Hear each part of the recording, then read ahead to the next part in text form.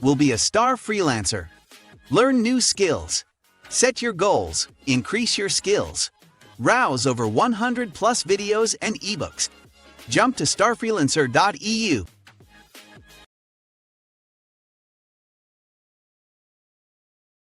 So continuing on, we now need to write our reader class, our reader or consumer class. So let's go ahead and do that. So it's going to be class reader implements runnable, and we need a private message object. We need a constructor.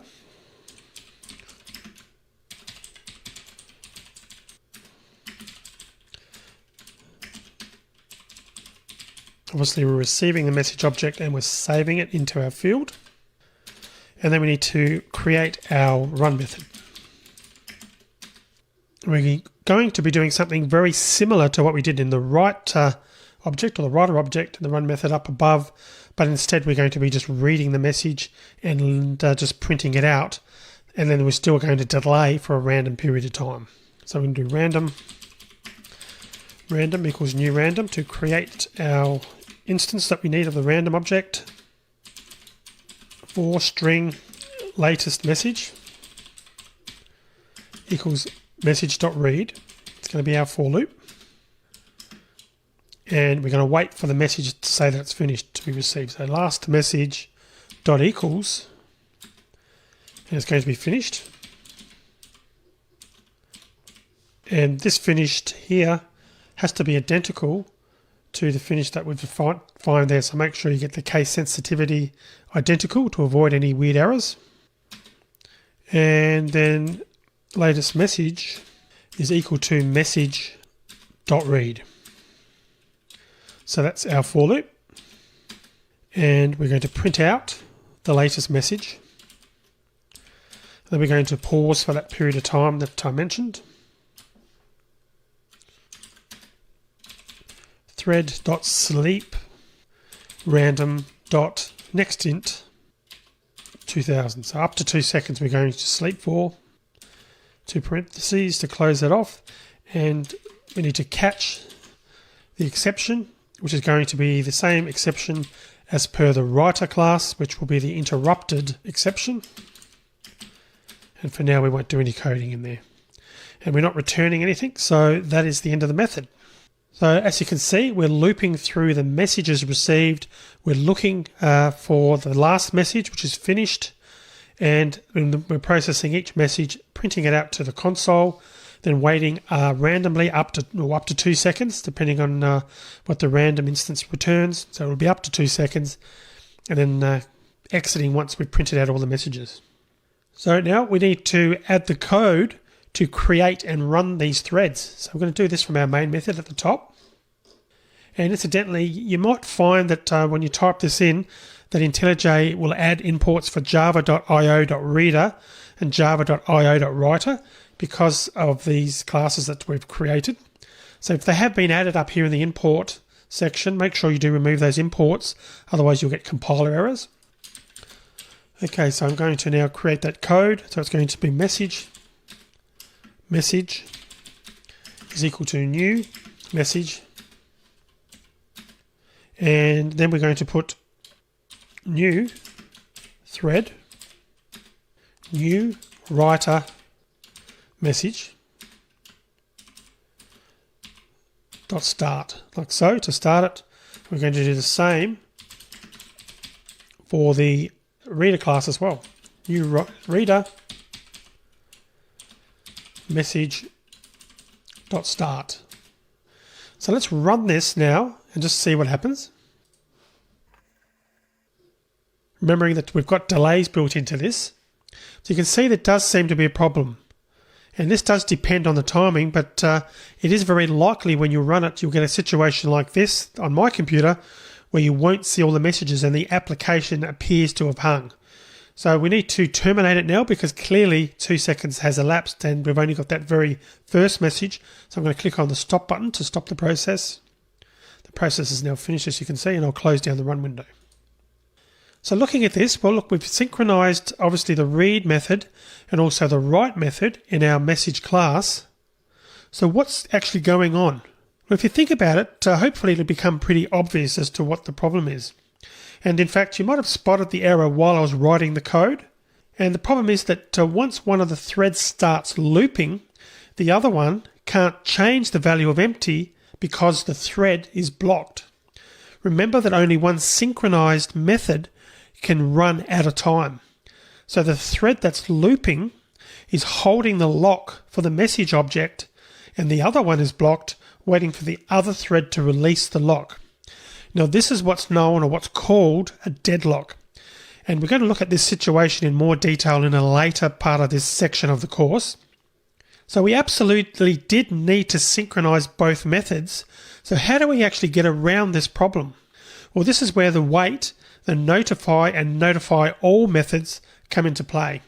So when a thread calls the wait method, it will suspend execution and release whatever locks it's holding until another thread issues a notification that something important has happened. So you can probably guess that the other thread issues the notification by calling the notify or notify all methods. So we're going to call the wait method inside the message class's read and write methods. Now we'll also have each thread call notify all after it's changed the value of the empty variable. So let's go ahead and do that. So we'll go back to our loop here in message, and you can see while empty. So what we want to do here is in this first loop, this while empty for our read method in our message class, we need to introduce a try. Then we're going to call the wait method, as I mentioned, and we're needing the try block because we're calling thread code, and it catches, or we need to catch the interrupted exception. So that's for the read, and also for the write, we need to do exactly the same thing. So try, then within there we're going to call wait. We're going to catch the exception, like so. But there is one other thing we need to do, and that is call the notify method, or notify all in this case, after we've exited the while loop. So down here for the read method, notify all, I'm going to call that. And after we've set the field to our message in the write method, we're going to call notify all. So that should be it now. But before we test it, let's just go through and discuss a few things about this code. First of all, we're still looping. Now you might be wondering, well, why do we have to loop? Why not use an if statement, and if that fails, call wait? Well, the answer is that we always want to call wait within a for loop that's testing for whatever condition we're waiting on. Because when a thread is notified to wake up, there's no guarantee that it's being woken up because the condition it's waiting on has changed. So it's possible the operating system has woken it up for another reason, or it could have woken up because wait threw an interrupted exception. So we always want to call wait within a loop so that when it returns, because there's been a notification of some sort, we'll go back to the beginning of the loop, we check whatever condition we were interested in, and then we call wait again if the condition hasn't changed. So in other words, never assume that a thread is being woken up because the condition that it's waiting on has changed.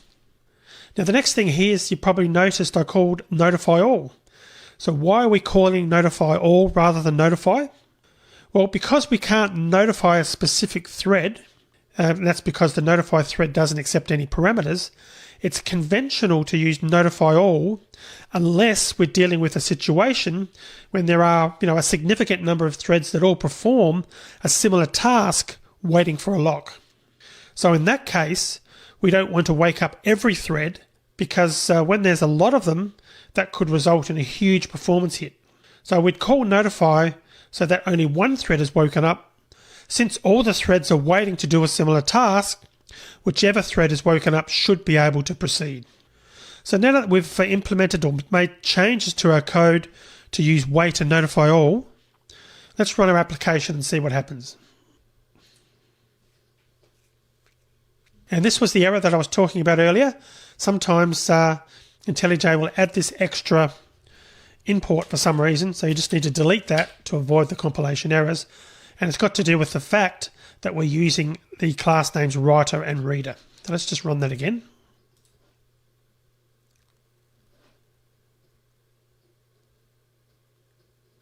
And there you go. You can see that we've got our 4 messages printed and the code's working fine. You also saw that there was around about a 2-second delay, or up to a 2-second delay between each message. So each thread now waits and releases its lock on the message object when the loop condition passes. And that gives the other thread the opportunity to run. So it can now process a message and change the value of the empty variable.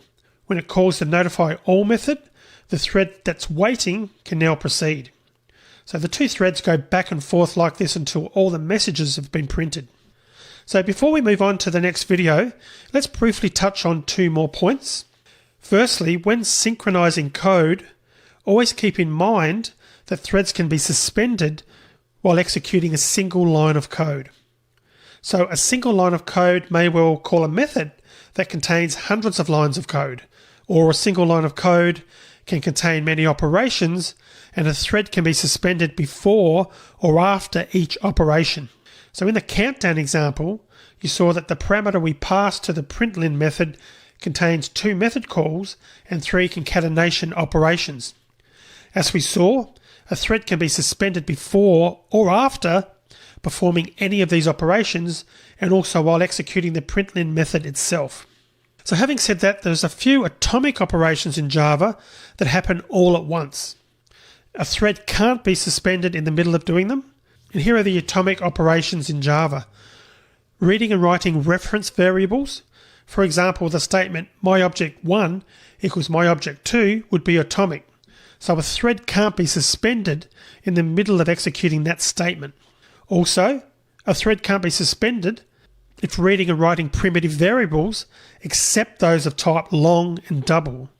So the JVM may require 2 operations to read and write longs and doubles, and a thread can be suspended between each operation. For example, a thread can't be suspended in the middle of executing myInt equals 10, but it can be suspended in the middle of executing mydouble equals 1.234 for argument's sake. And the third scenario is reading and writing all variables declared volatile, but we'll be looking at volatile variables in a future video in this section. Now the second point I want to make is in relation to the collection classes. Some collections aren't thread safe. In other words, they're not synchronized. For example, ArrayList is not thread safe. When we read the documentation, which I'll put up on the screen in a second, we'll see that it states that the implementation's not synchronized. What that means is if we're using an array list in our application and multiple threads can access that at the same time, then we have to be responsible for synchronizing the code that uses the array list.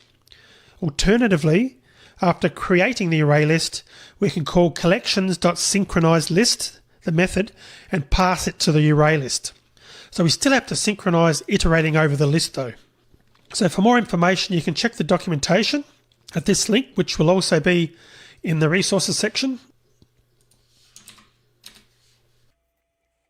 You can find out more about that very interesting read here talking about synchronization in the collections classes in Oracle's documentation.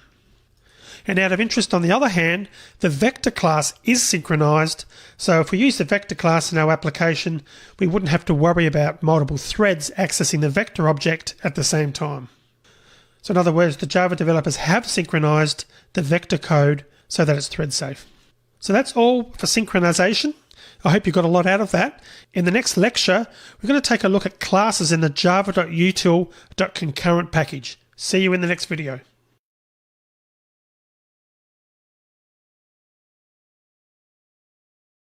We've already learned a lot about threads and concurrency, and we've seen how easy it is for an application to experience race conditions or thread interference when multiple threads are running. So to help developers write code that involves multiple threads, the Java developers introduced the java.util.concurrent package in Java 1.5, along with several other sub-packages. Now these classes and interfaces in this package tree are there to help developers properly synchronized code, and they also make it easier to work with multiple threads as well. There are a large number of classes in this package, and we're going to touch on a few of them. So to start with, we're going to create a new project. I'm going to call that one Producer Consumer.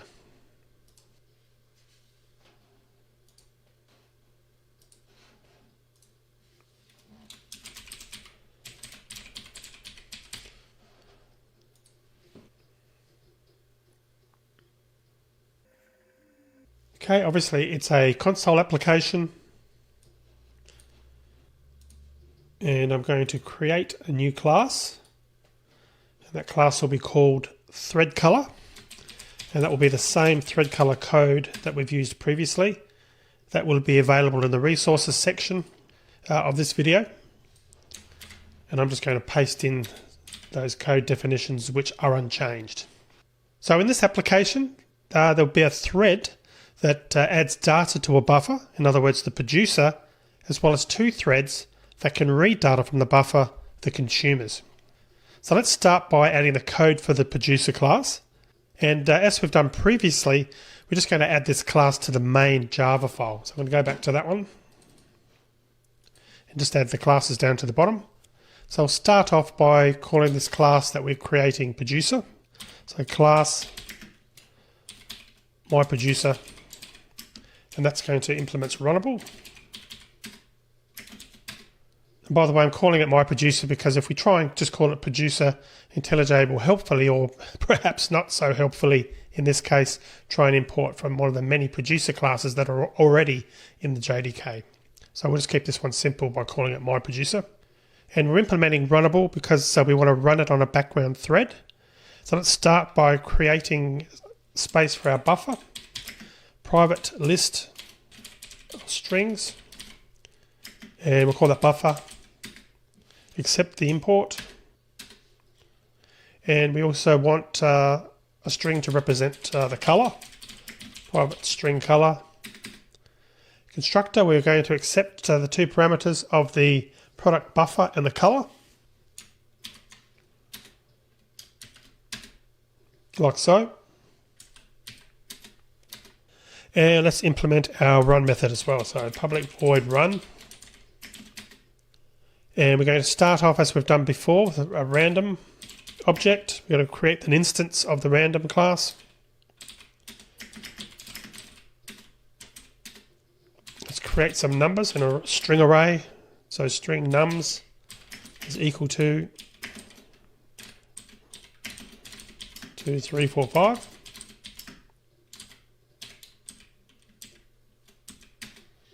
Then we're going to leap through them using a for each. So for string nums. Then we're going to add them to our buffer. And we'll need a try block for this though, because we're going to introduce a sleep. So we'll print out the color and the message adding plus the number from the string array. Add it to the buffer, buffer.add num. Then we'll sleep for up to 1 second, thread.sleep. It's going to be random.nextInt 1000. And then we need to catch that exception. So catch interrupted exception. And we'll just output a message to say that it was interrupted. Producer was interrupted. And outside of the for each, color plus adding end of file, EOF, and exiting. Buffer.add EOF. Pretty straightforward code there. So the constructor accepts the buffer that's going to be shared by the consumers and also the color that it'll use when it prints to the console. And in the run method, you saw that the producer will write the numbers 1 to 5 as the buffer, or to the buffer rather, as strings. Before writing to the buffer, it also prints a message to the console with the right color so we can see what it's doing. And after writing a number, it's going to sleep for up to 1 second using the random class to generate that interval. And when it's finished writing the numbers, we're going to write an EOF, which is an end of file string to the buffer to let the consumers know that there won't be any more data coming, or there's no more data to process. And we'll talk about the value of EOF in a minute. Okay, so the next class to write now is, unsurprisingly, the consumer class. Let's go ahead and write that.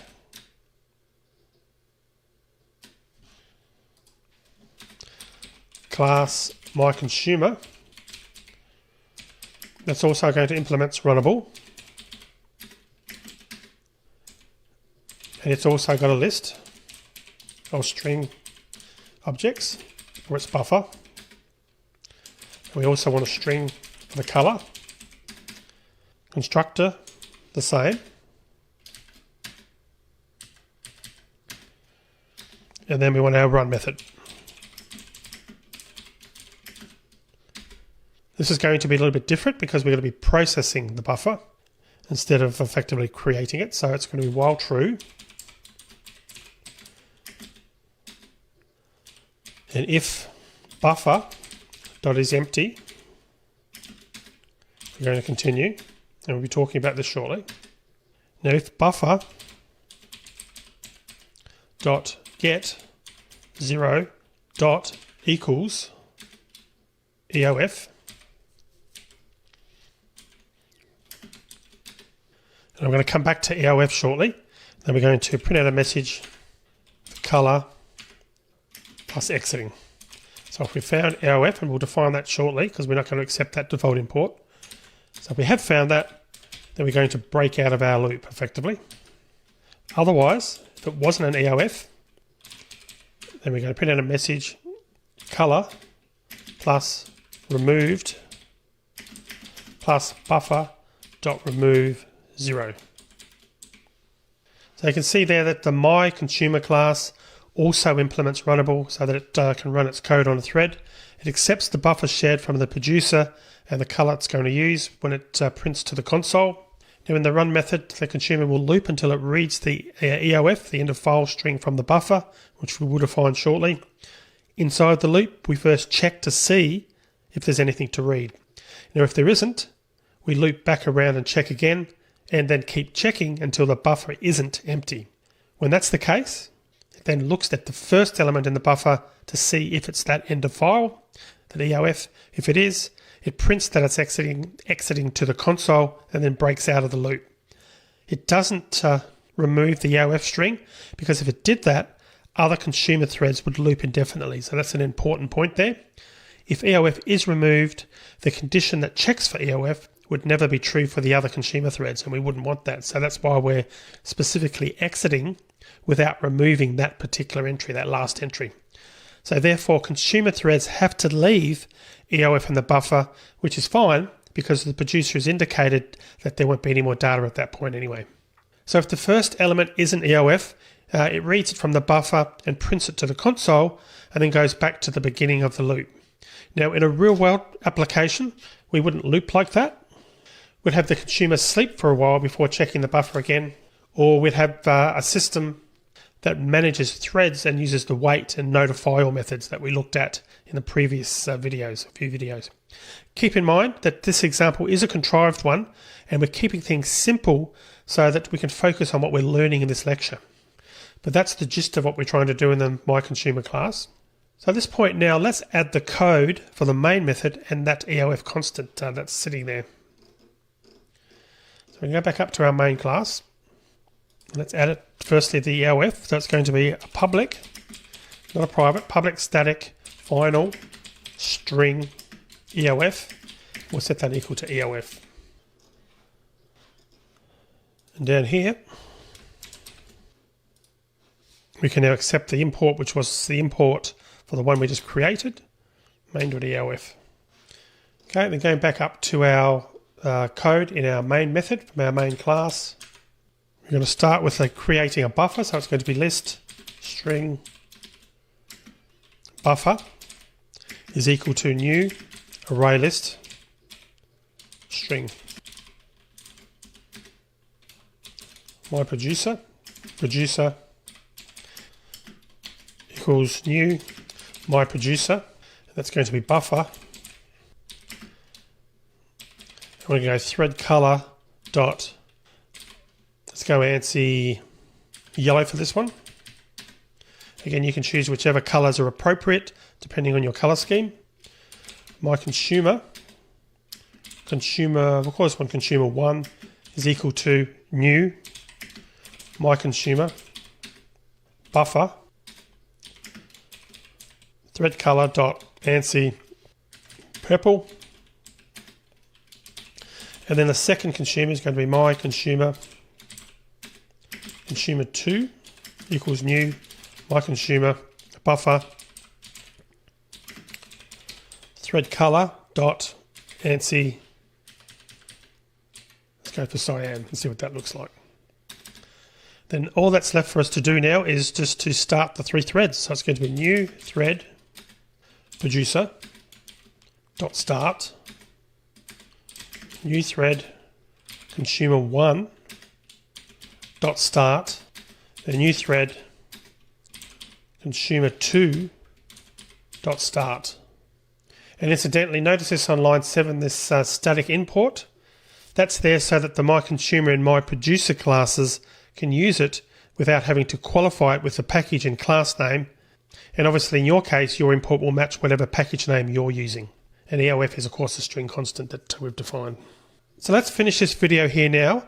In the next one, we'll continue on and we'll start running this and see what happens. See you in the next video.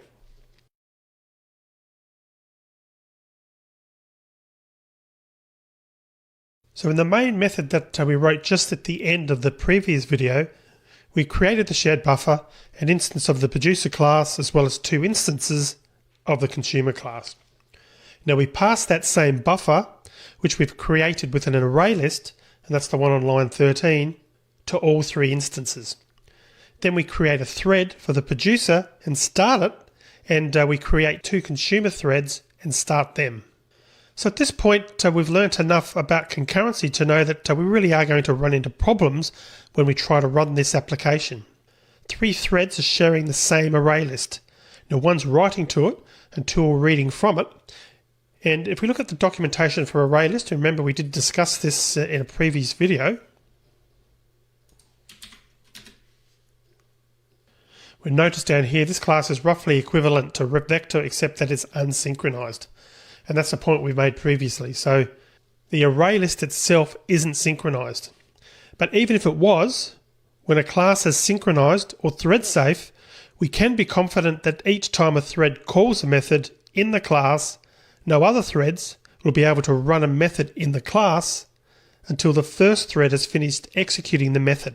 So in other words, if thread A is running synchronized method X in class Y, then thread B can't run any methods in class Y until thread A has finished running method X. And that's even if thread A is suspended. Now it doesn't mean that if thread A were to call 3 methods in a row in class Y, it can run all 3 methods without worrying about interference from another thread. If thread A is suspended after it's finished running a method in class Y, another thread can run a method in class Y before thread A has the chance to run again. So in other words, the following can happen when using a class. That's class Y that's synchronized or synchronized thread safe. So thread A runs a method in class Y, thread B runs a method in class Y, thread A runs a method in class Y. And again, that can happen in the case of them being synchronized and thread safe. So how does this apply to our application? So let's just go back to the code again. So the consumer class calls the array list isEmpty method. And we'll just go down and have a look at the consumer class. So it's calling this buffer.isEmpty, which is ultimately is an array list isEmpty method. And then it calls remove or get, as you can see in the code below that. Now that could be suspended after calling isEmpty, giving the producer or consumer the opportunity to change the contents of the array list. So given that scenario, we can see that one potential problem could be as follows. The producer adds a string to a buffer. Consumer 1 might call isEmpty, and then that returns false. Or consumer 1 is suspended. Or consumer 2 calls isEmpty and it returns false. Or consumer 2 removes the string. Consumer 2 is suspended. Consumer 1 runs again and calls get 0, the one that's on line 67. And oops, there's no data, so we get an index out of bounds exception. So that's just one potential problem that could happen here. There are other potential problems. Another one would be if both consumers try to remove the same string. And again, the point here is to remember that ArrayList isn't thread safe, so it's certainly possible for one thread to be suspended while in the middle of running the remove method before the item has actually been removed from the ArrayList. So keeping that in mind, let's just run this application and see what happens. And the result, I can tell you up front now, will depend on timing. So we could get lucky and find that the application runs fine, or we might get an exception, but the consumers don't remove the data correctly and loop indefinitely. More likely we'll get an index out of bounds exception. So let's just run this, and we might also find that the application may not terminate and we may have to stop it manually. So we're going to run the application a few times and just see what happens, and we should probably get a different output each time.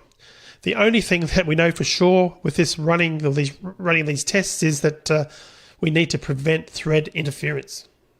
So let's run that. First time we've run it, we've got a problem here. You can see we started adding some number, we moved one. We've got an index out of bounds problem. So let's just run this again. We'll stop it now because it hasn't been stopped properly. We'll run it again. Okay. Run it again.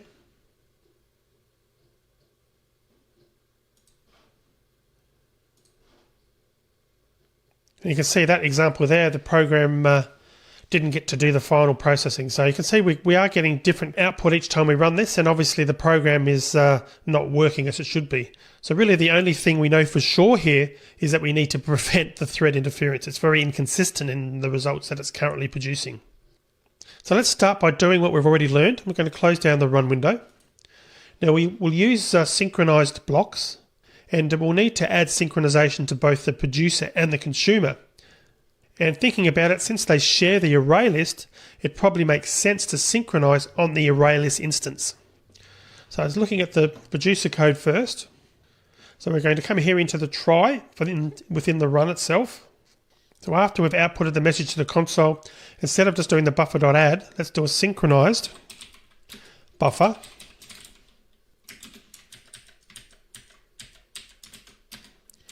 Then add our buffer.add in that synchronized block, like so.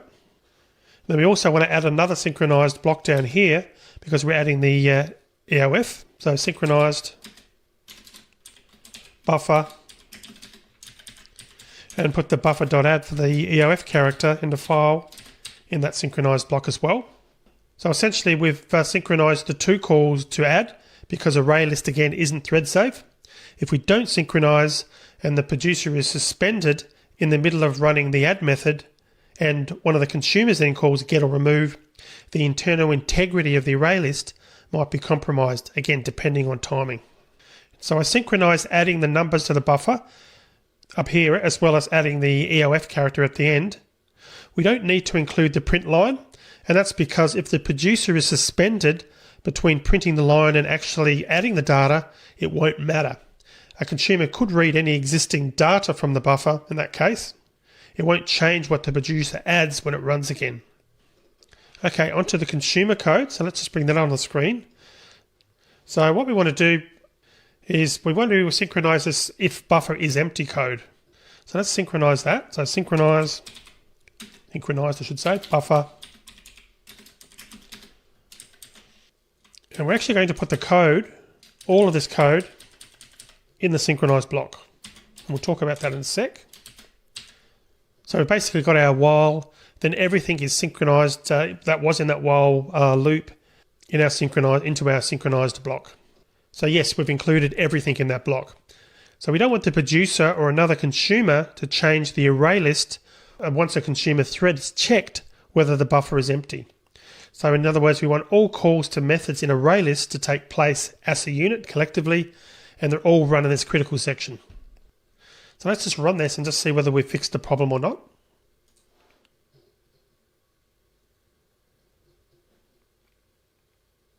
And you can see we've got a much better result by adding that synchronized blocks. We'll just run it again just to make sure that it wasn't a once off.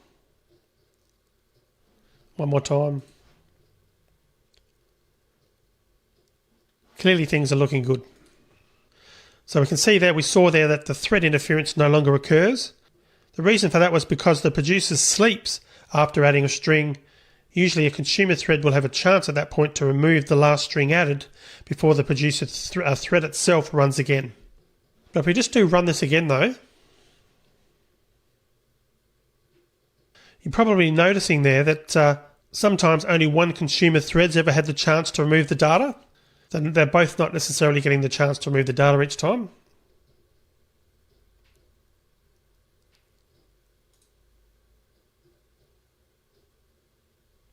You notice down here, for example, when exiting, they both had the chance to remove the item, but in the other sections, only one of the consumers had the chance to remove it. So we could reduce the sleep time or remove the call if we want the producer to fill the buffer faster. But in all cases, though, you can see every time I run this, all the threads exit gracefully and the application does terminate normally. Before Java 1.5 and the introduction of the java.util.concurrent package, synchronization was really the only arrow we had in our quiver when it came to dealing with thread interference. But it does still have its drawbacks. The first drawback is that threads that are blocked waiting to execute synchronized code can't be interrupted. Once they're blocked, they're stuck there until they get the lock for the object the code is synchronizing on. And if you think about it, that can lead to problems, and we'll take a closer look at those in a later lecture. But the second drawback is that the synchronized block must be within the same method. In other words, we can't start a synchronized block in one method and end the synchronization block in another for obvious reasons. The third drawback is that we can't test to see if an object's intrinsic lock is available or find out any other information about that lock. Also, if the lock isn't available, we can't time out after we've waited for the lock for a while. When we reach the beginning of a synchronized block, we can either get the lock and continue executing or block at that line of code until we get the lock. And the fourth drawback is that if multiple threads are waiting to get a lock, it's not first come, first served. There isn't a set order in which the JVM will choose the next thread that gets the lock. So the first thread that blocked could be the last thread to get the lock and vice versa.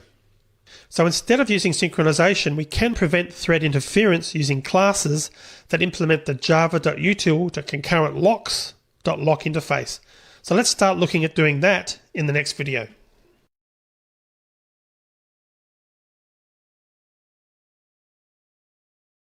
So we went through some of the drawbacks to using synchronized blocks, and I talked just at the end of the last video about another way of using or preventing thread interference, and that's by using classes that implement the java.util.concurrent.locks lock interface.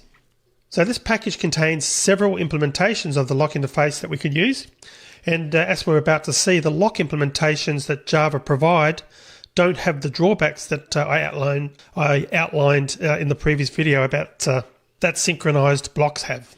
So let's change our application now to use a lock object. We'll use an instance of the reentrant lock class. So let's just go and have a look at that. I'm going to close this down.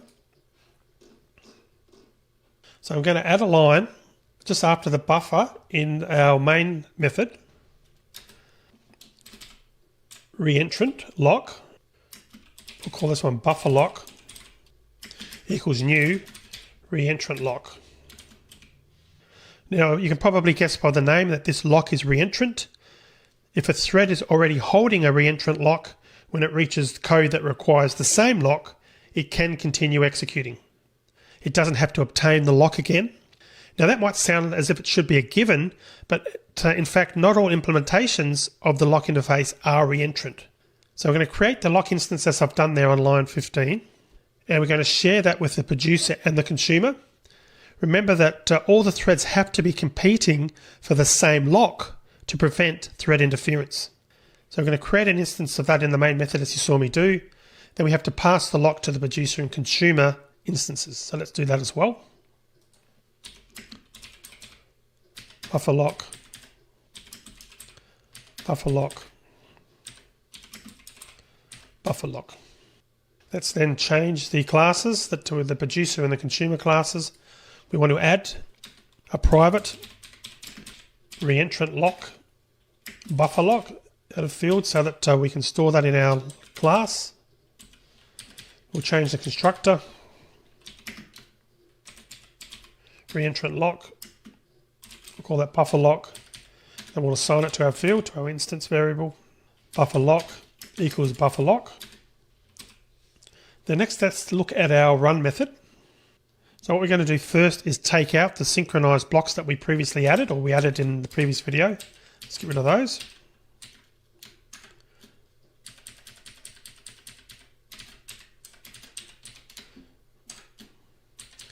Okay, so how do we actually use this buffer lock? Well, it turns out it's quite simple. So we just come up to the code above where we had the synchronized code, and we just type in buffer lock dot lock. We then execute the buffer.add, then we do buffer lock dot unlock. Then we'll come down and do exactly the same thing for the end of file. So after the system.out.println buffer lock dot lock, buffer lock dot unlock. So very similar to the synchronized block in that we're surrounding the code that we ultimately want to be thread safe to avoid thread interference with the .lock and the .unlock. So that's for the code for the producer class. And just want to clarify something here that we're using the lock method to acquire the lock and the unlock method to release the lock. But this is really important. When using lock objects, we're responsible for releasing the lock. It won't happen automatically. It doesn't happen automatically as it would when we use the synchronized block. So the intrinsic locks we use with synchronized blocks are always released when the thread holding the lock exits the synchronized block. So this is one drawback to using lock objects, in that we have to manage this lock process ourselves by making sure we call the .lock and the .unlock methods. Now when a thread calls the lock method, it will either obtain the lock and continue executing, or it won't be able to get the lock because a thread already has it. So in that case, the thread that called lock will be suspended until it can get the lock. If we forget to release the lock, threads waiting for the lock will then start blocking forever. So in our producer, as you saw the code I've just changed there, we get the lock before we add a number string. After adding the string, we then release the lock, and the same goes for when we get the end of file indicator. So let's go and do similar changes now to our consumer class. And we need to add our private instance for our field for our reentrant lock. So reentrant lock, buffer lock. Change our constructor.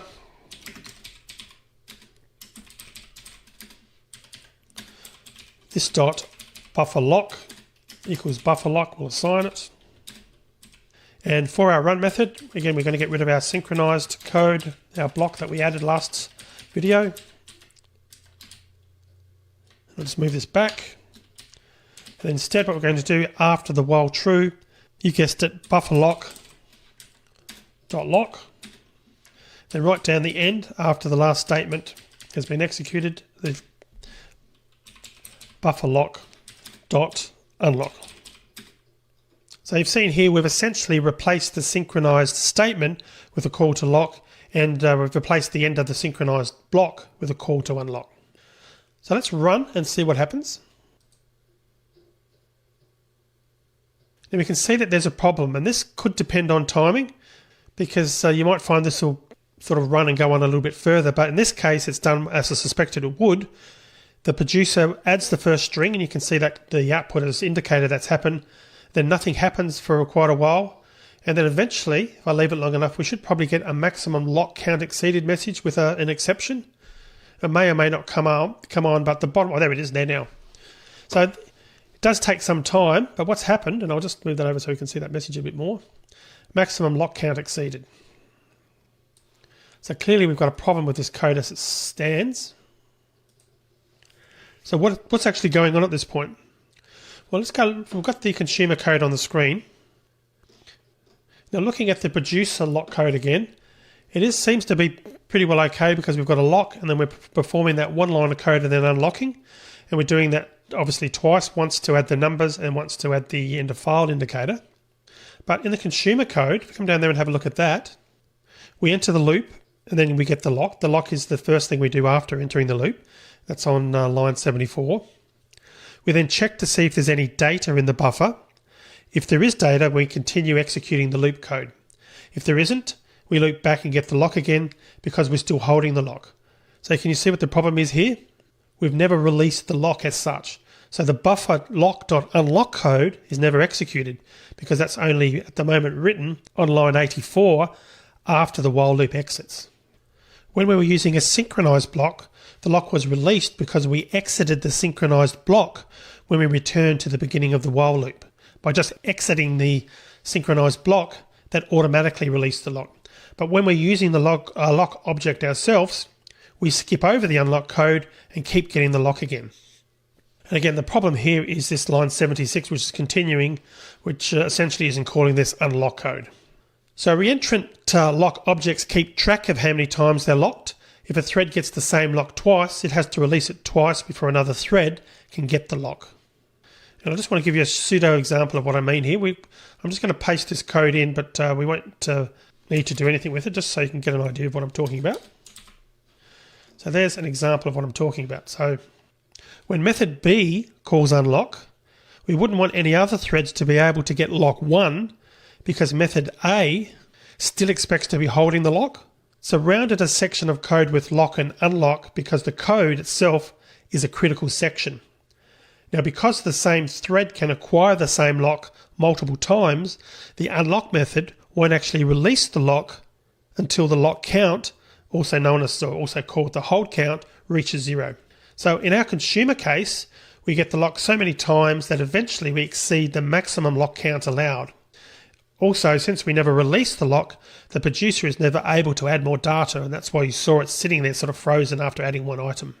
So I'll just delete that code.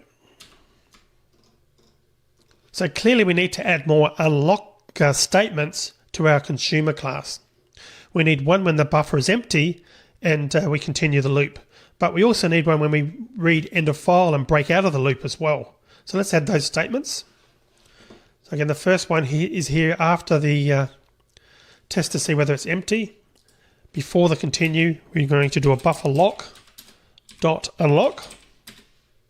And also down here after the break, or before the break I should say, we do a buffer lock dot unlock. So let's just run that to see what happens. So at this point you can see that we were successful. Our application is behaving again. So you might be thinking that this could get messy and perhaps you should be sticking with synchronized blocks. We could have unlock statements scattered throughout our code. So our code, in doing that, potentially could be more error prone and difficult to maintain. But that's because we're not using locks in the recommended way. So I wanted to show you this so that we can see why we always want to enclose the critical sections of code with a try finally block. But let's talk more about that in the next video.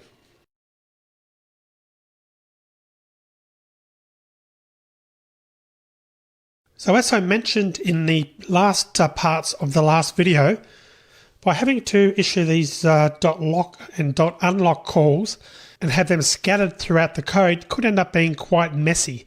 So our code could be error prone and frankly difficult to maintain. But the reason for that is because we're not using locks in the recommended way. I wanted to show you this so that you can see why we always want to enclose the critical sections of code within a try finally block. Now, one reason for doing so is that we only need to call unlock in one place. The other reason is that it might be possible for code within a critical section to throw an exception that we're not explicitly handling using a catch statement. And we want to make sure that we have released any locks we're holding when that scenario plays out. So let's go ahead now and update the producer and the consumer to use the try or to use a try finally block. Firstly, the producer code. So I've got that on the screen now. So I'm going to come down here after the lock, and then the actual code, the buffer, the code that basically the code that is in the synchronization block, or what would have been in the synchronization block. We're going to put a try around it. We're going to paste that code in the try block. We're not going to have a catch, rather we're only going to have a finally.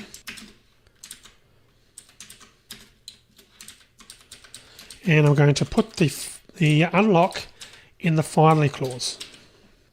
And likewise down here, after the dot lock, we want to put a try there as well, and we'll put a finally, and we'll add the code that updates the array list, put that in the try block, and the unlock method call we'll put in the finally, like so. Okay, so that's the producer update. Let's go ahead now and update the consumer. And hopefully you've got a grasp for what I've done there now. So again, just to confirm, by adding a try finally, there's two advantages. Firstly, we've only got to put the unlock in one place, in the finally clause.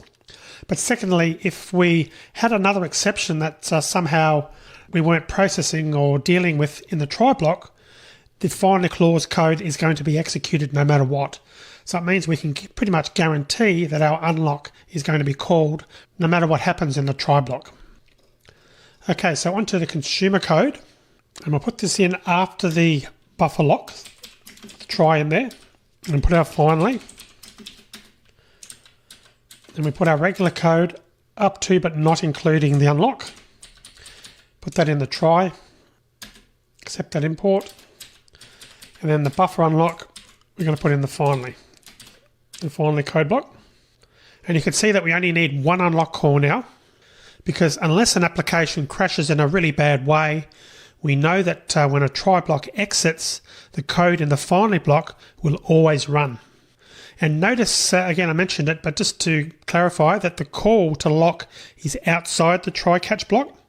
We don't have to worry about the lock being released until we actually own it. So that's the reason we haven't got that in the try block. And in fact, if we try to release a lock we don't own, we'll actually get an illegal monitor state exception. When we're blocked, we don't own the lock as such. So let's now run this and see if it works. And we've actually got an error there. And the error is because I haven't actually fixed the code completely. What I've done is I'm just going to close this run window down. Now, I mentioned that the idea of the try finally is to ensure that the buffer lock.unlock is called each time. But of course, what I've done is I've also left in the code here on line 83 and on line 88. So consequently, we're getting an exception because we're calling an unlock when we don't own the lock. And this is because if we try to release a lock that we don't own, we'll get an illegal monitor state exception, and that's what you saw popping up on the screen. So I need to remove this code here and the code here as well, because we know that no matter what throughout this whole loop, anytime this code is processed, we're always going to unlock. And the code, of course, in the try block doesn't get executed unless we've already got a lock here from line 80. So in other words, we're guaranteed we've got a lock when this code is executing, and the finally code block makes sure that we only unlock once. So now that I've removed those and run it again, we should find that it works as we would expect. And there you go, the program's now working fine. So let's have a look at what else we can do with locks. I'm going to close down this window now. A thread can actually test to see whether a lock is available using the try lock method. So if a lock is available, the thread will acquire the lock and continue executing. If it's not available, the thread won't block and alternatively can execute some different code.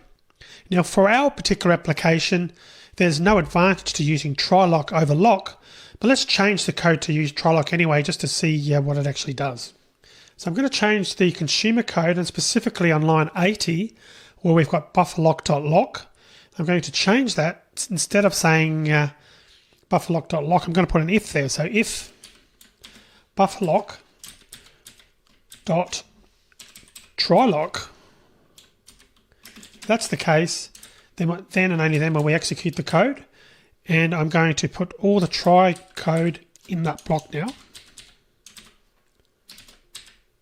So the scenario now is that only if that returns true, the .trylock, which means that a lock is available, then at that point, because the lock was available, we get the lock automatically, and then we'll proceed to going through and executing the code in the try block.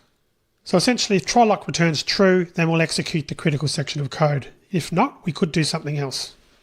Now we could put a print out to the console, but since our loop could execute hundreds or thousands of times, we really don't want to print anything to the console. So an alternative thing to do would be to count how many times try lock returns false, and when we finally get the lock and there's data in the buffer, we'll print the counter to the console and then reset it. Now we don't want to print the value of counter when the buffer is empty, because that could also happen thousands of times due to the producer thread sleeping after it adds each value. So let's go ahead and change that. So we need to introduce a variable, call it counter, set that equal to 0. And what we're going to do is down here, after this code is executed, so in other words, we've done a test to see whether the buffer is empty. If the buffer is empty, then of course the loop exits and starts again. So if we get to this line 88, we know that we have got something in the buffer. So at that point, let's print out the contents of the counter. So we're going to print out color, the counter equals plus counter, and then we'll also reset it back to 0. Then the other thing we can do outside of the block down here after the if. So in other words, if try lock returned false, meaning we weren't able to get a lock in there, we're simply going to just increment the counter. So let's now run it and just see how high this count can go. And look at the values of some of those numbers there. They can actually go up into the millions, believe it or not. So you can see now why we wouldn't have wanted to print anything to the console. We could have got potentially millions of lines of output and might have even crashed the program as well. What we can also do when we use try lock is we can set a timeout period. So if the thread's still waiting for the lock when the timeout expires, it's interrupted and continues executing. So to do that, we just have to pass the timeout period and the time unit that we're using to the method. But I'll leave that as an exercise for you to add. It's not particularly hard to do. Now we might want to see how many threads are waiting for a lock before we try to acquire it. If there are already a lot of threads waiting, we can run other code instead of blocking and waiting for the lock. Now I mentioned that one drawback to using synchronized blocks is that they aren't first come, first served.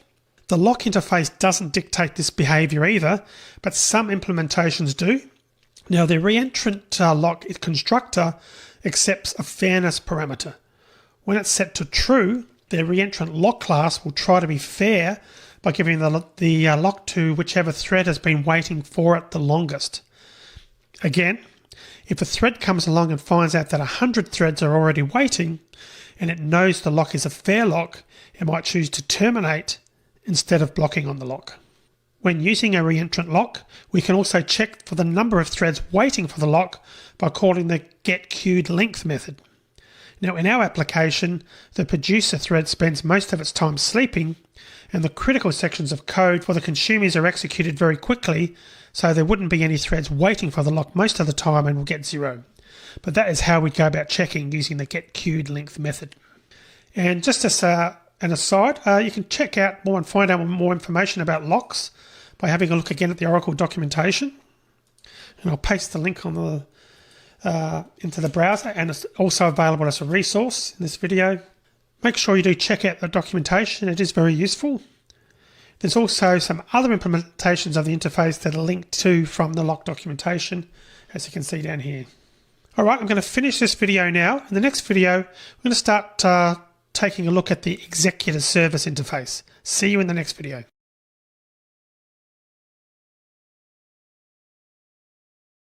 So I mentioned in the last video that we're going to look at the executor service interface. Now this is also found in the java.util.concurrent package, and we use implementations of this interface to manage threads for us so that we don't have to explicitly create and start threads, unlike what we've been doing so far. Now the implementations provided by the JDK manage things like thread scheduling, and they also optimize the creation of threads, which can generally be expensive in terms of performance and memory. Now we still have to provide runnable objects to the service because we obviously have to code the tasks we want to execute on background threads, but we don't directly manage any threads as such. The executor service implementations allow us to focus on the code we want to run without the fuss of managing threads and their life cycles. Essentially, we create an implementation of executive service and give it to the tasks we want to run without worrying about the details of how the tasks will actually be run. So the executive service implementations make use of thread pools. Now, I'm not going to be going into any great detail about thread pools. For this video, all we really need to know is that a thread pool is a managed set of threads. It reduces the overhead of thread creation, especially in applications that use a large number of threads. A thread pool may also limit the number of threads that are active, running and blocked at any one particular time. When using certain types of thread pools, an application can't run wild and create an excessive number of threads. In Java, we use thread pools through the executive service implementations. Now, if we want to, we can actually implement our own thread pool by creating a class that implements one of the thread pool interfaces, and by doing so, we can then configure how the underlying thread pool ultimately is managed. But it's recommended that we use the implementations provided by the JVM in most situations. Now, since thread pools can limit the number of active threads, it's possible that when we ask the service to run a task, it won't be able to run it straight away. For example, if the maximum number of threads has been set to 20, there may already be 20 active threads when we submit a task. In that case, the task will have to wait on the service's queue until one of the active threads actually terminates. Now, the executive service interface extends the executor interface, which has only got one method, execute. Now, the execute method is intended to be a replacement for the following code. I'm just going to just type some code in just to show you what this does for us. So you've seen this code before, something along these lines. New thread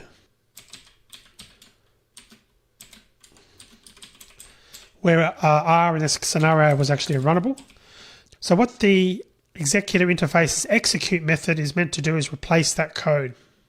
So in the scenario of using this executor interface, we'd do something like ex.execute R. Again, R being a runnable. And we'll see examples of that shortly. Now, as with the lock interface, sub-interfaces and implementations of executor offer more functionality than the base interface. And we can do a lot more when we use implementations of executor like the executor service that I've been talking about. We have to use factory methods in the executor's class to create instances that implement executor service. Now, we can create several different types of executor services based on the type of thread pool we want the service to use.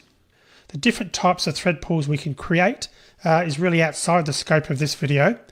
And a fixed thread pool means that there's only really ever going to be a specific number of threads available to process tasks at any one time. If all the threads are busy and more tasks are submitted for execution, those tasks will just have to wait in a queue.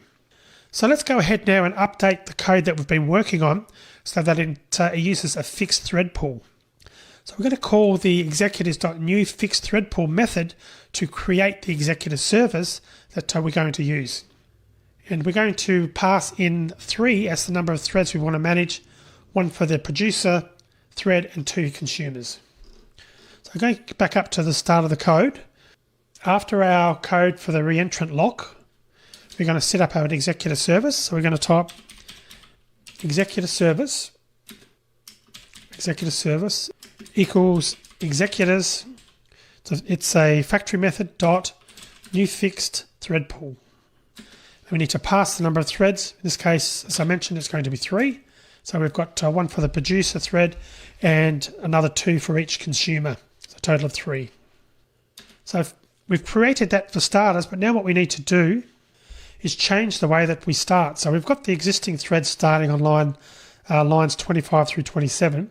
So we need to actually change that code now. So instead of being new thread, we're going to instead do executor service dot execute producer, and we don't need the dot start on the end either.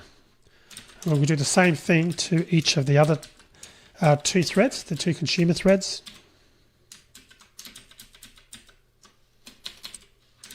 And then the last consumer thread.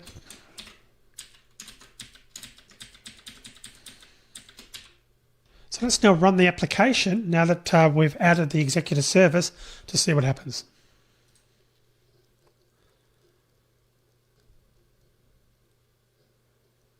Now everything seemed to work okay, but notice that it doesn't terminate. The application's still running. So we have to actually terminate the application manually. The two consumer threads report that they're exiting, and we can see that on the screen with the exiting text there, and we know the producer thread is terminated. So why didn't the application terminate in this scenario? Well, the reason is because we've got to shut down the executive service when we no longer need it. If we don't shut it down, our application is going to remain live even after the main thread's terminated. So we need to actually call the shutdown method to shut down the service. So let's do that. And I'm going to actually add the commands the command to shut it down on the line after the lines that execute it to start our threads. Executive service.shutdown. Let's just run that and see what happens.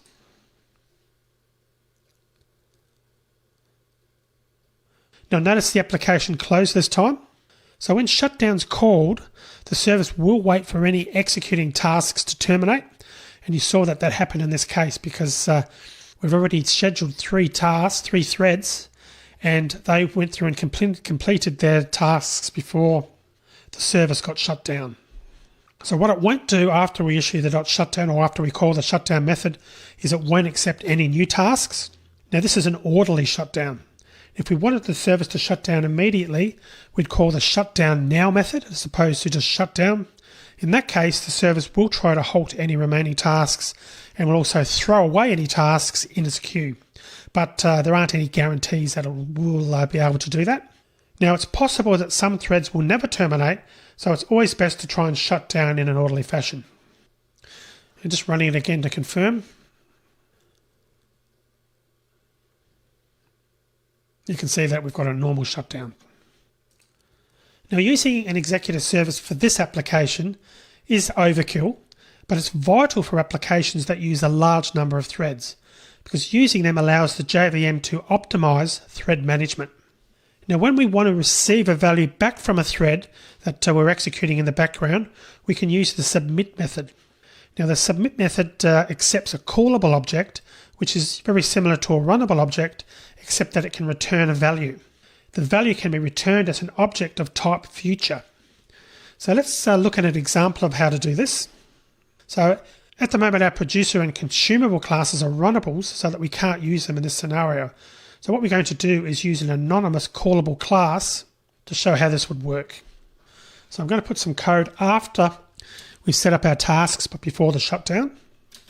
I'm going to type in future, string future is equal to executive service dot submit new callable. I can press enter there, and let's return something there. We're going to put return. This is the callable result. That's what we're going to be returning, but let's also put a message to the console. And we'll use thread color dot, let's use one we haven't used in this program. We use white plus I'm being printed from the callable class. Okay, finish off the semicolon there. So to get the result, we need to call the future.get method. So we're going to do something like try. I'll make a bit of space here. Then we're going to print out, and it's going to be future.get. We need to capture the execution exception. And we'll just put a message if we get that one to say something went wrong. We also need to catch an interrupted exception. The thread running the task was interrupted.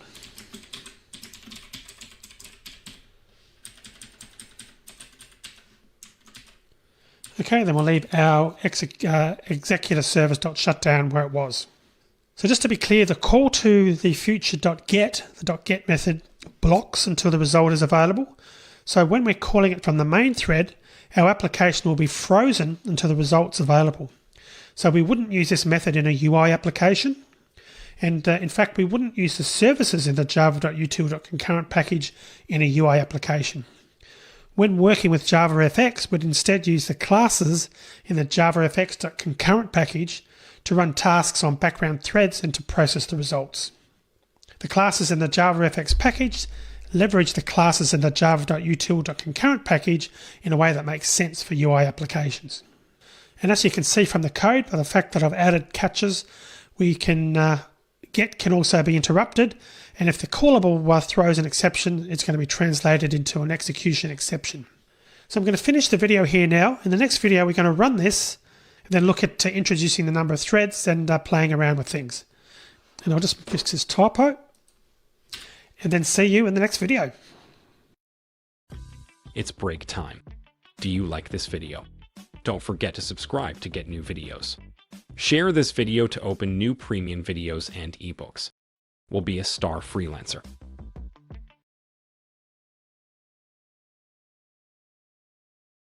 So now that we've added this call and created a new callable class, let's actually run this and just see what happens.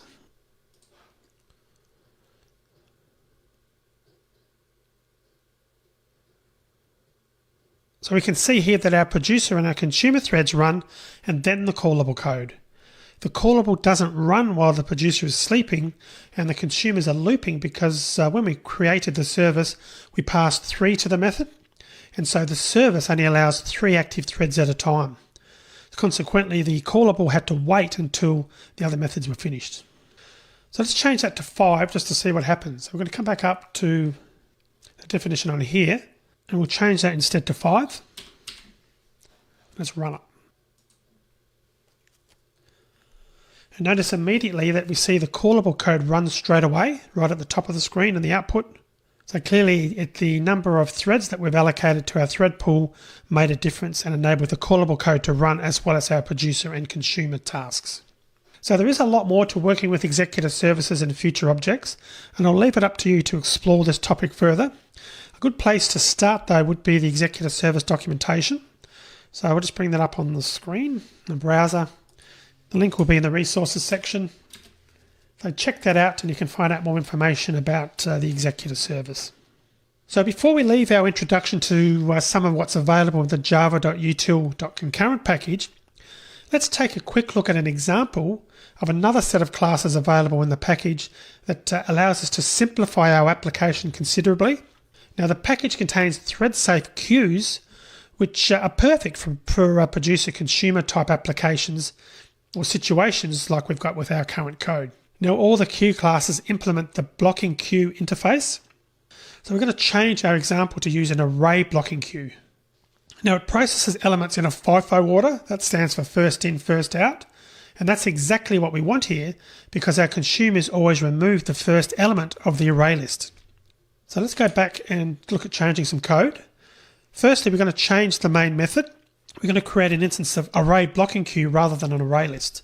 So I'll close down the run window and our code here on line 15, we'll change that. So again, instead of a array list, it's going to be an array blocking queue. So I'll change this as well. So array blocking queue.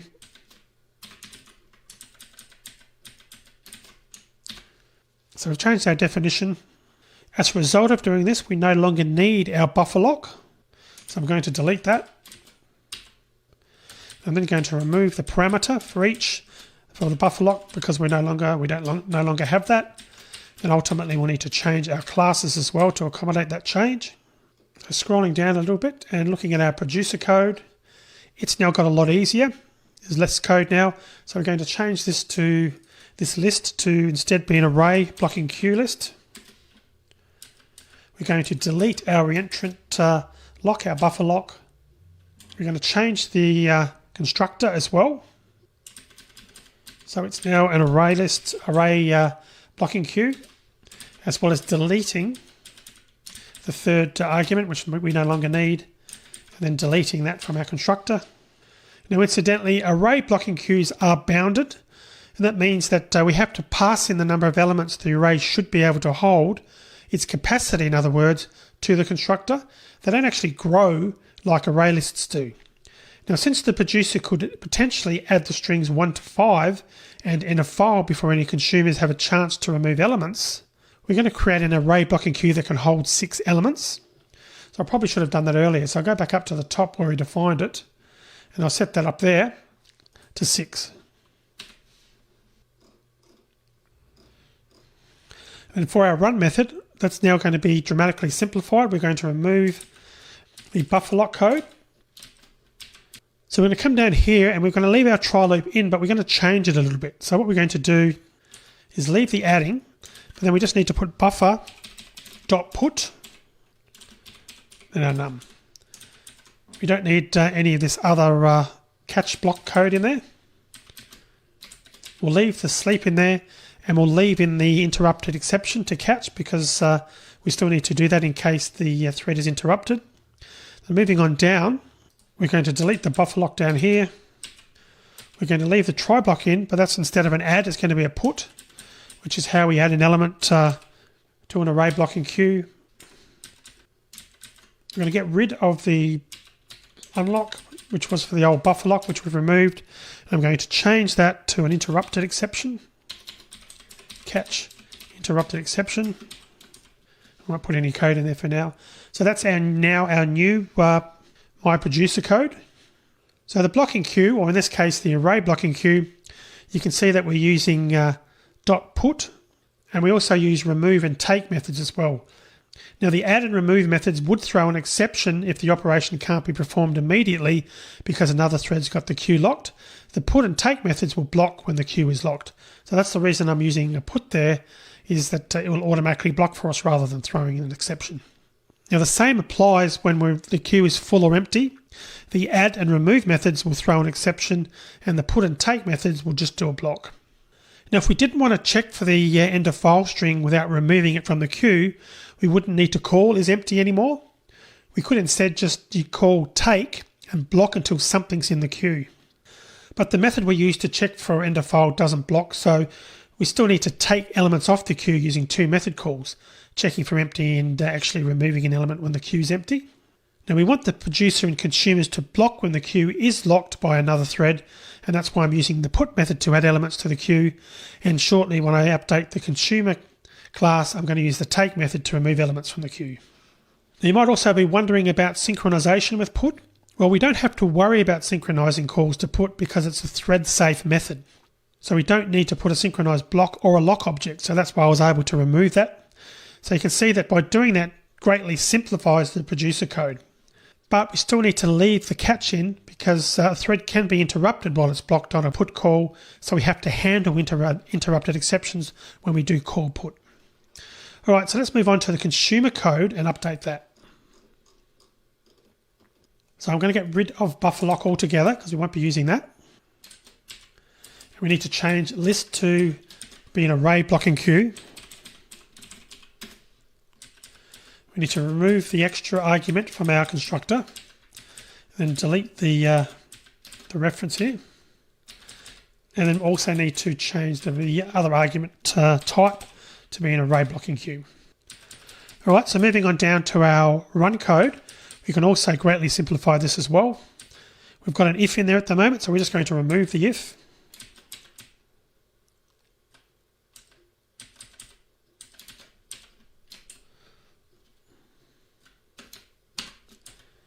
Leave the try in. So we're going to do it first. If we're going to do a check, if the buffer is empty, we only need to do the continue. We don't need to do anything extra there. What we can do here, actually what I'll do also is let's just remove the counter. We don't really need to do that anymore. We saw how that worked previously, and I'll delete the printouts of the counter. Now instead of using buffer.get, we're going to use buffer.peak. So if buffer.peak, we don't need to specify the element. If that equals end of file, then we do the normal processing to exit. Else what we're going to do is we're going to remove the item and we're going to use .take. Remembering that take actually blocks for us automatically. So instead of a finally, what we want to do is catch the interrupted exception. And I can just delete the rest of that code and leave that one in also for our while loop. So you can see that I've now removed the locking code as well as the counting code. And I'm using the take method to remove elements. And you might be wondering, well, how come we don't need to specify the element anymore? This is in the .take method and also in the .peek method. Well, remembering that the array blocking queue is a FIFO queue, first in, first out. So we don't need to specify that we want the first element. It automatically knows to take that element out. Now, speaking of the peek method, when we check for end of file using that method, it lets us look at the next element without actually removing it from the queue. Remember that we need to leave the end of file in the queue for the other consumer. The peek method doesn't block when the queue is empty, it returns null, and that's why we still have to check to see whether the queue is empty. So let's run this and see what happens. You'll notice that we've got an error there, and that's probably going to be a null pointer exception. So have a look at it. It's a null pointer exception. Depending on timing, you might or might not see this null pointer exception in the consumer code, and you might need to rerun it to see that that comes up. So why are we getting this error in the consumer code? Because you can see that we're crashing on line 93, which is clearly part of our consumer class. Now, isn't the queue thread safe? So why are we actually getting this error? Well, remember that thread safe means that we can be confident that a call to one of the class methods will complete before another thread can run a method in the class. So the producer code only ever calls the put method, and the code following the put doesn't depend on the result of the put. However, in the consumer code, what we're doing is we check to see if the queue is empty. If it isn't, we then peek at the next element. But the consumer thread can be suspended between calling isEmpty and calling peek. While it's suspended, the other consumer thread can run and take the next element from the queue. When the suspended consumer thread runs again, peek returns null, and consequently we get a null pointer exception when we call the equals method. And that's what's happened in this scenario, because you can see that the error's on line 93, which is the peek method. So what that all means is that we may still have to add synchronization code when using thread-safe classes like array blocking queue. So let's add a synchronize block and synchronize on the queue. So the best place to put that would be under the while. We'll put synchronized buffer, and then we'll put the rest of our code in that synchronized block. We'll run that.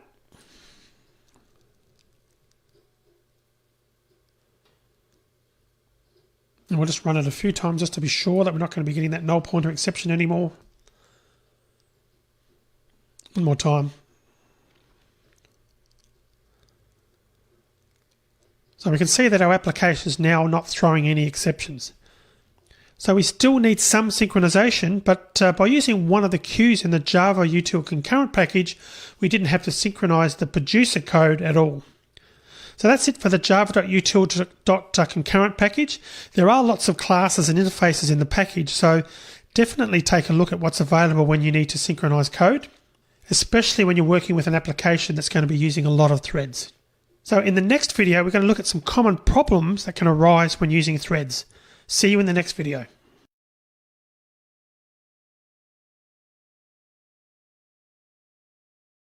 So now we're going to talk about some common problems that can occur when you're working with threads.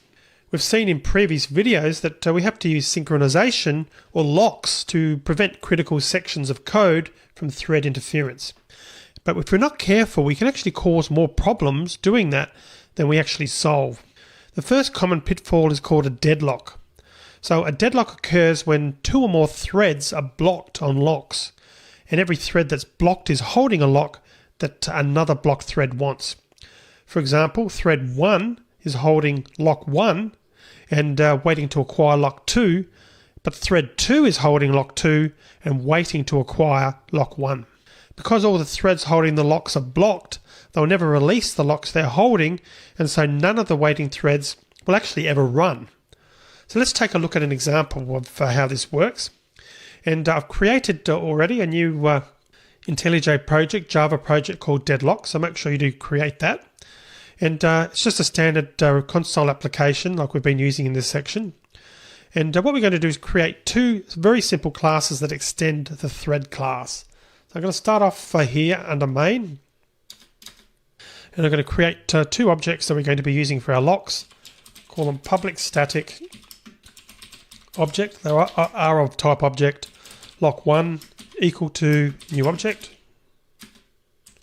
Then public static object lock2 equal to new object as well. Okay. So we've added the two static variables to the class which the threads in the application are going to use to synchronize. So next I'm going to add the code for the first thread. And in this case, since it's just a small example, we're not going to worry about coloring the output. So I'm just going to come up here and add the class. So it's going to be private static class thread1. And that's going to extends thread. Then in here we want to have our run method, public void run. Then we're going to have synchronized to be on lock1. Then we'll just output a message in the synchronized block, thread1, 1 has lock1. Then we have try here, and this should have been an inner class. So I'll just add that as an inner class. Okay, it's a try, and it's going to be, we're going to catch the interrupted exception as we've done before for other threads. We won't bother processing anything in there for now, but in terms of the code that's going to run in the try block, we'll just put it to sleep briefly. Thread.sleep, we'll go with 100. Then outside of the try and catch, we're going to put thread1 waiting for lock2. Then we're going to do synchronized lock2. And the code in the synchronized block is going to be thread1 has lock1 and lock2. If it gets to this code, it will have. Then outside of the synchronized block, thread1 released lock2, sorry. Then outside of the synchronized block for lock1, message there is going to be thread1 released lock1 exiting. Okay. So when the thread runs, it's going to try and obtain the lock for the lock1 object.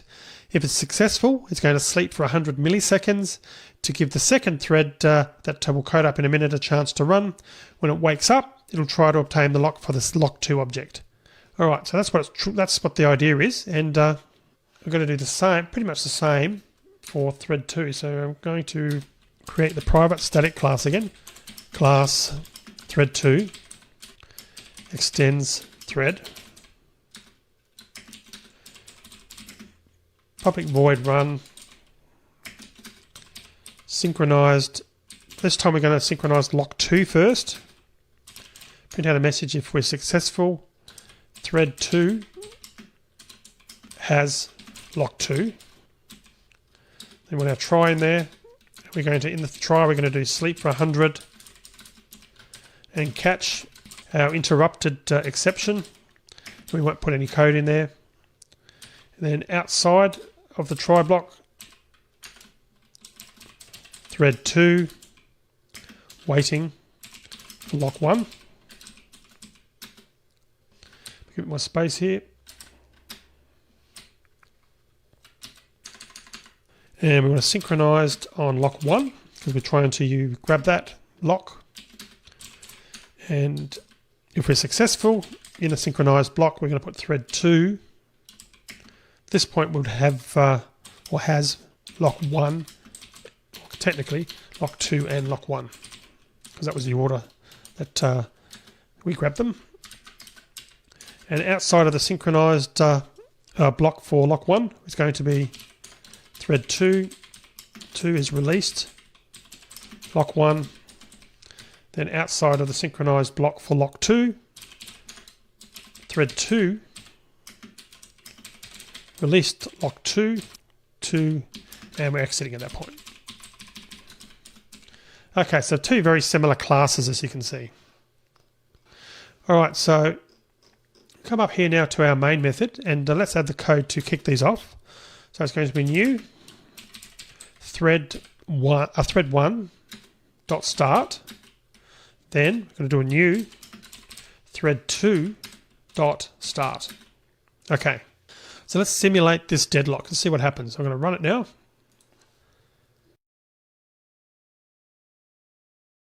So you can see what's happened, and we can see that thread 1's got lock 1, thread 2's got lock 2, has lock 2, then thread 1 message waiting for lock 2, remembering that thread 2 has already got lock 2, then thread 2 is waiting for lock 1. So you can see what's happening here, and at this point we don't see any other output about the threads releasing locks and exiting because the application is not terminated, it's actually still running. So we'll have to actually terminate this manually. So if we close this down now, so thinking about it, it's probably not difficult to see what happened. Thread 1 obtained lock 1, then called sleep and suspended. Thread 2 ran and obtained lock 2 and then called sleep and suspended. Thread 1 woke up and tried to obtain lock 2, but thread 2 is holding lock 2, so thread 1 blocks. And then thread 2 wakes up and tries to obtain lock 1, but thread 1 has got lock 1 already, so thread 2 blocks. And at this point we've got a deadlock. So in other words, thread 1 will never be able to run and thread 2 will never be able to run. So the question here is, how can we prevent deadlock situations from happening? So one solution would be only ever try to lock on a single object. And if you can write the code so that only one lock is required, the code won't deadlock. But unfortunately, that's not a practical solution for many applications that need multiple locks. So the second way to prevent deadlocks is to require that all threads must first try to obtain the locks in the same order. The deadlock in our example was possible because thread 1 tries to obtain lock 1 and then lock 2. And of course thread 2 tries to obtain lock 2 and then lock 1. Now if we made both threads obtain the locks in the same order, a deadlock can't occur. So let's update our example here so that thread 2 tries to obtain the locks in the same order that thread 1 does. So coming up here to our thread 2 code, so we're going to change this to be lock 1 now. So start on lock 1, then we'll change the message to say thread 2 has got lock 1 because that's what it is now. Then moving down, and thread 2 we're going to be waiting for lock 2 now. So change that message. And we're going to synchronize now on lock 2. So thread 2 at this point we can say, being a bit pedantic but putting it in the right order, we can say it's got both lock 1 and lock 2. And here we're going to put thread 2 has released, this will be lock 2. And outside down here, thread 2 released lock 1. So let's run that and see what happens. So when we run the application, you can see that the application's no longer got a deadlock, and you can see the print statements and the application has terminated normally. And since both threads are now trying to obtain the locks in the same order, once a thread has obtained the outer lock, the lock it tries to obtain first, in other words, only that thread can obtain the inner lock. In other words, it's not possible for one of the threads to hold one lock, but not the other lock. This is the key to avoiding deadlocks when two or more threads will be competing for two or more locks. You want to make sure that all threads, or all the threads, will try to obtain the locks in the same order. Now another solution would be to use a lock object rather than using synchronized blocks. So using the try lock method that we've talked about previously, with or without a timeout value, may well prevent deadlocks, but that will depend on the code. So I'm going to finish the video here now. In the next video, we're going to start off by looking at another way that a deadlock can occur. So I'll see you in the next video.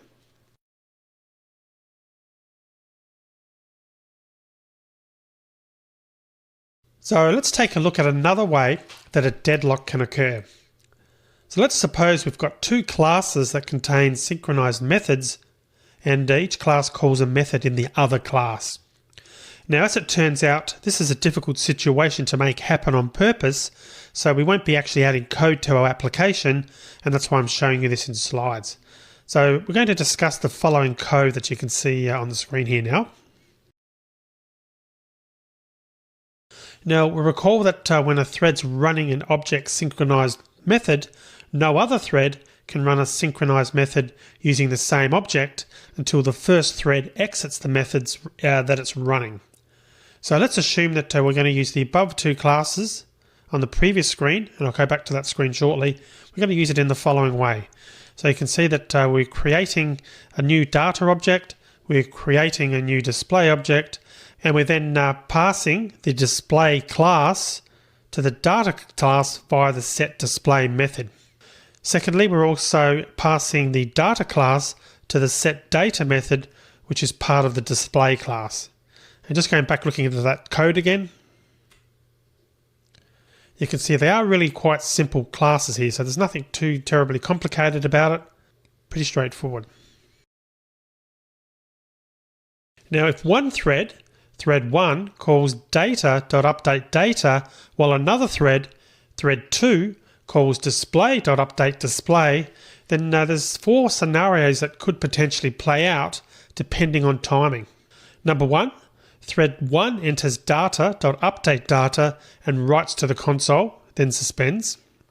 Thread 2 enters display.updateDisplay and writes to the console, then suspends. Thread 1 runs and tries to call display.dataChanged, but thread 2 is still running display.updateDisplay, so it's holding the lock on the display object, and therefore thread 1 blocks. And number 4, thread 2 wakes up and tries to run data.getData, but thread 1 is still running data.updateData, so thread 2 blocks. So at that point we've got a deadlock. So the underlying cause of the deadlock is actually the same as the first example we saw in the code in the previous lecture.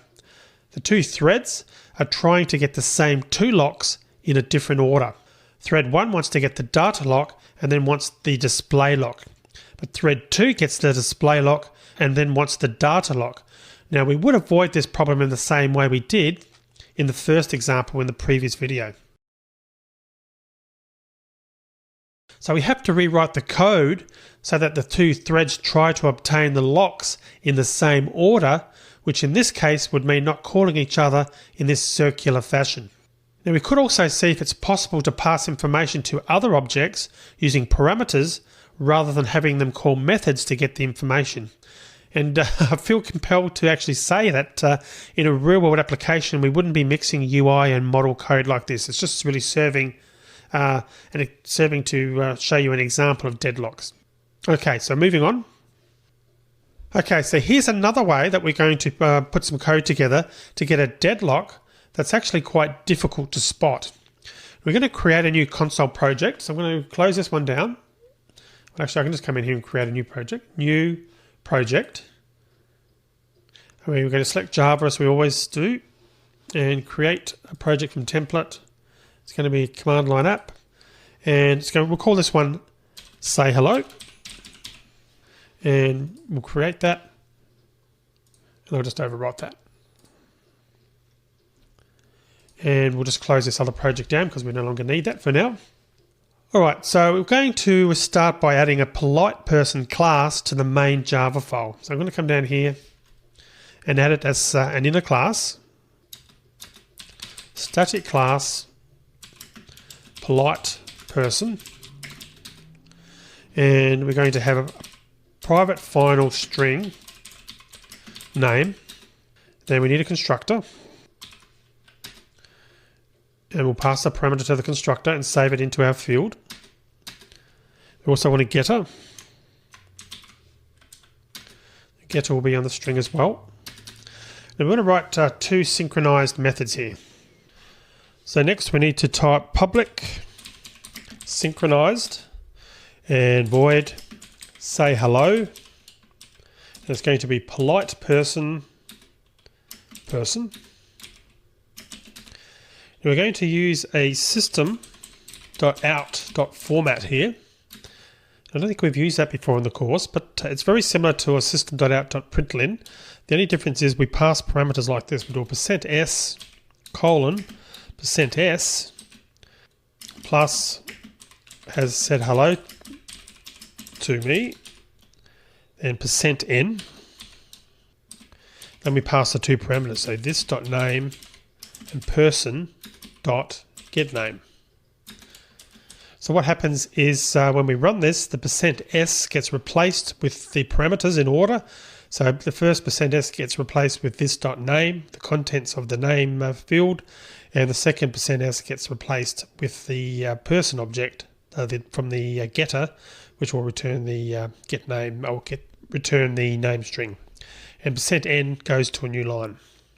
So I'm using system.out.format because it's more likely when we get to the stage of synchronizing or trying to run this, it's got a higher probability of actually deadlocking. That's why we're using it out, just to sort of simulate how this works. But essentially you could do this with system.out.println, but you probably won't get a deadlock when we go to run it. Public synchronize, we need another method now, void say hello back. And it's going to be very much the same, polite person. So we're going to do system.out.format, and same thing, %s space %s, lowercase, making sure you put lowercase in when you type those in, has said hello back to me. %n, this.name, person.getName. Okay. So when an object says hello, we want the other object to say hello back before another thread can say hello to the same object. Also, we want an object to finish saying hello back to one object before it says hello back to another object. So we synchronize the say hello and say hello back methods to do that. So now that we've written those methods, let's go ahead and create the two objects and have them say hello to each other, firstly on the same thread. So we're going to come back to our main method and we'll type polite person Jane equals new polite person Jane, and polite person John equals new polite person John. Then we'll just start off by typing Jane dot say hello to John, then John dot say hello to Jane. But one other thing we'll need to do after that is in our say hello method, I mentioned that we want the other object to say hello back. So what we need to do is in our say hello method, after the system.out.format, we want to put person, which is the object passed to this method as an argument, dot say hello back. So it's calling the method in that object and pass this being the current object back to that. So that we're getting that other object to say hello back. All right, so we run this. We should work because we're using the same thread. Let's just check that. So we see that Jane says hello to John, and then John says hello back. Then John says hello to Jane, and Jane says hello back. And again, since all the code's running on the same thread, we can't actually experience a deadlock. But what happens if we have Jane and John say hello to each other on different threads? So to simulate that, or to do that, let's actually change this code here. We're going to create a new thread. So we're going to put new thread, new runnable, and then we'll paste in this first code from Jane. And we'll probably have to mark the variable to type final. Yes, because we're using an inner class, the variable needs to be declared final. So we'll just do a final here to keep IntelliJ happy. Then we'll do the same for John. And actually what we need to do here, we have to start the thread, of course, as well, not just define it. New thread, new runnable. Then we'll put a dot start on the end of it. And then we'll come back here and we'll paste in the code for John. So essentially what we've done now is we've wrapped the calls to each object into a thread. So we're now ensuring that they're both running on different threads. So will this work? Well, it will depend on timing when we run it, but it'll probably deadlock. Jane will say hello to John, and John will say hello to Jane, but neither of them will probably say hello back. So let's just test that and see whether it proves to be the case. So you can see that John has said hello to me. So in other words, as I mentioned, Jane has said hello to John, and then John, you can see on the second line of output, has said hello to Jane, but neither of them are saying hello back. And we can try running this again by stopping it first. In most cases, this should deadlock. There is a chance, depending on timing, that it'll work, but you can see I've tried it 3 times and it's deadlocked each time because that say hello back method hasn't worked.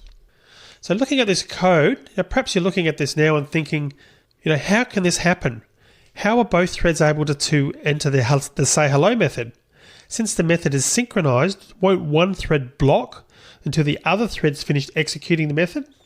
Well, yes, if the threads are calling the method using the same object. When we synchronize on a method, a thread has to acquire the intrinsic lock for the object it's using to call the method. Now in our example, 2 objects are involved.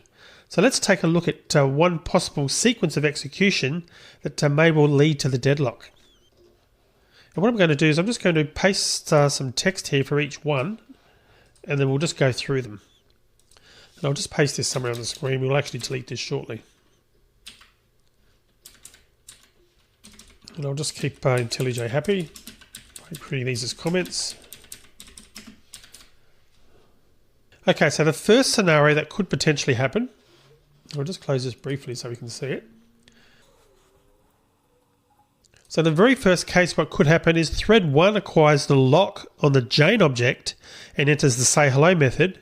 It prints to the console, then suspends. Then thread 2 acquires the lock on the John object and enters the say hello method. It prints to the console and suspends. And in step 3, thread 1 runs again and wants to say hello back to the John object. It tries to call the say hello back method using the John object that was passed into the say hello method. But thread 2 is holding the John lock, so thread 1 suspends. Then the last step, step 4, potentially thread 2 runs again and wants to say hello back to the Jane object. It tries to call the say hello back method using the Jane object that was passed to the say hello method. But thread 1 in this case is holding the Jane lock, so thread 2 suspends. So in this scenario, we've got a deadlock, and that's actually what's happening in our code. And again, just to run it, I'll just delete this out now. So if we run it, we're getting that deadlock each time we run it. So the potential for deadlock's more difficult to see here because we're using objects passed as parameters. So it's not obvious that we could have multiple threads trying to lock the same objects, but in a different order. Now this was obviously a simple example where everything is in one file, but if you think about it, imagine an application that uses perhaps hundreds of classes and uses hundreds of threads. It would be very easy for problems like this to sneak into the code if we're not careful. So I hope you can see that once again the deadlock occurs because of the order in which threads are trying to acquire locks. That's usually the underlying cause of a deadlock. So when synchronizing code, always be on the lookout for places where this situation can arise. So that's it for deadlocking. I'm going to finish the video now. In the next video, we're going to start talking about a problem that can arise with threads that's called starvation. See you in the next video.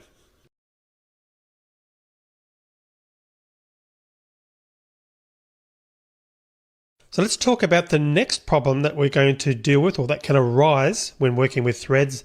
That's called starvation. Now, when starvation occurs, it's not that threads will never progress because they'll never get a lock, but that they rarely have the opportunity to run and progress. So starvation often occurs due to thread priority. When we assign a high priority as to a thread, we're suggesting to the operating system that it should try and run the thread before other waiting threads. Remember that when we use synchronized blocks, it's not first come, first served. When there's more than one thread waiting for a lock and that lock becomes available, the operating system won't necessarily choose the thread that's been waiting the longest to run. A thread can block on the lock first, but that doesn't mean it will be the first thread to run when the lock becomes available. So it's possible that the thread won't be able to run for a long time because other threads keep blocking on the lock, and when the lock becomes available, the operating system chooses one of those other threads to run, especially when one of the other threads has a higher priority than the first thread that blocked. Now let's look at an example just to make sense of this. We're going to create 5 threads and assign them at different priorities. The threads are going to print out the numbers 1 to 100 to the console. So let's start by creating a new console project. File, new project.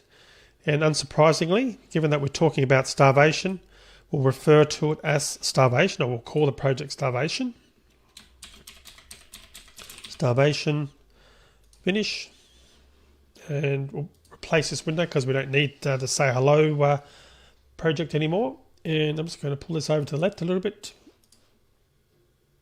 Okay, just to make a bit more space here for typing.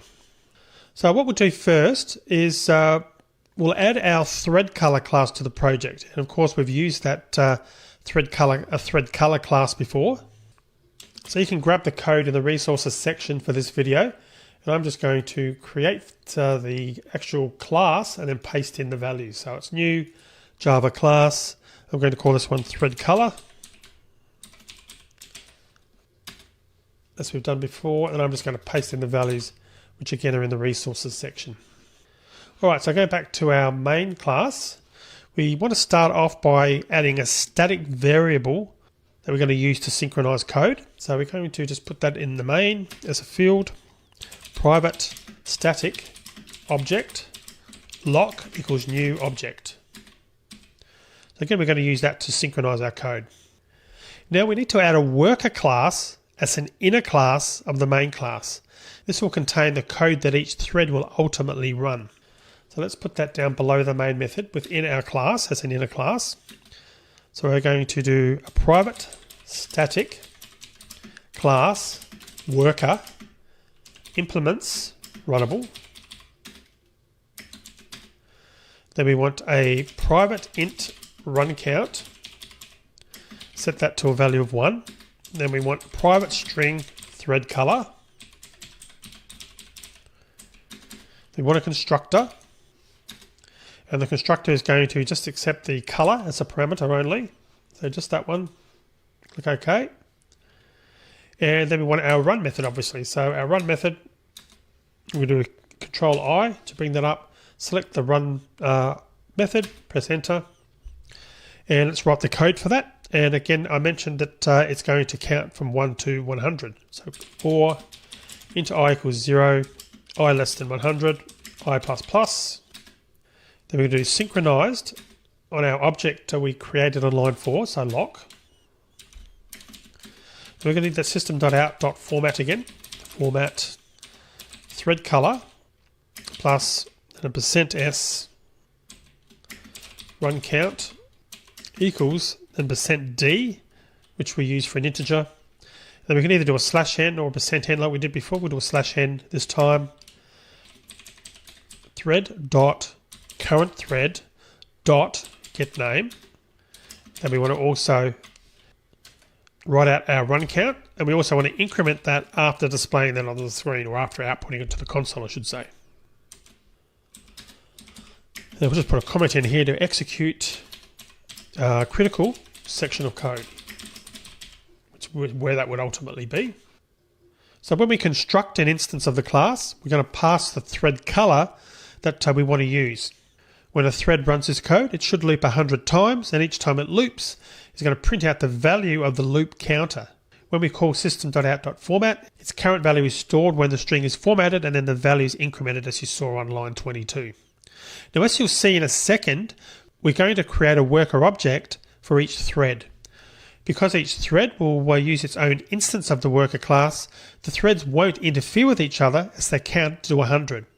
The code in the run method isn't a critical section, but we'll pretend that there's some code after the format call that requires synchronization, and that's where you saw me put that comment on line 23.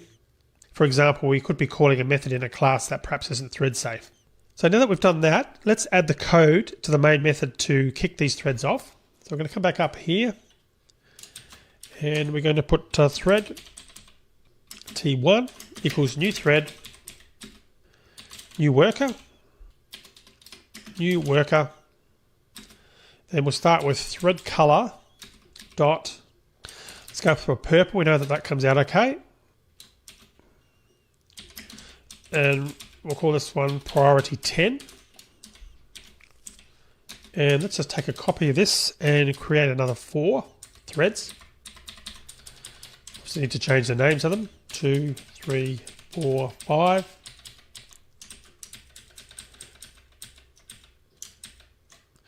Let's just go, we'll just change the first one to red, ANSI red.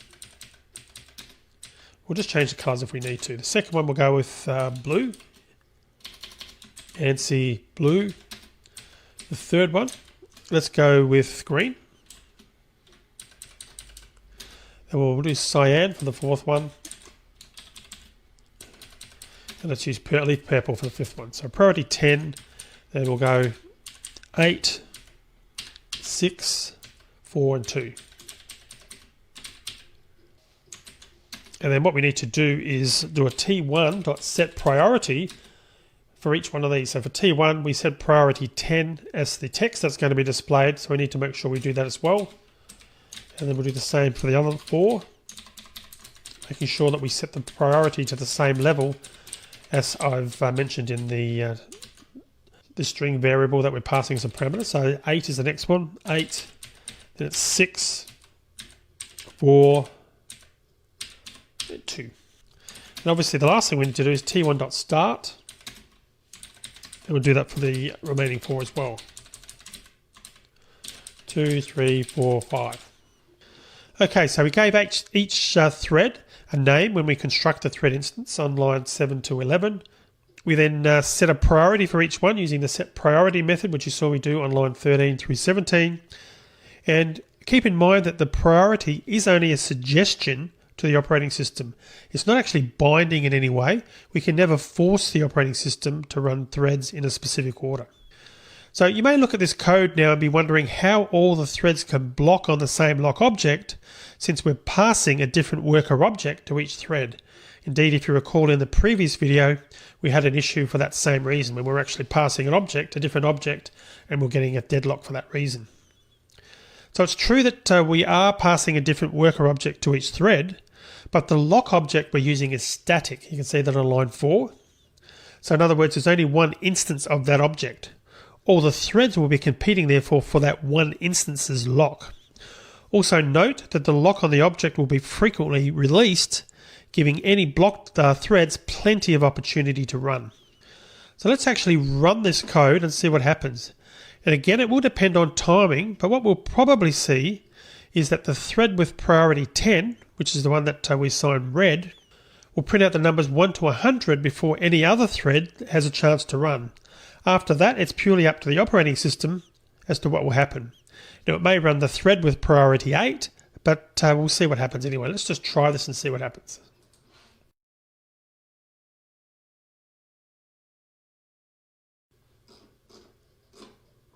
And you can see this first time we run it through, priority 10 got from numbers 1 to 28. Then purple kicked in, even though it's got a priority 2, as you can see here. And scrolling down a little bit further, purple got to 100. Green, or cyan I should say, has got a go. Then we got green, as you can see, for priority 6. Priority 8 got a chance with blue, and then priority 10 got the rest. But let's just try running it again.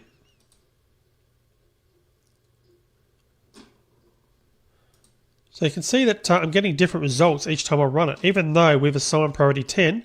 And you can see in this particular case here, priority 10 got from 1 to 100, and then purple got priority 2, which you would think that priority 8, 6 and 4 might have a go beforehand, but that's not necessarily the case. Just run it one more time. And you can see that priority 10 only got a run count of 3 that time. So it's purely up to the operating system. It may run the thread, the second one, with priority 8, but that's not necessarily the case. So it's a little bit bizarre when you look at it. When you continually run this, you get different results. And there we've got another result there where priority 10, as you think would happen, goes from 1 to 100 before the others get a chance. So more than likely you'll get different results on your computer than what I'm showing you on the screen here now. So you can see that the order that we've kicked things off with our threads isn't necessarily the order that the operating system's going to run it, even though we've told the operating system or given it a suggestion for the priority that we want these threads to run. Now, a thread may only be suspended once in the middle of counting or not. In other words, each thread gets to run for quite a long time, in computer time generally speaking, while the other threads are stuck waiting. Now, the key takeaway to all this here is that although the lock is released frequently, often the highest priority thread will probably hog all the time until it's finished counting, and the next thread that runs won't necessarily be the thread with priority 8, and you obviously saw that. Also, the last thread to terminate won't necessarily be the thread with priority 2, and again we saw that as well, and we've got this on the screen now. If we go down to have a look right down the end, priority 6 was the one that finished in this run. So it isn't a first come, first served system. Now again, this is a trivial example, so it doesn't matter that one thread hogs all the time, but in a real-world application, the task that a thread is performing might perhaps be a long-running task. What if the run method was performing database queries or file reads? If the thread's blocked there for seconds or even minutes, because other threads are always chosen to run when the lock becomes available, then the application's performance will definitely be adversely affected. Also, as we've just seen, setting a priority really is just a suggestion to the operating system. You saw when I ran the code multiple times that we got different results, and priority 10 even wasn't necessarily finished in completely each time. And it's always some other thread that will kick in, and we usually often found that priority 2 got the go after priority 10 for some reason. So we started again.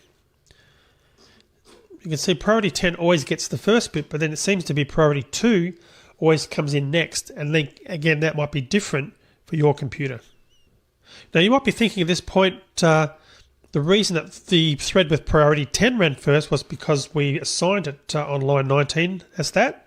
But if we change these round a little bit, so T1, we'll make that T3, T5, T4, and leave this T1. So we're starting the thread with the highest priority last, effectively in line 23. If we run that to see what happens. Now this will depend on timing again. Now if we just run this, we can see that priority 6 has got in first. But run this again.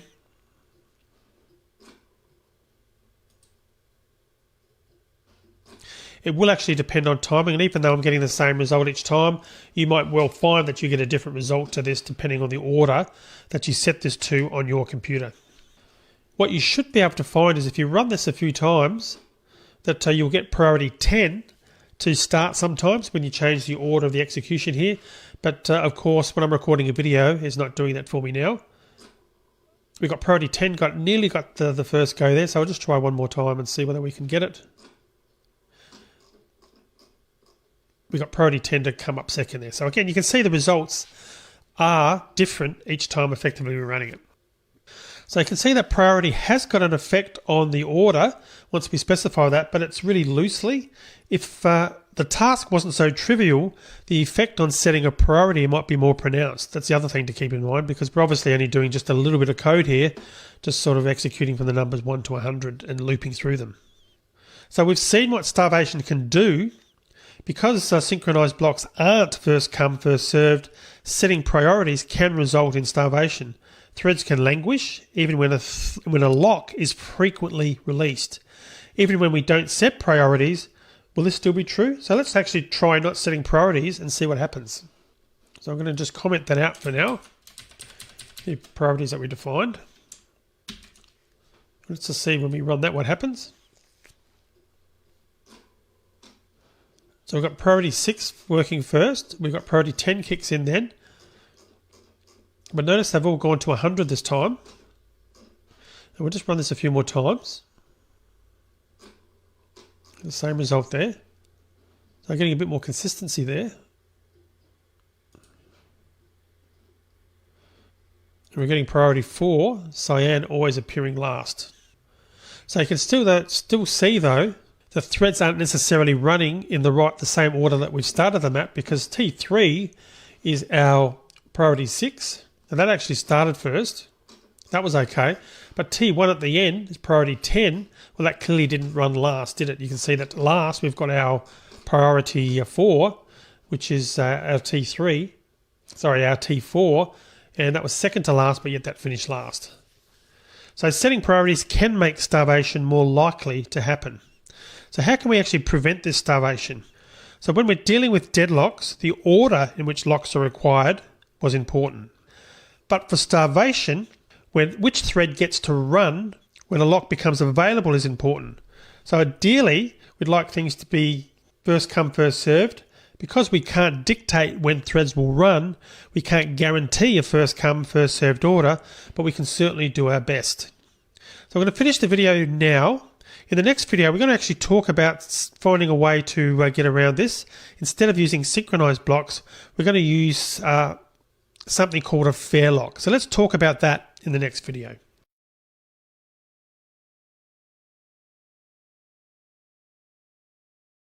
So in this video, we're going to use an alternative to synchronized blocks. We're going to use a fair lock. Now, fair locks try to be first come, first served. In a previous section in this course, we learnt about using the reentrant lock class, which implements the lock interface. Now, the reentrant lock implementation allows us to create fair locks. Not all lock implementations do that. The interface doesn't dictate that locks have to be fair. So always make sure to read the documentation for any lock implementation you want to use to see what type of lock it is. So let's actually change our example so that it uses a fair reentrant lock object rather than a synchronized block. So first I'm going to uncomment the code that sets the priorities so that it becomes active again. Then we're going to change the type of lock we'll use, and we'll do that up here on line 4. So I'm going to set that to be, instead of a static object, I'm going to make it a static reentrant lock. It's going to be equal to now a new reentrant lock with a parameter of true. And the parameter for true is whether it's a fair lock, so first come, first served or not. So true means that we are doing it that way. We want it to be set up to be a first come, first served order, or to use a first come, first served order. Now, a few important notes about using a fair reentrant lock. Only fairness in acquiring the lock is guaranteed, not fairness in thread scheduling. So it's possible that the thread that gets the lock will execute a task that takes a long time. So when using fair locks, it's possible for threads to still have to wait a long time to run. The only thing a fair lock guarantees is the first come, first served ordering for getting the lock. Secondly, the try lock method doesn't honour the fairness setting, so it will not be first come, first served. And lastly, when using fair locks with a lot of threads, keep in mind that performance will be impacted. To ensure fairness, there has to be an extra layer of processing that manages which thread gets the lock. So that can ultimately slow things down when there's a lot of threads competing for that lock. So with that in mind, let's change our worker class to use the reentrant lock. So what we need to do is we'll keep in the basic run. And the part we have to change is within the for loop down here, instead of synchronized lock, what we're going to do is we're going to put a try block in there. But before that, we'll put lock.lock, and then we'll do a try.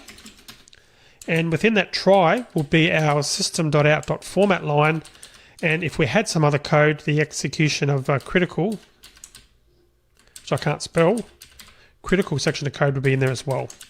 And I'll now remove the synchronized code block because we won't be using that. But what we do need to do is after the try, we need to put a finally and put a lock.unlock.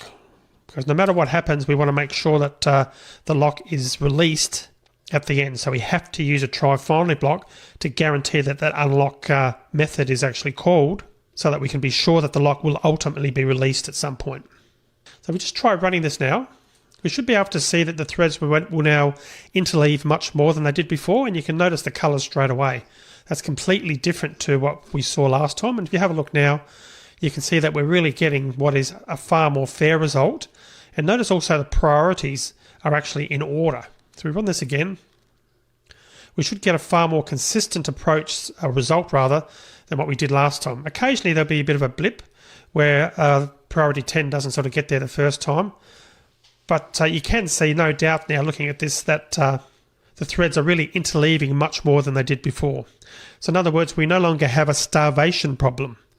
No thread has to twiddle its thumbs waiting for another thread to count all the way to 100. So you might be wondering at this point why you'd want to use synchronized blocks in that case. Well, this is when knowing what you want to accomplish and knowing the application is very important. Now, if your application only uses, say, 2 or 3 threads, or the tasks that you run on each thread compete very quickly, or you know from the application's architecture that it will be rare for more than one thread to be blocked on a lock at a time, then starvation may not actually be an issue for your code in that particular application. Also, since using fair locks can impact performance, you might actually decide that starvation will be the lesser of two evils. So depending on the tasks that the threads are performing, it might actually not matter if a thread is waiting for a long time. For example, you might have multiple threads pulling data off the same queue, and you don't actually care which threads pull off the data as long as it's done quickly. So in that situation, using synchronized blocks would be preferable. Alright, so let's now move on to the next potential problem we can encounter when working with threads, live lock. So a live lock is similar to a deadlock, but instead of the threads being blocked, they're actually constantly active and usually waiting for all the other threads to complete their tasks. Now, since all the threads are waiting for others to complete, none of them can actually progress. So let's say that thread A will loop until thread B completes its task, and thread B will loop until thread A completes its task.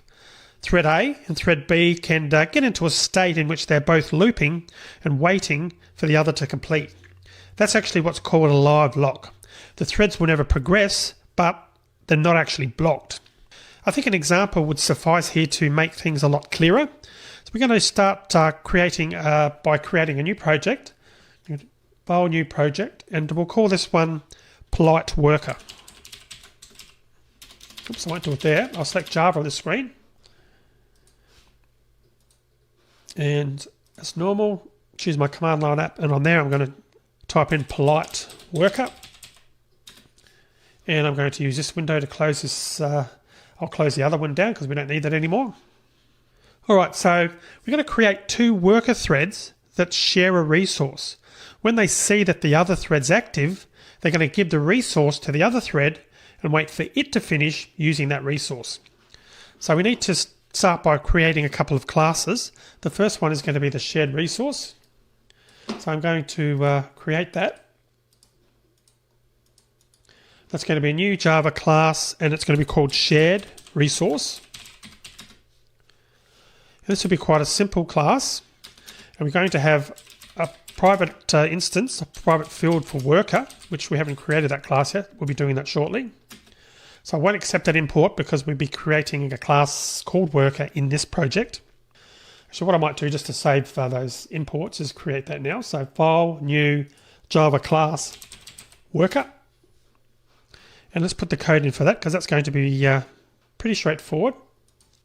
So we need a private string name. We need a private Boolean active. We want a constructor, and the constructor should accept both of those, like so. And we want a getter for both, so let's just do that as well.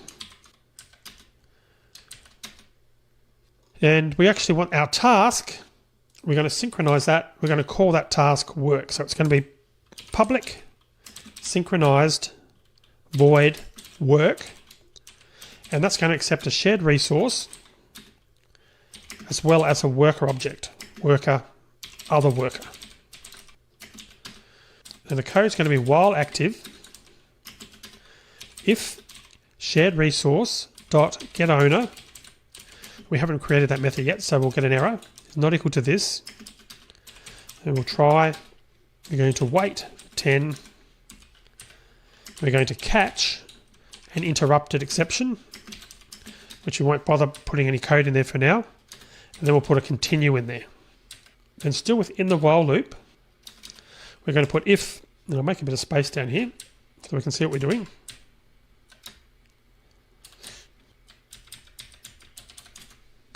If other worker dot is active, we're going to print out a message, get name, give the resource to the worker plus other worker dot get name. And then we're going to do shared resource dot set owner. Haven't written that method either yet, other worker. And then we'll do a continue. And if it gets down to here, we're going to do a printout of get name plus working on a common resource. And set active equal to false. Then we'll do shared resource dot set owner other worker.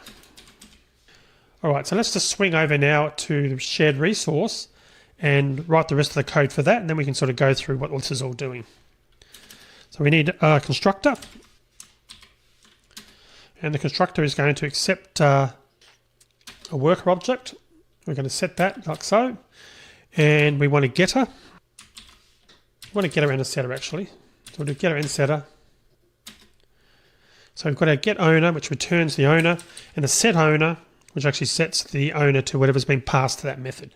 And that should now fix up our compile errors in worker.java, as you can see there. Now the only other thing we want to do here for set owner is we want to make sure that's a synchronized method. So synchronized, we don't need to do that for the getter, but because we're changing some data, we want that the set owner method to be synchronized. Basically, we don't want any thread interference when we're setting which thread is currently using the resource. So swinging over now to the worker class, this is also fairly straightforward. The interesting bit here is the work method. So the thread's going to check to see whether it owns the shared resource. If it doesn't, it's going to wait for 10 milliseconds, loop back and try again. And that's what this code here does from line sort of 27 through 33. So it's just waiting to see whether it's acquired the resource and whether it owns the shared resource. Now when the condition evaluates to true, meaning that it owns the shared resource, it then checks to see whether the other thread's active. You can see that on line 36. If it is, it's going to politely give the shared resource to the other thread, then return back to the beginning of the loop. Now if the other thread isn't active, it'll actually use the shared resource and then loop back to the beginning again. So really the only time this thread will complete a loop iteration is when it owns the shared resource and the other thread isn't active. Alright, so let's now add the code for the main method. So for there, what we're going to do is create a couple of objects. So final worker, call the first one worker1, is equal to new worker, worker1, we'll set that to true. And if you remember, going back to our worker object, true was whether it's active or not, and the first parameter is the actual name. Final worker, worker2 equal to new worker, and we'll call that one worker2 and also set that to active. Okay, worker2. Now what I might do, this video is getting a little bit long, so I'll pause the video here, or stop the video here. In the next video, we'll continue on, we'll finish off the rest of the main method and start running this and looking at some of the issues that are going to come up. So see you in the next video. It's break time. Do you like this video? Don't forget to subscribe to get new videos. Share this video to open new premium videos and ebooks. We'll be a star freelancer.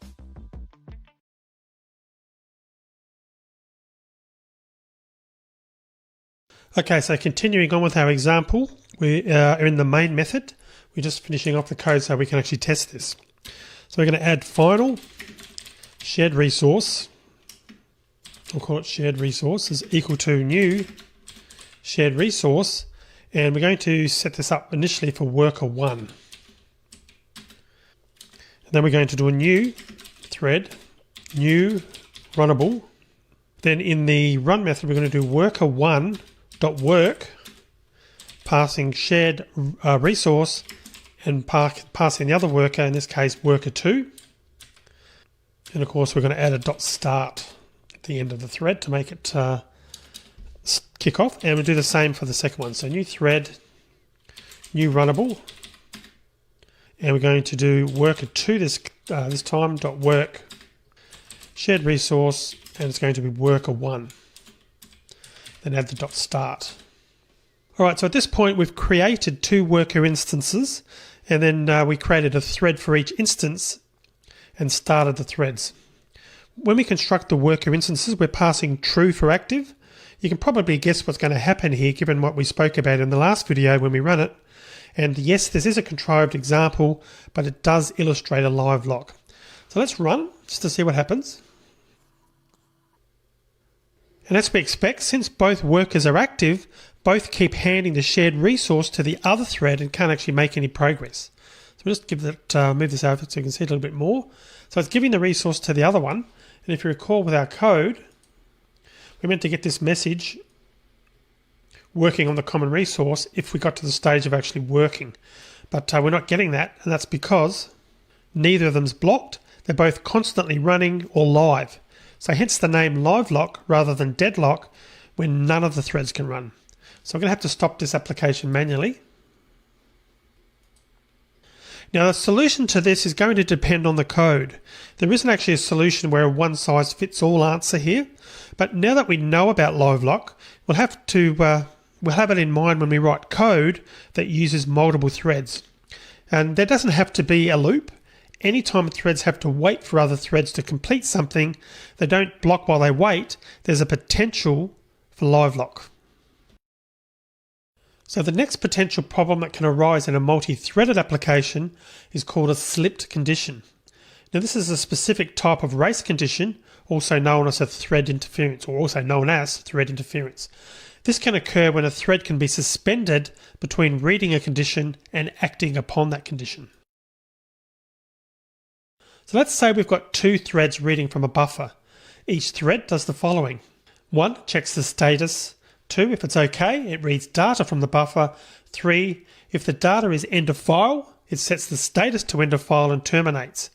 If the data isn't end of file, it sets the status to OK. Now if we haven't synchronized the code properly, the following can happen. 1. Thread 1 checks the status and gets OK, and then it suspends. Thread 2 checks the status and gets OK. It reads end of file from the buffer and sets the status to end of file, then terminates. Thread 1 runs again. It tries to read data from the buffer, but oops, there's no data. It's thrown an exception or crashes. Now because the threads can interfere with each other when checking and setting the condition, thread 1 tried to do something based on obsolete information. When it checked the status, it was okay. But by the time it acted upon the condition it checked, the status had been updated by thread 2. Now unfortunately, thread 1 doesn't see the updated information, and because of that, it does something erroneous. So we're not going to code an example because we've already seen plenty of examples of thread interference, but we can see how the sequence of events I've just described will cause a problem. So a slipped condition is a particular type of race condition. The solution to this is the same as it is for literally any type of thread interference. Use synchronized blocks or locks to synchronize the critical section of code. Now if the code is already synchronized, then sometimes the placement of the synchronization may be causing the problem. When using multiple locks, the order in which the locks can be acquired can also result in a slipped condition. So that's it for common problems that can occur when working with threads. So next we're going to take a look at a few thread-related topics that we haven't yet covered. So I'll see you in the next video.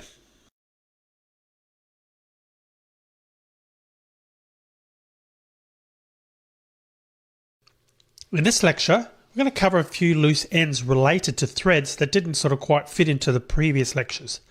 Firstly, let's talk about what an atomic action means, or remind ourselves what that is.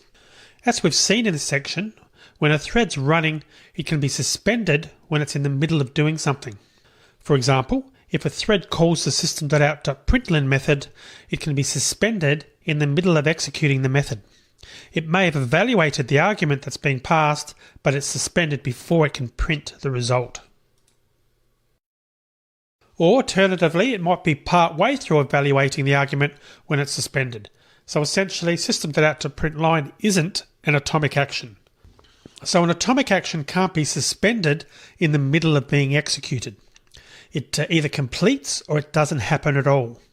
Once a thread starts to run an atomic action, we can be confident that it won't be suspended until it has completed that action. Now in Java, we mentioned that the following operations are atomic. Number 1, reading and writing reference variables. For example, the statement myObject1 equals myObject2 would be atomic. A thread can't be suspended in the middle of executing this statement. Number 2, reading and writing primitive variables, except those of type long and double. The JVM may require 2 operations to read and write longs and doubles, and a thread can be suspended between each operation. For example, a thread can't be suspended in the middle of executing myInt equals 10, but it could be suspended in the middle of executing mydouble equals 1.234. And number 3, reading and writing all variables declared volatile. So let's take a look at this third item, volatile variables. You may think that since we don't have to worry about thread interference with atomic actions, that we don't need to synchronize them, but that isn't true. Now, because of the way that Java manages memory, it's possible to get memory consistency errors when multiple threads can read and write the same variable. Java's memory management model is outside the scope of this lecture. All we need to really know here, though, is that each thread has a CPU cache which can contain copies of values that are in the main memory. Since it's faster to read from the cache, this can improve the performance of an application. Now, this wouldn't be a problem if there was only one CPU, but these days most computers have more than one CPU. When running an application, each thread may be running on a different CPU, and each CPU has its own cache. Therefore, it's possible for the values in the caches to become out of sync with each other and with the value in main memory, therefore getting a memory consistency error. And that's an example. Let's suppose we've got 2 threads that use the same int counter. Now, thread 1 reads and writes the counter. Thread 2 only reads the counter. As we know, reading and writing to an int is an atomic action. A thread won't be suspended in the middle of reading or writing the value to memory. But let's suppose that thread 1 is running on CPU 1 and thread 2 is running on CPU 2. Because of CPU caching, the following can happen. 1. The value from the counter is 0 in main memory. 2. Thread 1 reads the value of 0 from main memory. 3. Thread 1 adds 1 to the value. 4. Thread 1 writes the value of 1 to its CPU cache. 5. Thread 2 reads the value of counter from main memory and gets 0 rather than the latest value, which is 1. This is where volatile variables come in. When we use a non-volatile variable, the JVM doesn't guarantee when it writes an updated value back to main memory.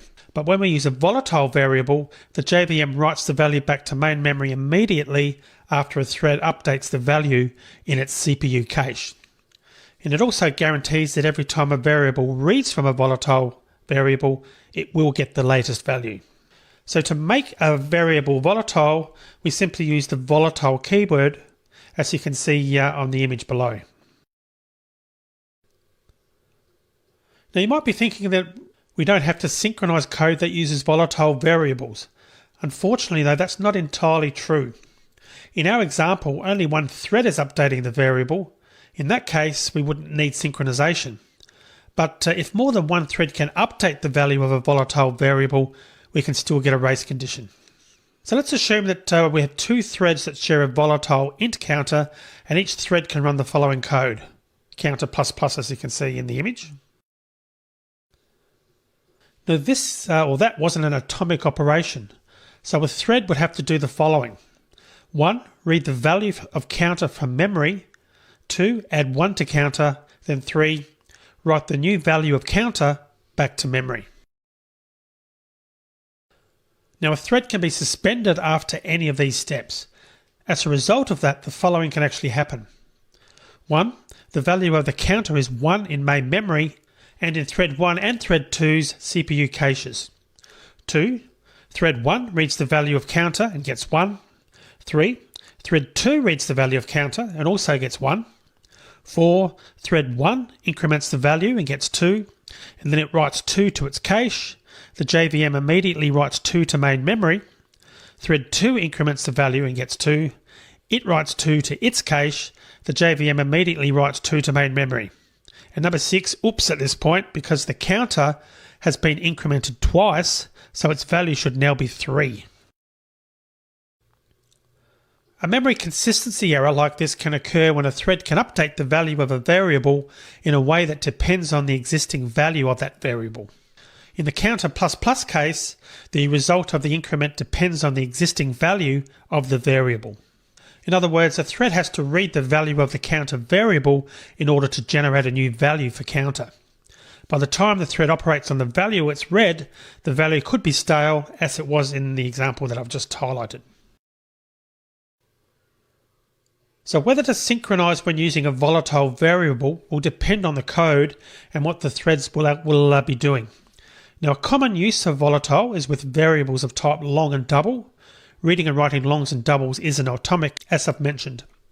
Using volatile makes them atomic, but we'd still have to use synchronization in the situation we just described, when a thread reads the value of a variable and then uses the value, which may be stale, to generate a new value for the variable.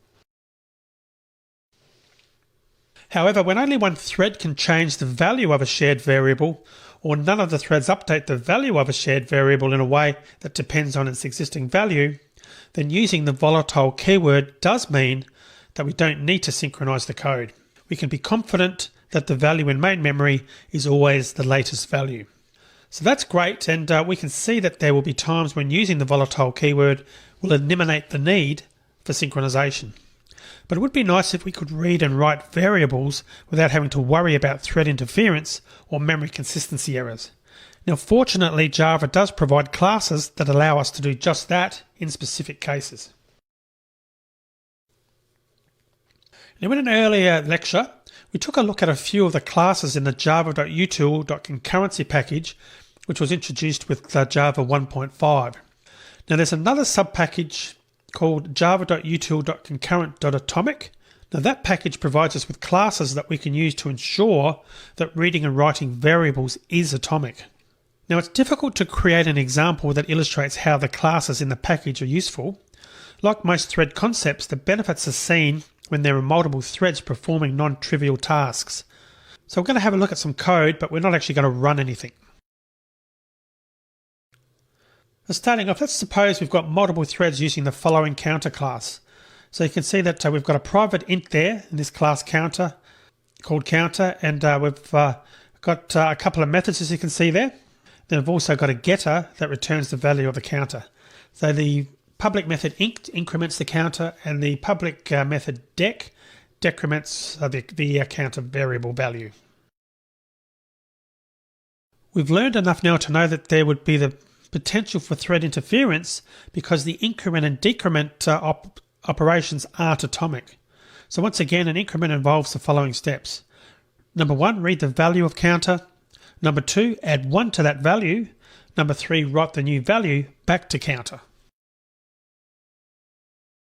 A thread can be suspended between any of those 3 steps, and as a result, the following could happen. Number 1, thread 1 reads the value of counter and gets 5. Number 2, thread 1 suspends. Number 3, thread 2 reads the value of counter and gets 5. It adds 1 to the value and writes 6 to the counter, then suspends. 4, thread 3 reads the value of counter and gets 6. It adds 1 to the value and writes 7 to the counter, then suspends. Thread 1 runs again. It adds 1 to the value of 5 and then writes 6 to counter, and step 6, well, basically, oops, we're actually in a bad position at that point in time. Of course, we can come up with more run sequences that would lead to the value of counter being compromised as well. Declaring the counter variable as volatile is one potential solution, but we've learnt that memory consistency errors can still be possible, which would be true here for the increment and or the inc and dec methods that increment and decrement the value.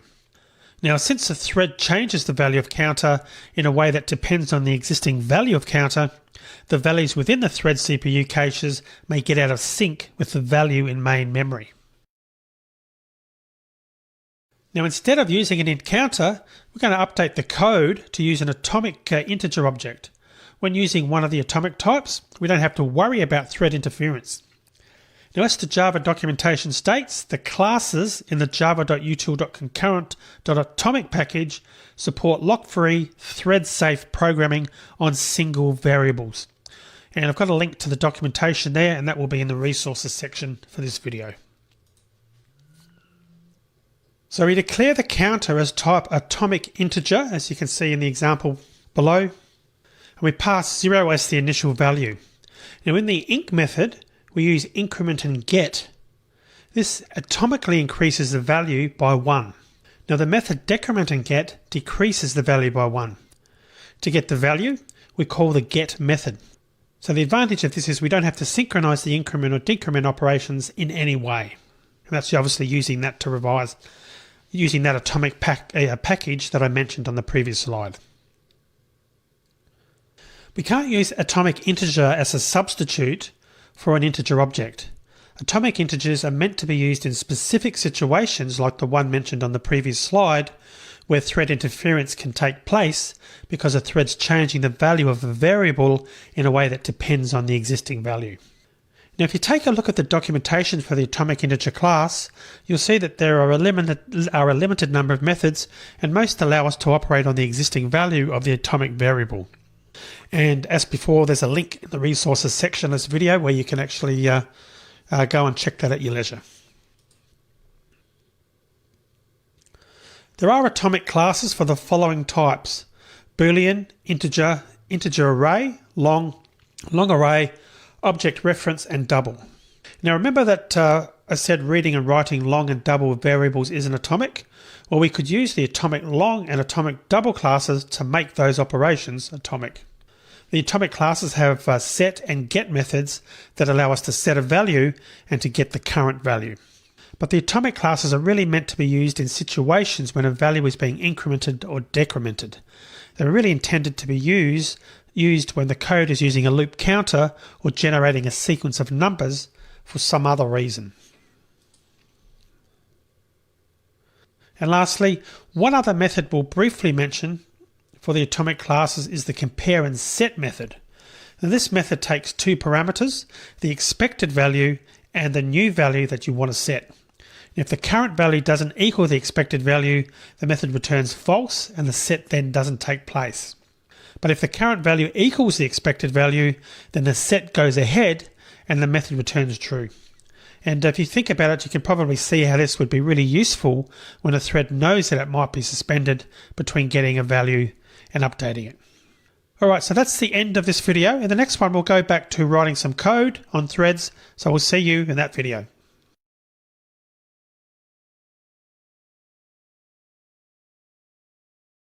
Alright, so let's take a look at how we can work with background threads in UI applications.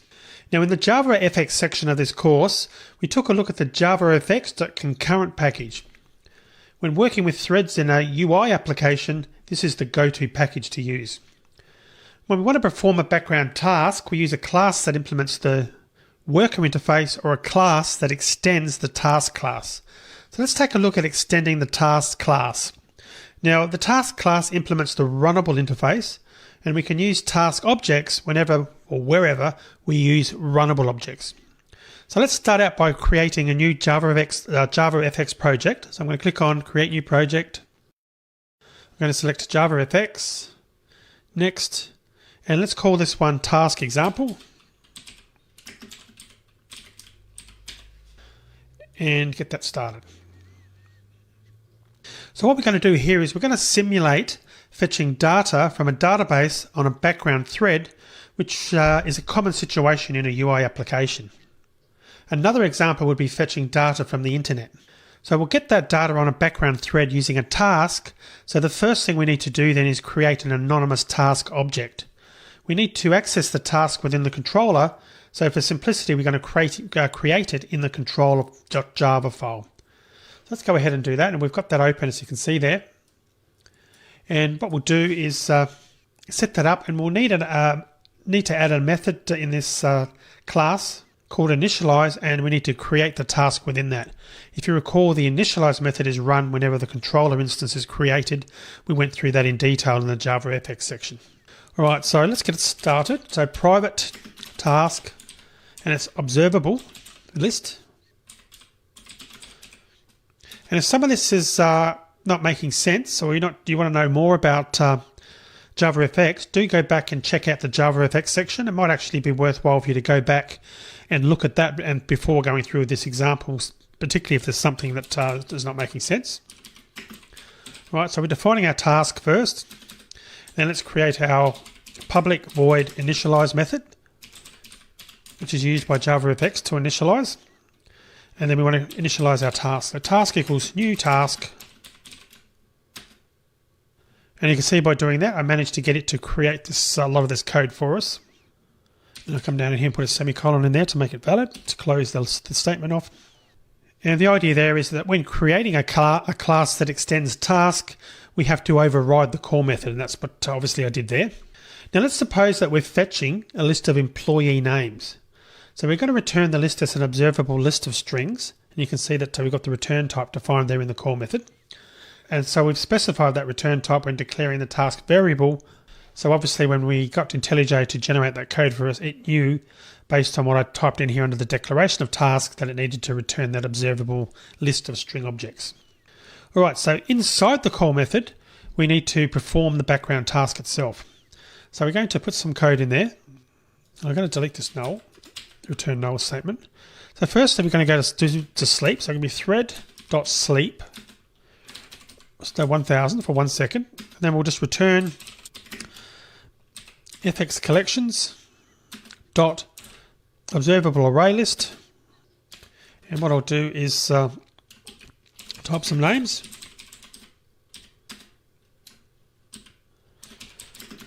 Rogers,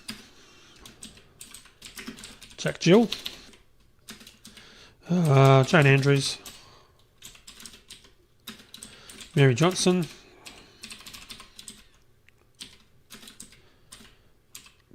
Bob McDonald.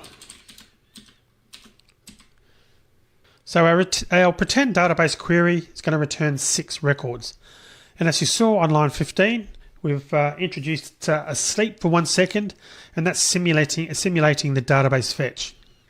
And we need to make sure that any of our imports are of the JavaFX variety. So in other words, if you're getting any errors here, most likely it's because the JavaFX wasn't used in the import. So do check your import to lines if you are getting errors. Now notice that we're throwing exception from the call method here on line 14. Now we do so because the thread.sleep method can actually throw an interrupted exception. Now rather than using a try-catch block, we're just throwing the exception from the method to keep the example code simple. But in a real-world application, you'd probably want to catch that error and do something with it. All right, so next we need to start this thread from the user interface. Now in the sample.fxml file that comes with all JavaFX projects, we need to add a button that's going to start the task when that button's pressed.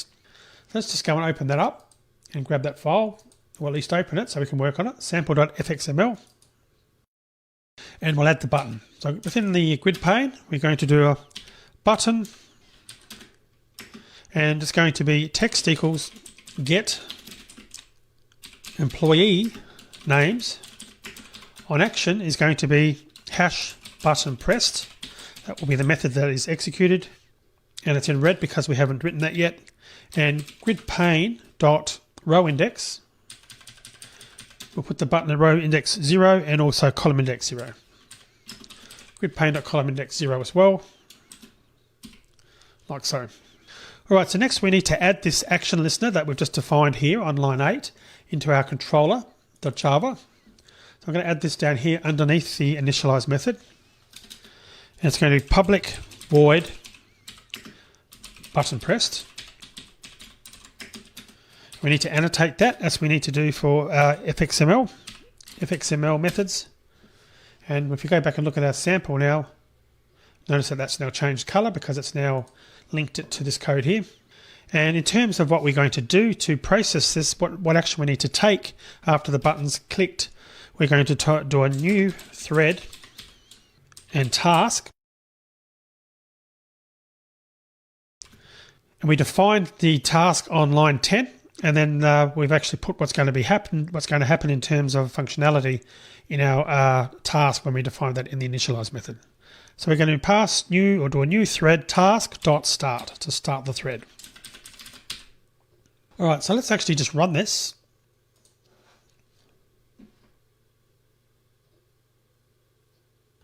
All right, let's press the Get Employee Names button. Now it looks like nothing happened, but in fact the task did run, but we need to show the employee names in the user interface, but recall that we can only access UI controls on the main thread, the JavaFX application thread that is, because the controls themselves aren't thread safe.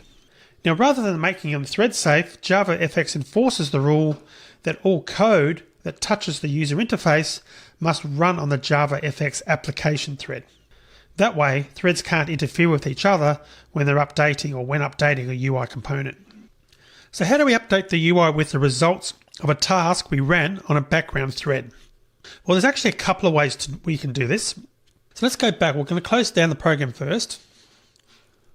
And let's go back to our fxml file. I'll just close down the run window. So let's add a list view, which will display the list of employee names. So below the button, it's going to be list view. And we'll put that in grid pane. Dot row index equals 1, and we'll make the column index pane.column index, make that equal 0. Now we need to reference the list view in the controller, so we're going to set its fxid. We're going to set that equal to list view, so that we can update that and reference that as I mentioned in code. So let's just run this to make sure that we can see the list view first. Okay, obviously I can expand the window if we need to, expand the window to make it larger. You can see we can clearly see the list view there, so that's good. We'll close it down.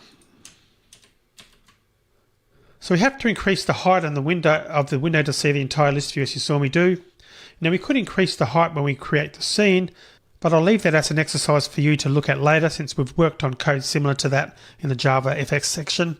In any event, since there's only 6 items, we won't need to increase the height very much to see them all anyway. Alright, so going back to the controller, we need to define the list view. So we're going to define it up here below the task we've implemented on we've defined on line 10. And we'll do a private list view, making sure the names are the same, and I'll import that, making sure that I select the javafx.scene and not the javafx.swing, and we need to annotate that and fxml to make sure that that's valid and it links correctly. So now that we've done that, we can update the list view by using the platform.runLater method. Now this method accepts a runnable and runs it on the UI thread. Now our task is a runnable, but we don't want to run our task on the UI thread. We want to update the list view when the task's complete. We'll call run later when the task wakes up from sleeping. We'll have to create our observable list earlier rather than in the return statement so that we can use it to set the list view. So let's just change the code a little bit here. So instead of doing a return there, we're going to do observable list string employees equals, and we'll set it to fxcollection.observableArrayList and what we had defined there previously. And then after that, what we're going to do is do a platform.runLater new runnable like so, and you can see that IntelliJ has helpfully added the extra code for us. And the code that we want to run will be list view dot set items employees. And also what I need to do is put a return employees because we've got some data that needs to be returned, so we put that in there. All right, so let's just run this and see whether it works. So I'm just going to expand this in preparation and then click on Get Employee Names. And you can see that there was a delay there of a second, then the list view got updated. So you might be wondering why we're returning the list from the task. This is the line that I added just before we ran it on line 38. Since we're updating the list view from the task, we don't have to return the list when we use perform.runLater to update the UI, but we do need to return it for the second way that we can update the UI from a task. So while we can use platform.runLater to update the UI, It's not good practice to tie a task to the UI in this way. If we ever change the UI, we'd also have to change the task. So in general, the UI code and the code that processes data should be kept separate. So there's a better way to update the list view, and this is the recommended way to do it. So instead of using platform.runLater, we can use what's called data binding. So the task class is a property called value, which is the value returned by the task. In our example, it would be the observable list of strings. The list view control has a property called items, and that contains the items that the list view is displaying. What we're going to do is bind the items property in the task's value property. Whatever the value property changes, the items property will update accordingly. We no longer have to explicitly update the list view by calling platform.runLater. So let's give that a go. So I'm just going to close this down, close down the run window again. So basically all this code here remains the same right until the end of the declaration. But what we then do is remove this platform.runLater. So we're not going to be doing that anymore. And then below, after we've defined the task, we do list view dot items property dot bind, and then we're going to bind task dot value property, as you can see. So after declaring the task, we bind the list view's items property to the task's value property. You can see that on line 34. So let's run the code just to check that it works.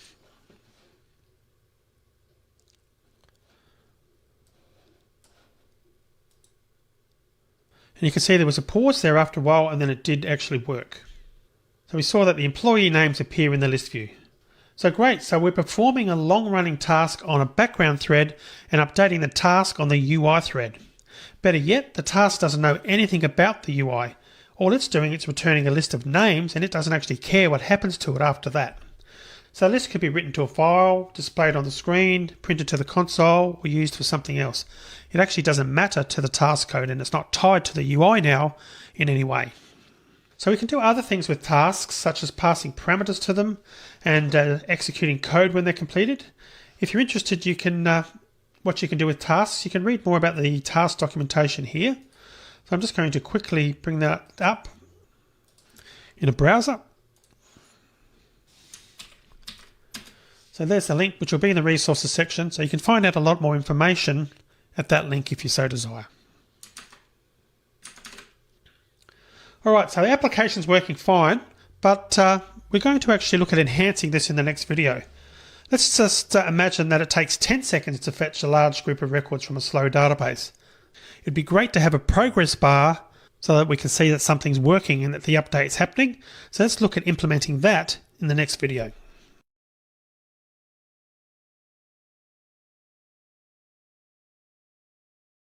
So our application is working fine, but let's just say that it takes 10 seconds to fetch a large group of records from a slow database.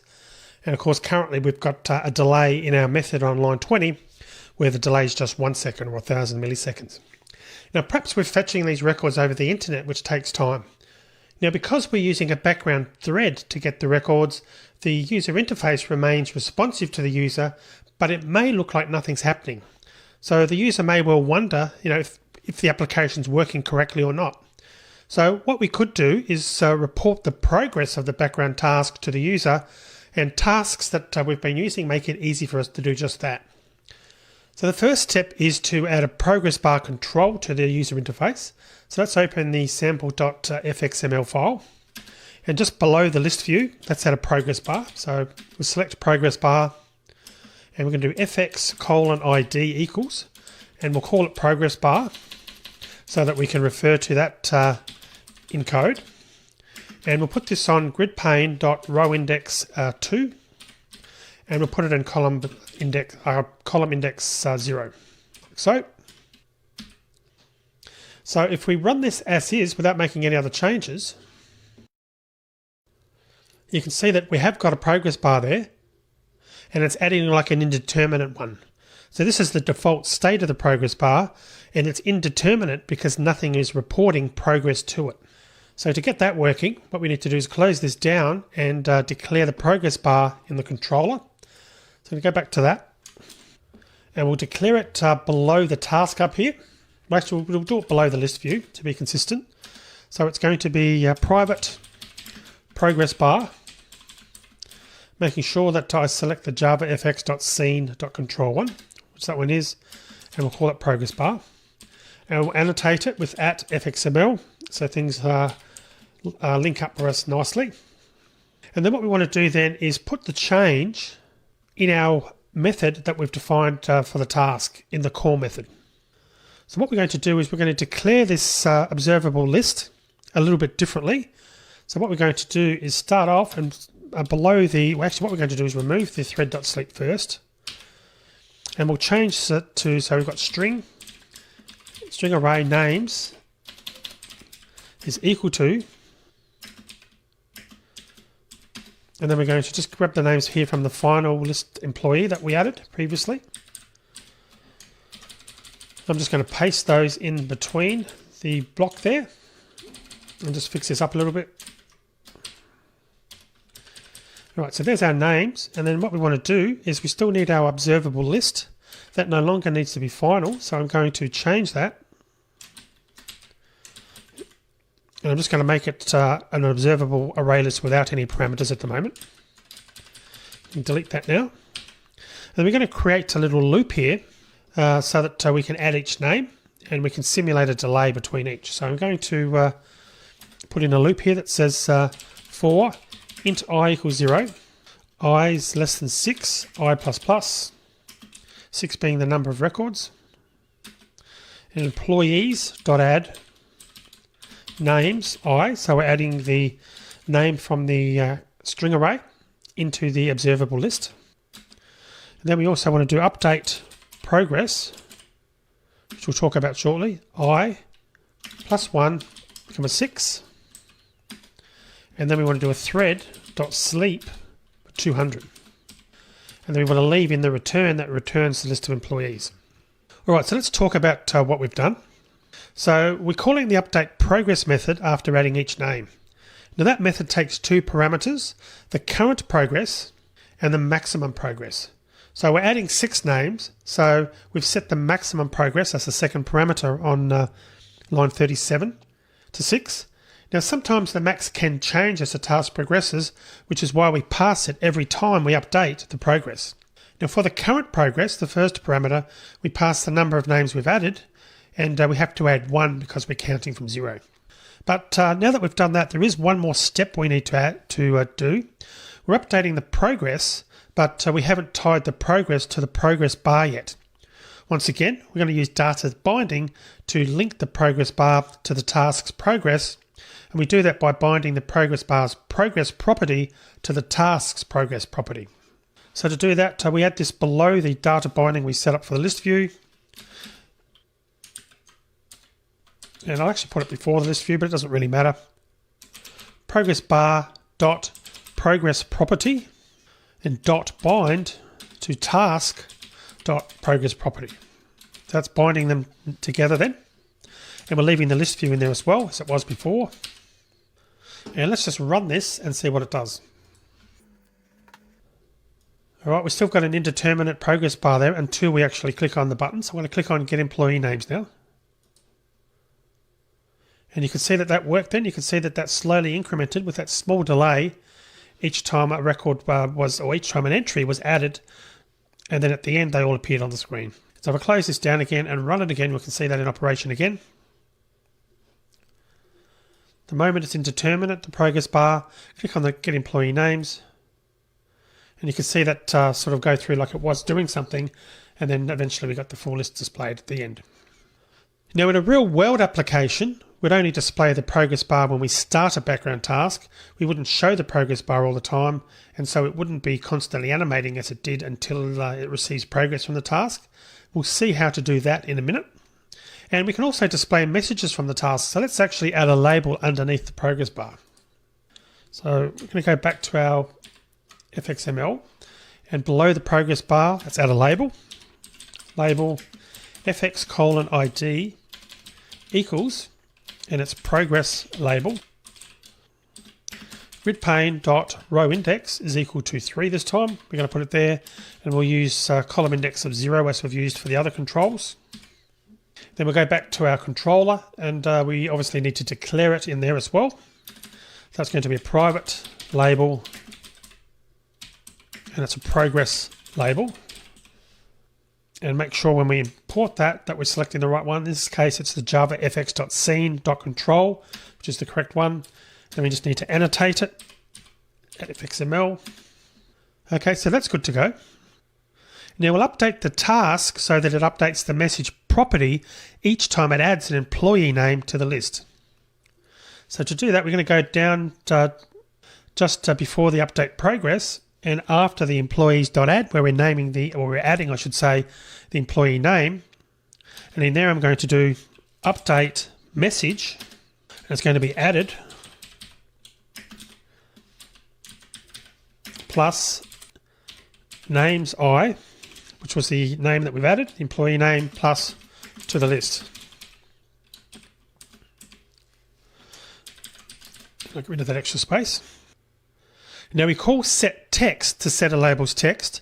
When we do so, we're actually setting the label's text property. So knowing that, can you guess how the label is going to display the message from the task? So if you guessed by binding its text property to the task's message property, you're actually spot on. So let's go ahead and do that. And we'll do this, again, it doesn't really matter particularly where we put it, but we'll put it just below the progress bar. So progress label dot, it's going to be text property dot bind, and it's going to be task dot message property. That binds the two together so that the messages, or message rather, will be displayed on the screen.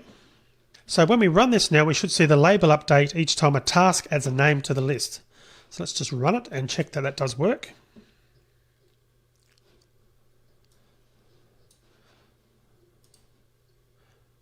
And you can see down the bottom that was working quite nicely, and the label was showing the last name that was added, in this case Bob McDonald. So JavaFX is designed to use properties in this way. So when you want to update a UI control, whenever the value of something else is changed or set, do check the documentation to see if what you want to update and the source value can be bound together, because it's a great way of doing it, and you're leaving the JavaFX framework to do the heavy lifting. So before we leave this topic, let's take a look at the service class, which we can use to execute a task on a background thread.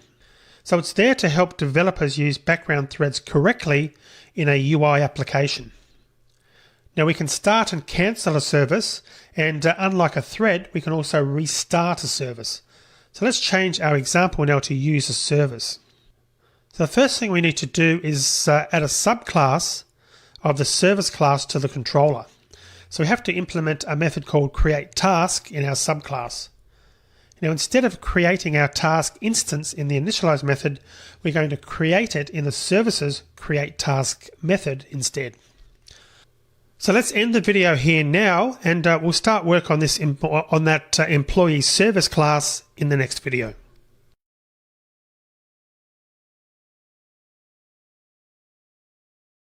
Alright, so let's implement this employee service class. So I'm going to come over to sample, right click, click on new, select Java class, and we'll call this one employee service. It needs to extends service, and we need to use an observable list, and we need to pass type string. We're going to be using string as we've used previously. I'm going to accept that import when it pops up again, like so, making sure that I'm using the JavaFX version of the service. Alright, and we now need to create a task, so we're going to use the createTask method, Control I, and select that. So that's created the task, and instead of returning null, we're going to return here new task of observable list string, and then we need to implement the call method. So Control I again, press enter, because we want to override the observable list or return an observable list of type string and create or override the call method. And what that's going to do is use the code that we've defined in controller in the initialize. So I'm just going to grab all the code, starting with the string array declaration down to and including the return employees. Copy that, go back to employee service, and I'm just going to, that's already selected, paste over the top of that return null with our code there, as you can see. And that's added the relevant imports automatically for us. And we've now got our code. And then just to make this valid, I need to put a semicolon there to close off the create task method that we created. Or to be more precise, the new task that we created here on line 14. All right, so the employee service will now return the employee names. Now, all we've done here is moved the task declaration from the initialize method and dropped it inside the create task method. Now, when we start the service, the JVM will call the create task method to create the task the service will run. Now, instead of declaring a task variable in the controller, though, we have to declare the service variable. So let's go back to the controller.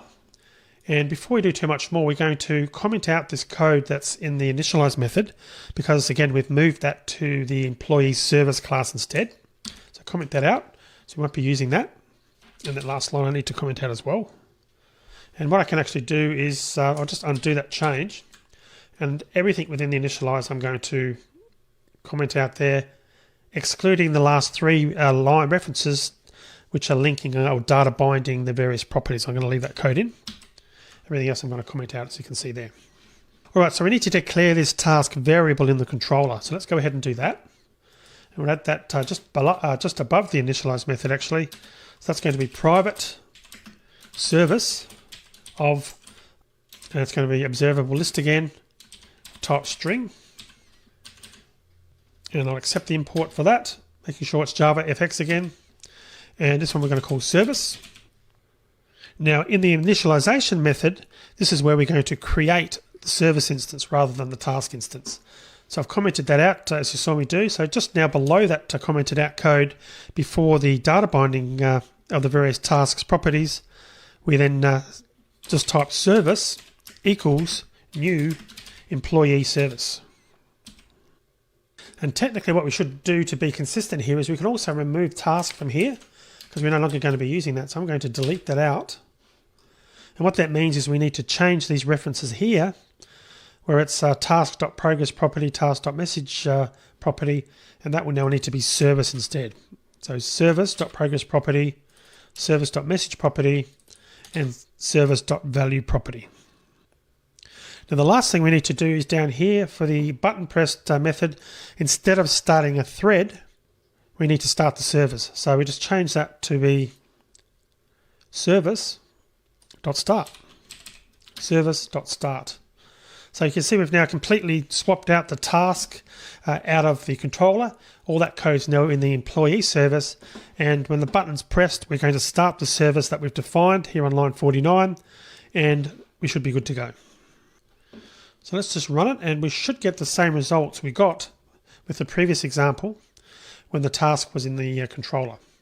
So let's try it again. And you can see that worked perfectly. We got the same results as when we had the task in the controller. The difference here is, of course, we're using a service to run the task rather than directly creating a thread. And this is the recommended way to work with tasks in JavaFX. Now we can use tasks directly, but using a service allows the JavaFX runtime to manage threads for us. Now what happens if we've actually already got this once? If I click on Get Employee Names again, and when we do that, whoops, we actually get an error here. So I'm just going to close it down. And looking at the error, invocation target exception. And if we scroll down and have a bit of a look, I'm just taking note of the messages down here down the bottom. Can only start a service in the ready state was in state succeeded. So in other words, it had already processed and the service had updated itself to the state of succeeded, and we're trying to run it again, and that's why we got an exception. So we can restart a service multiple times, but it must actually be in the ready state when we start it. When a service has run and completed its task, it's in the succeeded state. So let's make a change to the button action handler so that it checks the state of the service and then resets the service as necessary. So the code we've got is obviously very simple at the moment in the button pressed method. Let's change that here to do a test. So we're going to put if service dot get state is equal to service dot state dot succeeded. Then we're going to do a service dot reset, and then we can follow that up with a service dot start. And otherwise, we'll put an else if service dot get state is equal to service dot state dot ready service dot start.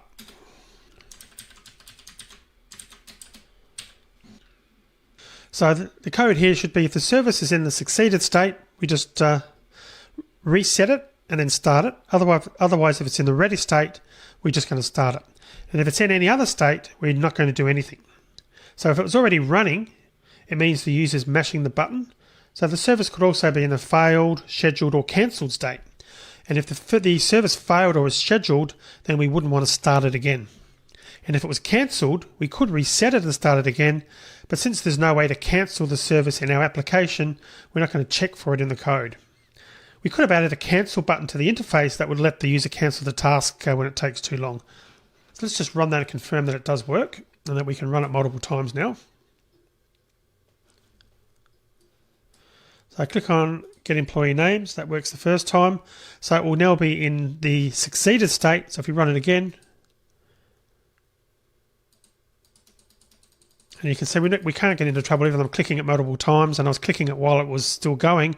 It's ignoring those extra clicks and still processing that current one. So the service is working well. Now the service class has got methods that allow us to run code every time the state of the service changes. So what we could do is hide the progress bar and label when the application is initialized. Then perhaps when the service state changes to running, we can show them. And then when it changes to succeeded, we'll hide them again. So let's add the following code to the initialize method to implement that. So after the service equals new employee, when we set it up, we're going to start by putting service dot set on running. That's going to be new event, and I can just press enter there, and it should create the code for us. So it's created the handler for us. So in there, this is when the service is running. We're going to do progress bar dot set visible to true, and we're also going to do too many parentheses there, and we're going to do progress label dot set visible true. And just before I continue, I need to actually put this code above that. This should be below that code because we want this service to be initialized and the various progress bars and so forth to be declared and set up before I'm putting this code in. So I'm going to just put it as I've done there, which probably makes more sense putting it there anyway. So that's if the service is running. But let's add another one. The next one will be if the service has succeeded. So it's going to put service dot set on succeeded.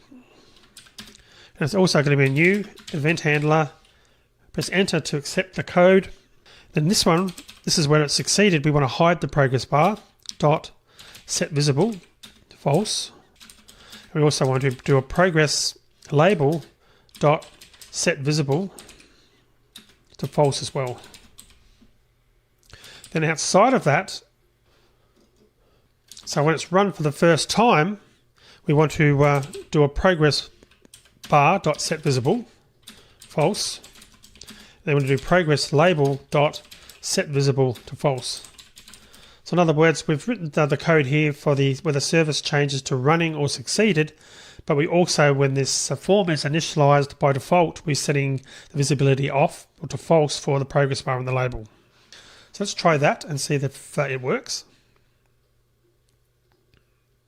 All right, so we don't see the progress bar initially, and obviously we can't confirm about the label because it wasn't showing anyway until we actually clicked the button. But let's just try running this. We're clicking on the button. And you can see that did work. The label was there, as was the progress bar, and then they both changed. And I click it again now. Same thing there, that it's actually showing when it's working and it's hiding once we've finished processing, once the state's changed. Now there is also, just to let you know, there's a set on method for each possible service state. So you could actually track all of those, cancelled if you wanted to, scheduled, etc. Now remember that I said when we're tying two things together, meaning that we want one thing to change when the other thing changes, we should always check the documentation to see if we can accomplish what we want to do by binding properties together. Well, in this case, we're tying the visibility of the progress bar and label to the running state of the service. So can we bind the two things together rather than using a set on method? Why, yes, yes we can. So we can delete the code that we've just added and replace it with a much simpler way of doing it. So let's just close this down and we'll temporarily comment out that code.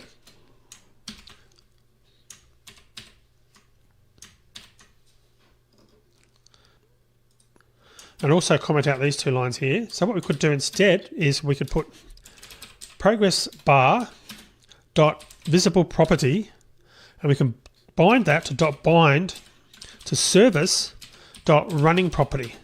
How cool is that? And likewise for progress label, we can do visible property dot bind service dot same thing running property. So now we're binding the visibility of the progress bar and label to the running state of the service. So only when the running state of the service is set. So depending on the value of the running property, that's going to be reflected in the visible property for both our progress bar and our label. Let's just try running that. Should give us the same results. And you can see we've got the same results on the screen there. So you can see that compared to the code that I commented out, the binding of properties is much cleaner and also uses a lot less code. Now, of course, we'll still often need to use the set on methods because we wouldn't always be able to accomplish what we wanted to do by just binding the code to the service's running property. But if you are doing something that's relatively straightforward, you can see that it's a more elegant solution using a lot less code. So one last note now before we leave services. If you want to pass parameters to the task that the service runs, we have to expose those parameters as properties of the service subclass.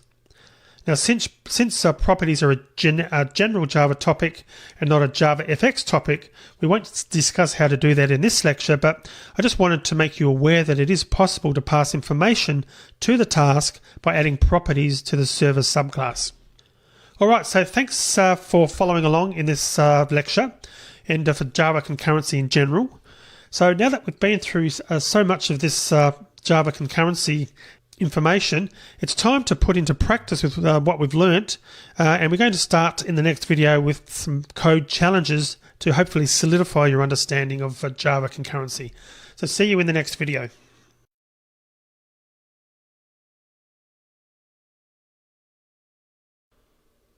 So we've covered quite a bit in this section.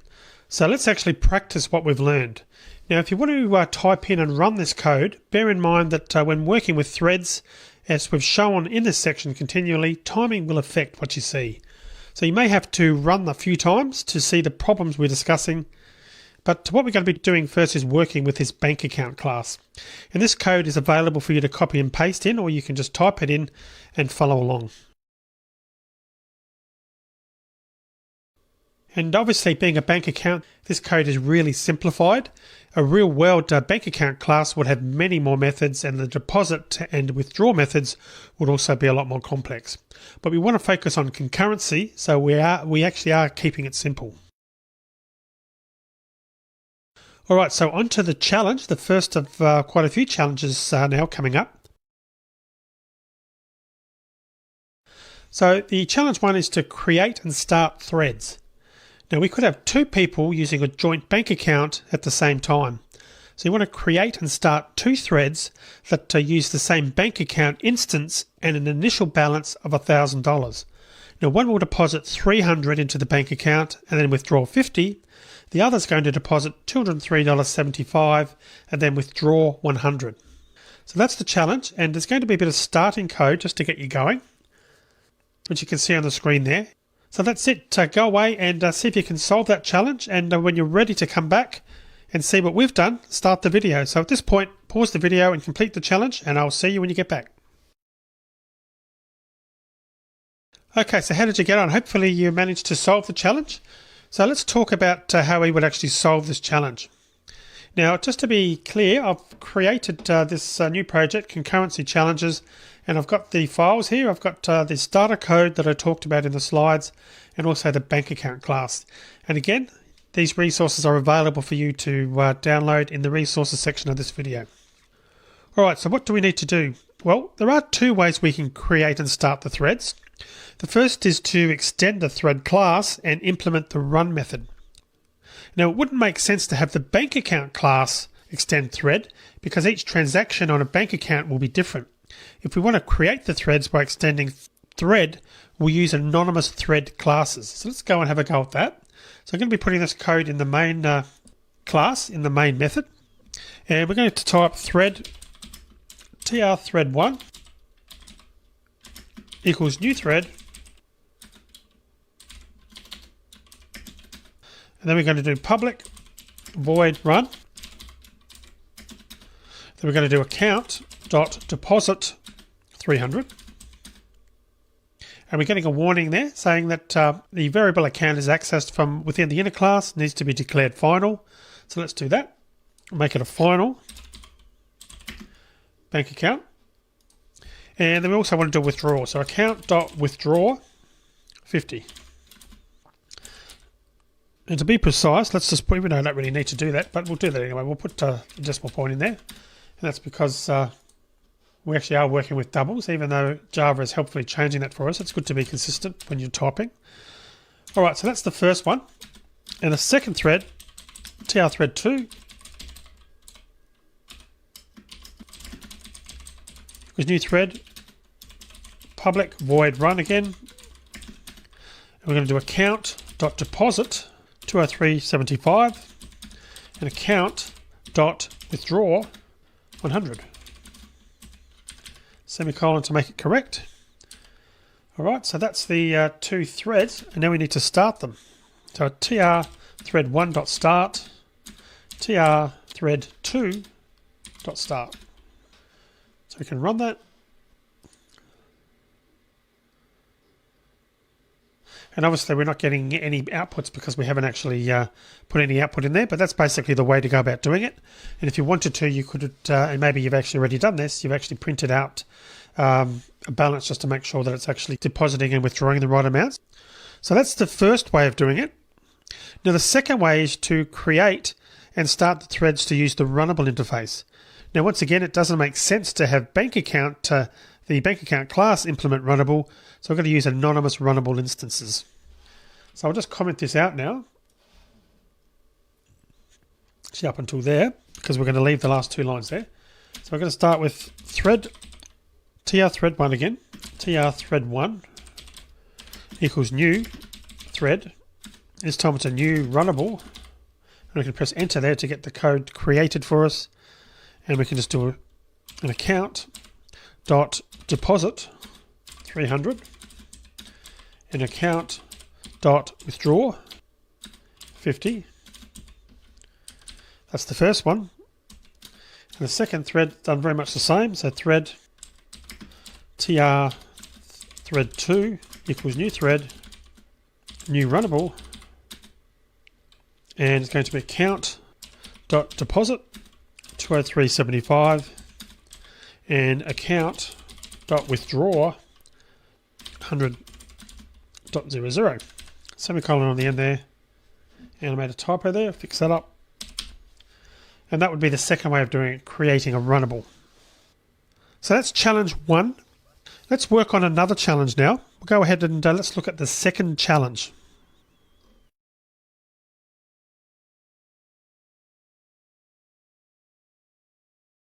The second challenge is to make the bank account class thread safe using the synchronize keyword. So I hope you can see, looking at that code that we had, the bank account class, that there is going to be thread interference when two threads are accessing the same bank account instance at the same time. So we have to make the bank account class thread safe, and that's our next challenge. So using the synchronize keyword to make the bank account class thread safe is your challenge. So have a go at doing that, and pause the video now, and when you're ready to see my solution, come back and we'll go through it. Pause the video now. So making the bank account thread safe by using the synchronized keyword. So how are we going to go about that? Well, what we need to do first, so I'm just going to close down the run window. We need to open our bank account class, because that's where we're going to be making the changes. And what we want to do is synchronize any method that is updating a field. So we've got the deposit and withdraw methods. So they're the obvious candidates to put the synchronized code in. So there are two ways of doing this. The first way is just to change it so the method definition is public synchronized void deposit, public synchronized void withdraw.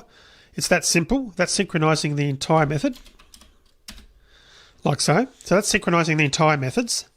But an alternative solution would be to synchronize the code within the methods using this. So what I'm going to do is, just to be consistent, I'm going to take a copy of that,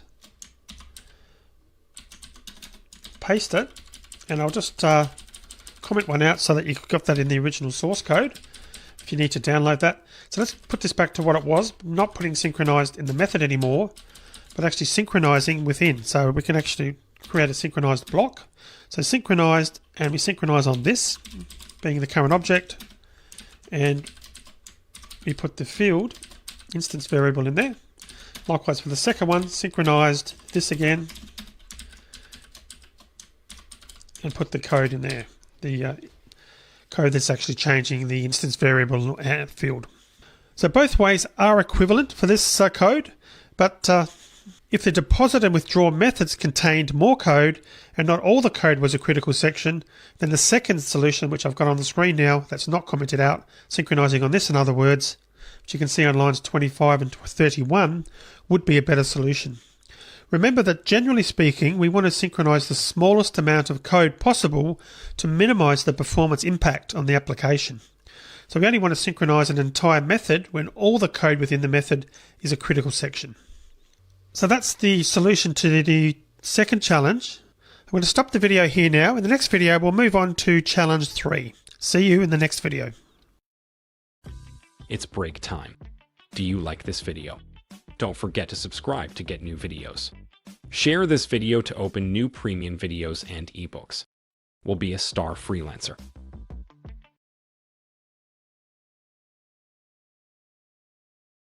Okay, so let's add a few more methods to the bank account class. We're going to need those for the next challenge. So we're going to add one method that gets the bank account number and a second method that prints the bank account number. So I'm going to start at the bottom of the class, do a public string, get account number, and return account number. And the second one is going to be public void print account number, and that's just going to print out account number equals plus account number. Pretty simple methods. Alright, so let's move on to the challenge and see what that's all about.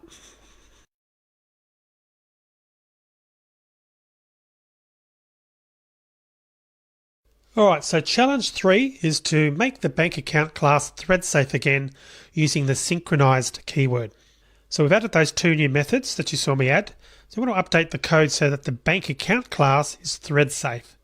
And make sure you use the synchronized keyword where necessary. So that's the challenge. Pause the video now and go away and complete the challenge. And when you're ready to come back and see what I've come up with for the solution, you can play the video again. So pause the video now and I'll see you when you get back.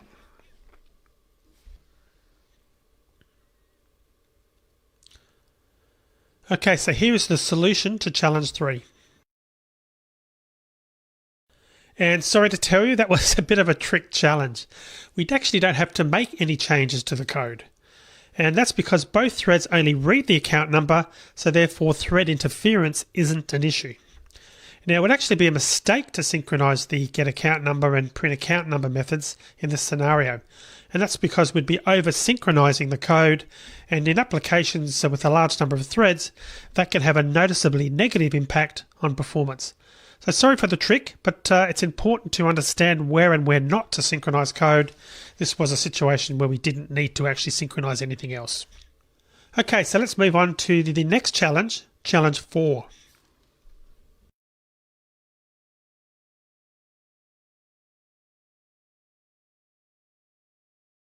So challenge 4 now is to use a reentrant lock. So instead of using this synchronized keyword that we've done so far in the bank account class, we want to use a reentrant lock to make the bank account class thread safe. So that's your challenge, is to implement the reentrant lock class into the bank account class. So have a go at that challenge, and I'll see you when you get back. So pause the video now.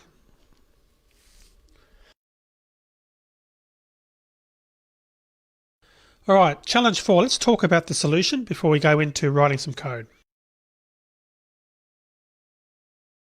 So we'll need to create a lock object and to use the lock method in the withdraw and deposit methods. Two things to keep in mind here.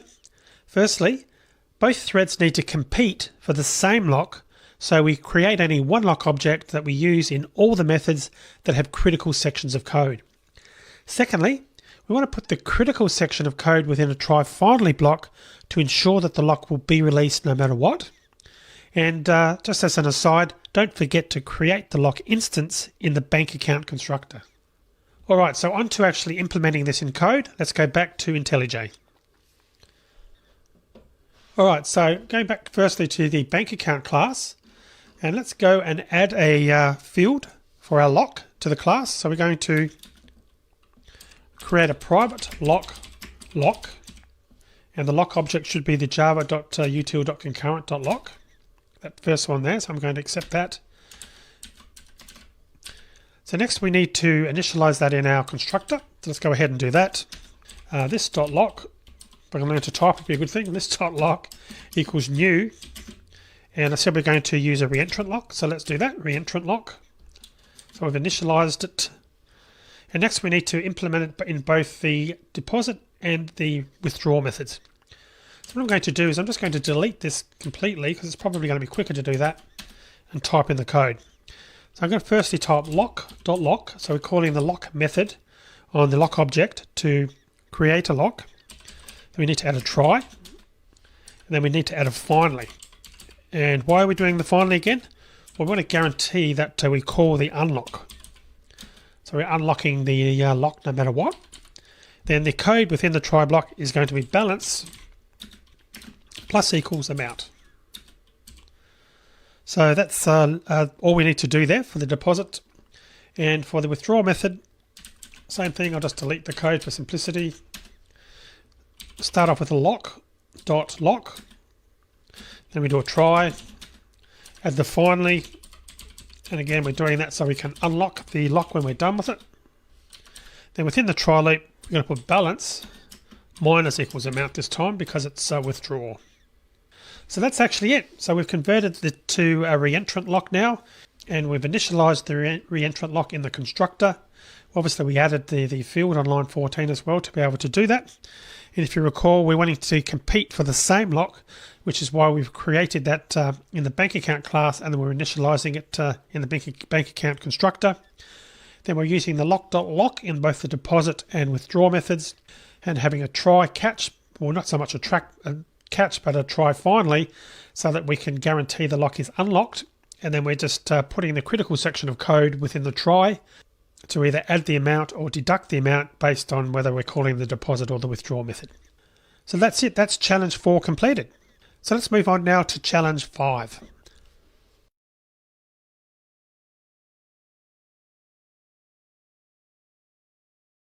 Okay, so challenge 5 is to use a try lock with a timeout value.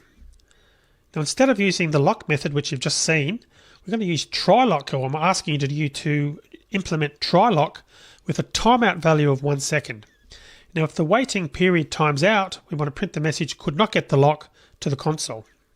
And as a hint here, use the form of the try lock method that accepts 2 parameters. The first parameter is the timeout value, and the second parameter is the time unit of the first parameter, and I suggest you use timeout.milliseconds for that second parameter. Alright, so go ahead and have a go at implementing try lock in this code, and pause the video now and I'll see you when you get back. Alright, so on to the solution for challenge 5.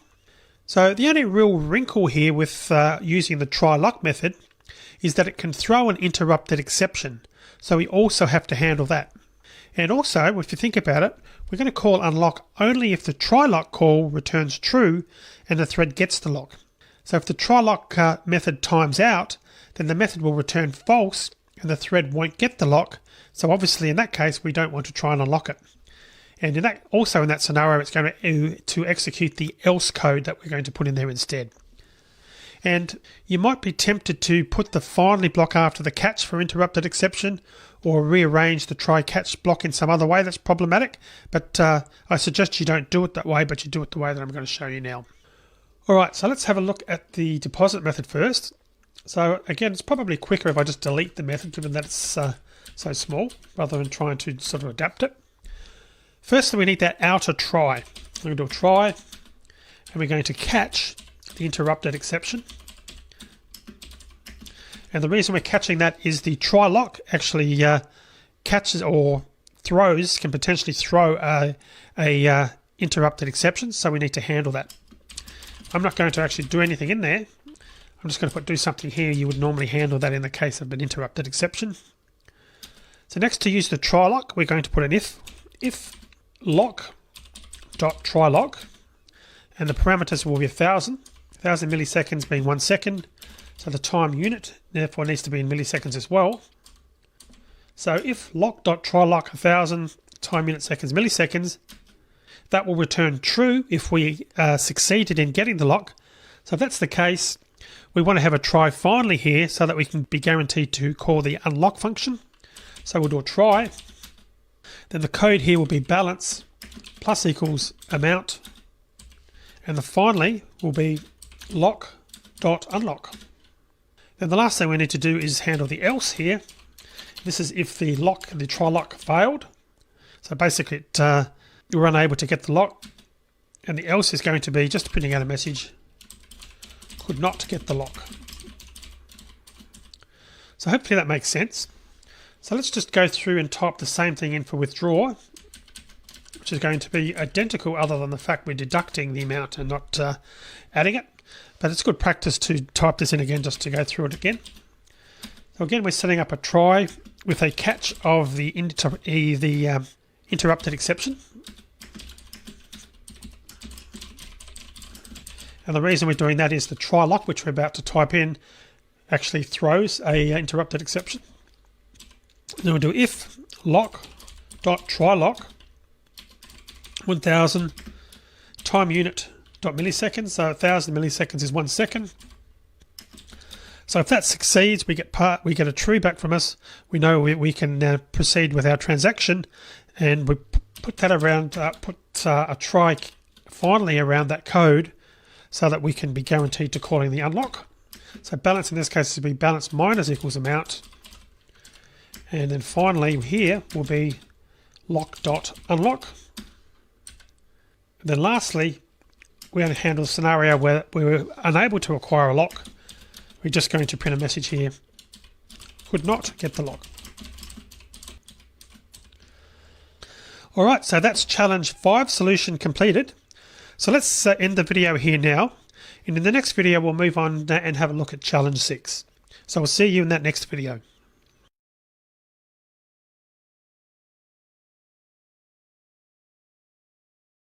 Alright, so just before we start challenge 6, let's actually make a change to both the deposit and withdraw methods. We're going to add a status variable to both methods. We're going to initialize it to false, and if the thread gets the lock, we're going to set the status variable to true, and at the end of each method, we're going to print the status to the console. So let's just go ahead and make those changes, which shouldn't take too long. So we're going to introduce a local variable boolean status equals false. So by default, it's false, and we're only going to set it to true if we've got into the try block and we've got the lock. So status in there will be equal to true. Then the only other code we're going to add is right down the bottom below the catch. we're just going to print out a message here to say transaction status equal plus status. So that's it. So we'll do the same now for the withdraw method. Boolean status equals false. We'll set it to true in the try. We know that we've acquired the lock successfully. Status equals true. Then we'll just print out that message down the bottom after the final catch. And it's going to say transaction status is equal to plus status. All right, so that's the change. All right, so let's go ahead now and look at challenge 6.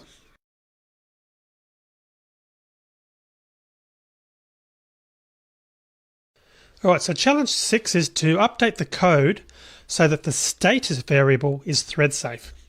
Now use whatever method you like, the synchronize keyword or the lock object. So the idea again is to make sure that the status variable is thread safe. So go ahead and try that now. Pause the video and I'll see you when you get back and I'll show you the solution. So pause the video now. All right, so let's talk about the solution to challenge 6. And sorry to tell you, that was another trick challenge. Since the status variable is a local variable, it's already thread safe. If you recall, we learnt in this section of the course that local variables are stored on the thread stack, so each thread will have its own copy. Threads won't interfere with each other when it comes to setting and getting the status value in this case, so you didn't need to make any changes to the source code. Alright, let's move on to the next challenge.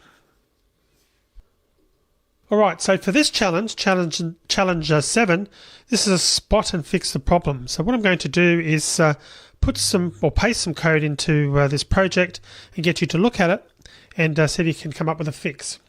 So the code that I'm going to paste is available in the resources section, but we need to create a new class. I'm going to create that and call it challenge 7 for want of a better term. And I'm going to paste in the code.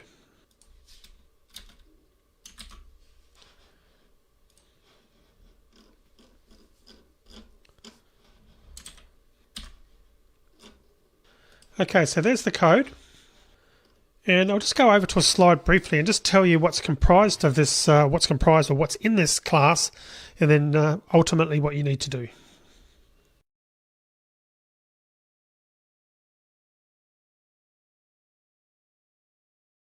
Alright, so this challenge 7, spot and fix the problem. So we're going to take a look at a similar application which also deals with bank accounts, but in this case it performs transfers from one bank account to another. Now this version of the bank account class, which I called new bank account, has 3 methods: deposit, withdraw and transfer. Now the deposit and withdraw methods are very similar to what we had before. The transfer method first tries to withdraw the money from the source account. If it's successful, then it deposits the money into the destination account and returns true. And if it's not successful, then it's going to refund the source account and return false. Now in the main method, we create 2 bank accounts and start 2 threads. Each thread will perform a transfer using an instance of the transfer class. The transfer class's run method loops until a transfer is successful. So the challenge is to spot what's wrong with this code and to fix it. So what do we call this particular situation that's in the code? Deadlock, live lock, etc. Why is it happening is another question for you to answer. And also, how would we fix it? And it's a hint, the quickest way to get an inkling of what's wrong is to type or copy and paste the code that I'm about to show you again into a new IntelliJ project and to run it. So let's go back to the code before we start talking about solutions, just to go over the code again. Alright, so here's the code that I pasted in. So you can see that we're creating 2 new bank objects based on this class which I've created as a class in this file. And it's a little bit different. We've got the withdraw methods and the deposit methods which are very similar. And you can see that we're still using the try lock method. And we've also got this new one here, this transfer, where we've got a destination class. We go through and we look at transferring the money. And there's also this class transfer as well. So you can study this source code, and I suggest you do study it to see if you can come up with the answers. to what's wrong with it and how to go about fixing it, and in fact what the situation is. So pause the video now and see if you can get that working. When we come back, we'll go through the solution. Pause the video now.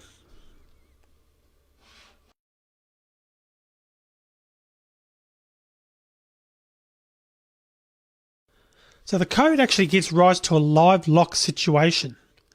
The two threads aren't blocked, but they can't progress. So they'll keep withdrawing money, trying to do the transfer, failing, and then refunding the money. Then they'll loop back and try to do the transfer again until we manually terminate the application. So to fix it, what we need to do is figure out firstly why it's happening and then proceed. But in this case, the code's never releasing the lock.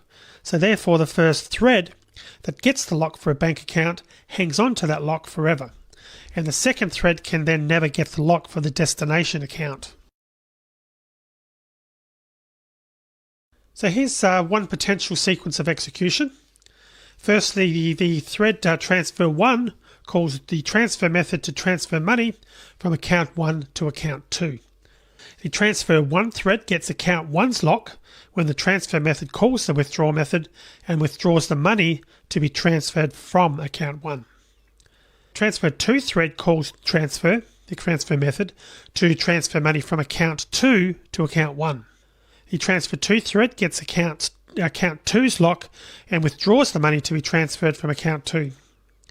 Transfer 1, the thread for transfer 1 calls account 2's deposit method, but transfer 2 at this point is holding the lock, so the transfer fails. So it refunds the money back to account 1, which is still holding the lock, and then loops back. And then transfer 2, the transfer 2 thread calls account 1's deposit method, but transfer 1, the thread is holding the lock, so the transfer fails. So it refunds the money back to account 2, which is still holding the lock, and then loops back. Now, since the transfer 1 and the transfer 2 threads never release the locks they're holding, they keep looping until we terminate the application. So the fix in this case is to have the threads release the lock by calling the unlock method. And remember that we always want to use a try finally block when dealing with lock objects. Once we implement the code changes, when we run it, the transfers will eventually be successful and the application will terminate normally. So let's now go and make the code changes in IntelliJ. Alright, so we're going to start off now. We're going to go to the deposit and withdraw methods. Noting when we're looking at them, we've got an if in here, if lock.trylock, and that's putting the code in to go ahead and do the balance transfers if it successfully gets the lock. But what it's not doing is we haven't got any code in here to unlock anything. We never unlock the lock at the end. So what we really need to do is under the try lock, introduce another try outside here. So try, and put all this code that was actually in the try block, paste that into the inner try block.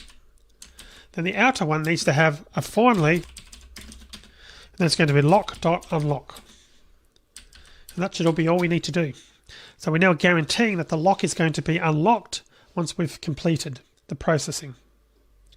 And again, we're only trying to unlock if we've managed to acquire a lock, which we have if the code is being executed within the if block, this code here. Alright, so let's do the same for the deposit method. So we're going to add a try block and add it in the if block. Then get the existing try block code, copy all of that into the inner try block. Then the outer one is just going to do a finally lock.unlock. So that literally should be all we need to do. So just to confirm this, and given that I've actually got some code in here in the main method for challenge 7, I'm going to firstly run this to make sure I'm running the right class, then run challenge7.main, and we should find that the code works fine now. And we can see that the transfer withdrew the money.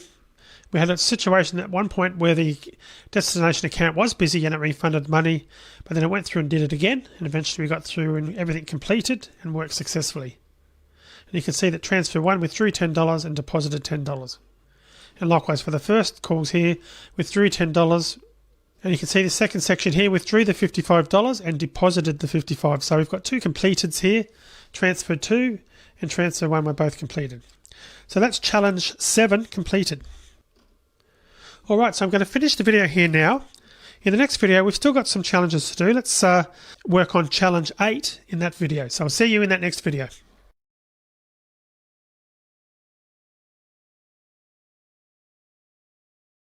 Okay, so for challenge 8, what I've done is I've pasted in some code here you can see, and I've made it available in the resources section of this video so you can download it if needed. And what this code does, well, it's actually got a tutor and a student class. And let's just go through and have a look. We've got the tutor here and the student. So the idea is that the tutor thread calls the tutor.studyTime method. And you can see the study time method here in the tutor. And in case you're wondering, the threads are actually started here. We've got a thread here for tutor and a thread for student. So the tutor thread calls the tutor.studyTime method, and it waits for the student to arrive and hand in an assignment. Then the tutor and student study together. So the student thread that we've defined here, you can see we're starting it here on line 22 and defining on line 19. That calls the tutor.handInAssignment method. Sorry, the student's hand-in-assignment method. So that hand-in-assignment method actually calls the tutor.getProgressReport. So can you spot the problem with this code? And again, just looking at it then, we can see that we've got a thread here. Tutor.studyTime is called automatically. And you can see that's waiting for something to happen. The student.startStudy is called after the delay. And the student thread is calling its hand-in-assignment method from the student class, and you can see that's calling the tutor.getProgressReport. So can you spot the problem with this code? So what is the problem, if you did find one, called? Now this scenario, just to be clear, though, doesn't have a one-size-fit-all answer, so we're not going to code the solution, but we're going to think of at least one way to fix it. So the goal is to fix it if you can, or at least try and come up with a scenario where you understand what the problem is with the code and what that problem is called. Alright, so pause the video here now and go away and see if you can figure that out, and when you're ready to come back to see the solution, start the video again. So pause the video and I'll see you when you get back. Alright, so let's talk about the solution. So the problem was a deadlock. So let's look at a potential sequence to understand what's going on. Firstly, you saw that the tutor thread called tutor.studyTime. Then the tutor thread gets the lock for the tutor object, and that's because the studyTime method is synchronized, and it prints tutor has arrived and waits for the student, which we've simulated by calling sleep. Now the student thread runs and calls hand-in-assignment. Now since the method is synchronized, it gets the lock for the student object, and it calls getProgressReport, but the tutor thread is holding the lock for the tutor object, so the student thread blocks. Now the tutor thread wakes up and runs and calls student.startStudy, but the method is synchronized and the student thread is holding the lock for the student object, so the tutor thread blocks. And at this point we've got a deadlock. That's because neither thread will ever release the lock that the other thread is waiting for. So essentially the threads are trying to acquire the same set of locks but in a different order, and that often results in a deadlock. The tutor thread gets the tutor lock and then wants the student lock. The student thread gets the student lock and then wants the tutor lock. Now the fix will depend on the code. Now perhaps over-synchronization is occurring. Do we really need to synchronize all the methods, or can we isolate critical sections of code within the methods and use synchronized blocks instead? In a real-world application, we really would have to study the code. Now we might also consider rewriting some of the code. Do the tutor and student objects really need to call each other in this circular fashion? Can we make use of parameters in any way? So another potential solution would be to use reentrant lock objects and the try lock method with a timeout value. If the try lock method times out, the thread wouldn't be able to execute the critical section of code, but at least the application wouldn't be deadlocked. Also, a thread could release any locks it's holding, when the try lock times out, allowing any threads waiting for those locks to run successfully. Now there may well be other solutions. When dealing with a deadlock situation, look for the following. Firstly, is a set of locks being obtained in a different order by multiple threads? And that was the case in the code sample that I showed earlier in this video. And if so, can we force all threads to obtain the locks in the same order?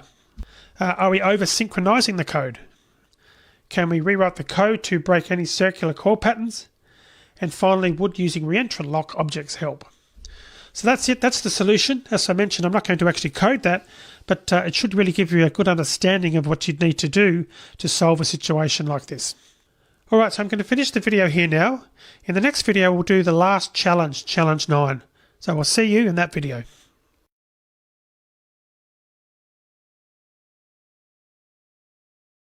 Okay, so this is the last challenge, and in fact the last video in this section on concurrency in threads.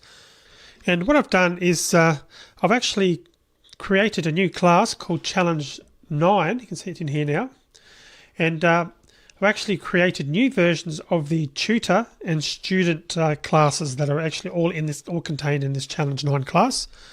And what I've done is use synchronized blocks as well as a wait and notify all. So if we go down and have a look at the code, so you can see we're no longer synchronizing the entire method. Instead, we're synchronizing just blocks in the tutor study time. As you can see here, just a block of code, as well as the student.handin assignment, or the new student in this case, hand-in assignment. So we're synchronizing just that block of code.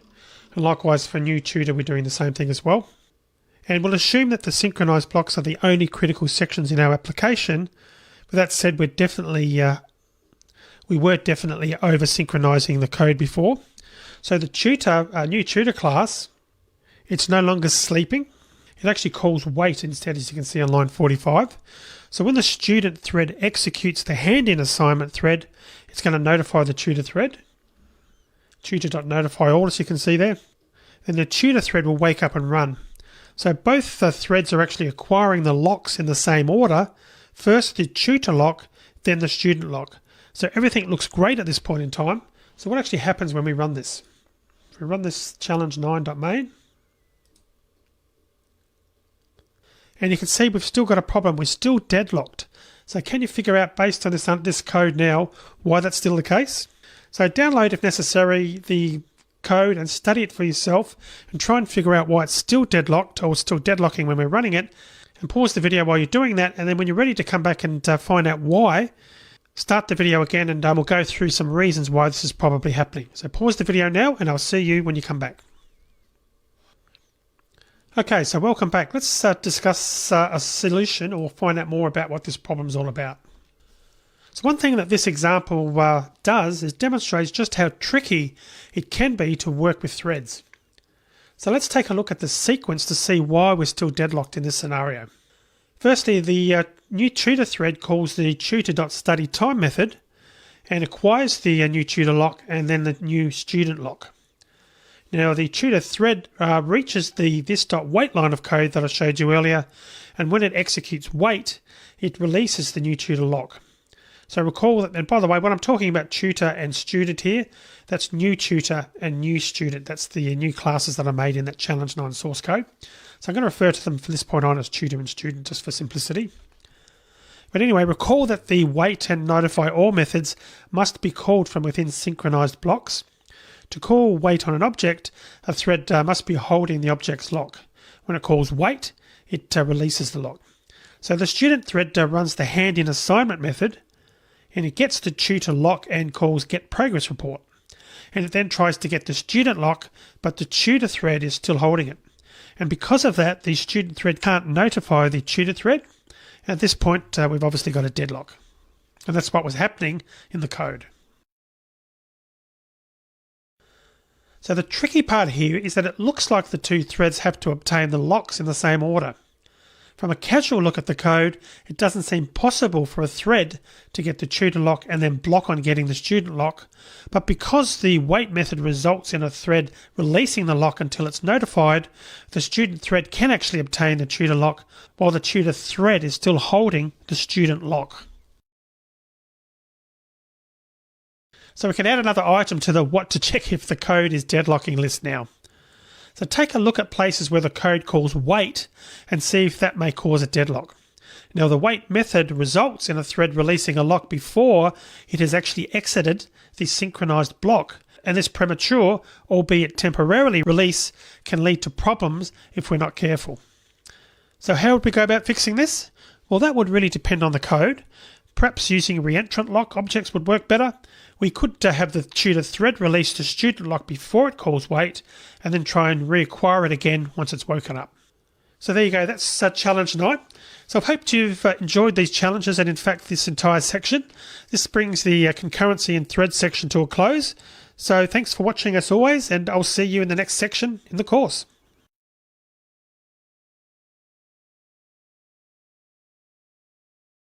Alright, so let's go through now and start talking about Lambda expressions. So I've created, as you can see, a new project, so make sure you do that so you can follow along with what I'm doing. So Lambda expressions, often called lambdas, are a new feature introduced with Java 8. And what they do is they provide us with an easier way to work with interfaces that have only got one method. And a typical or often used, they are often used in places where we use anonymous classes.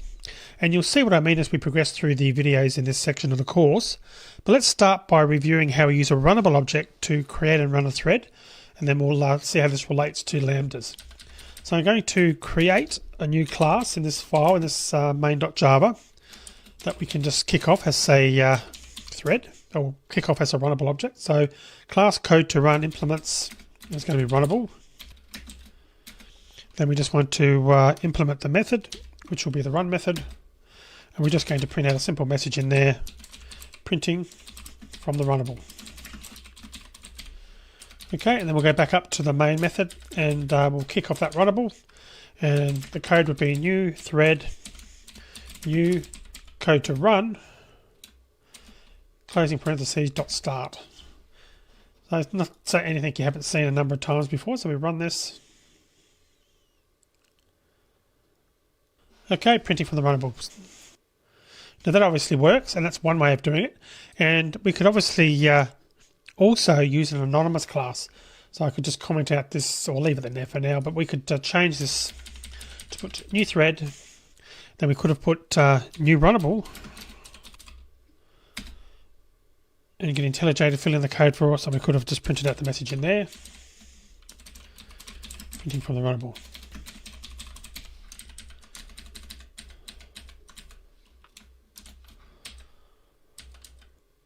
And here we just put our parentheses, right parentheses, dot start.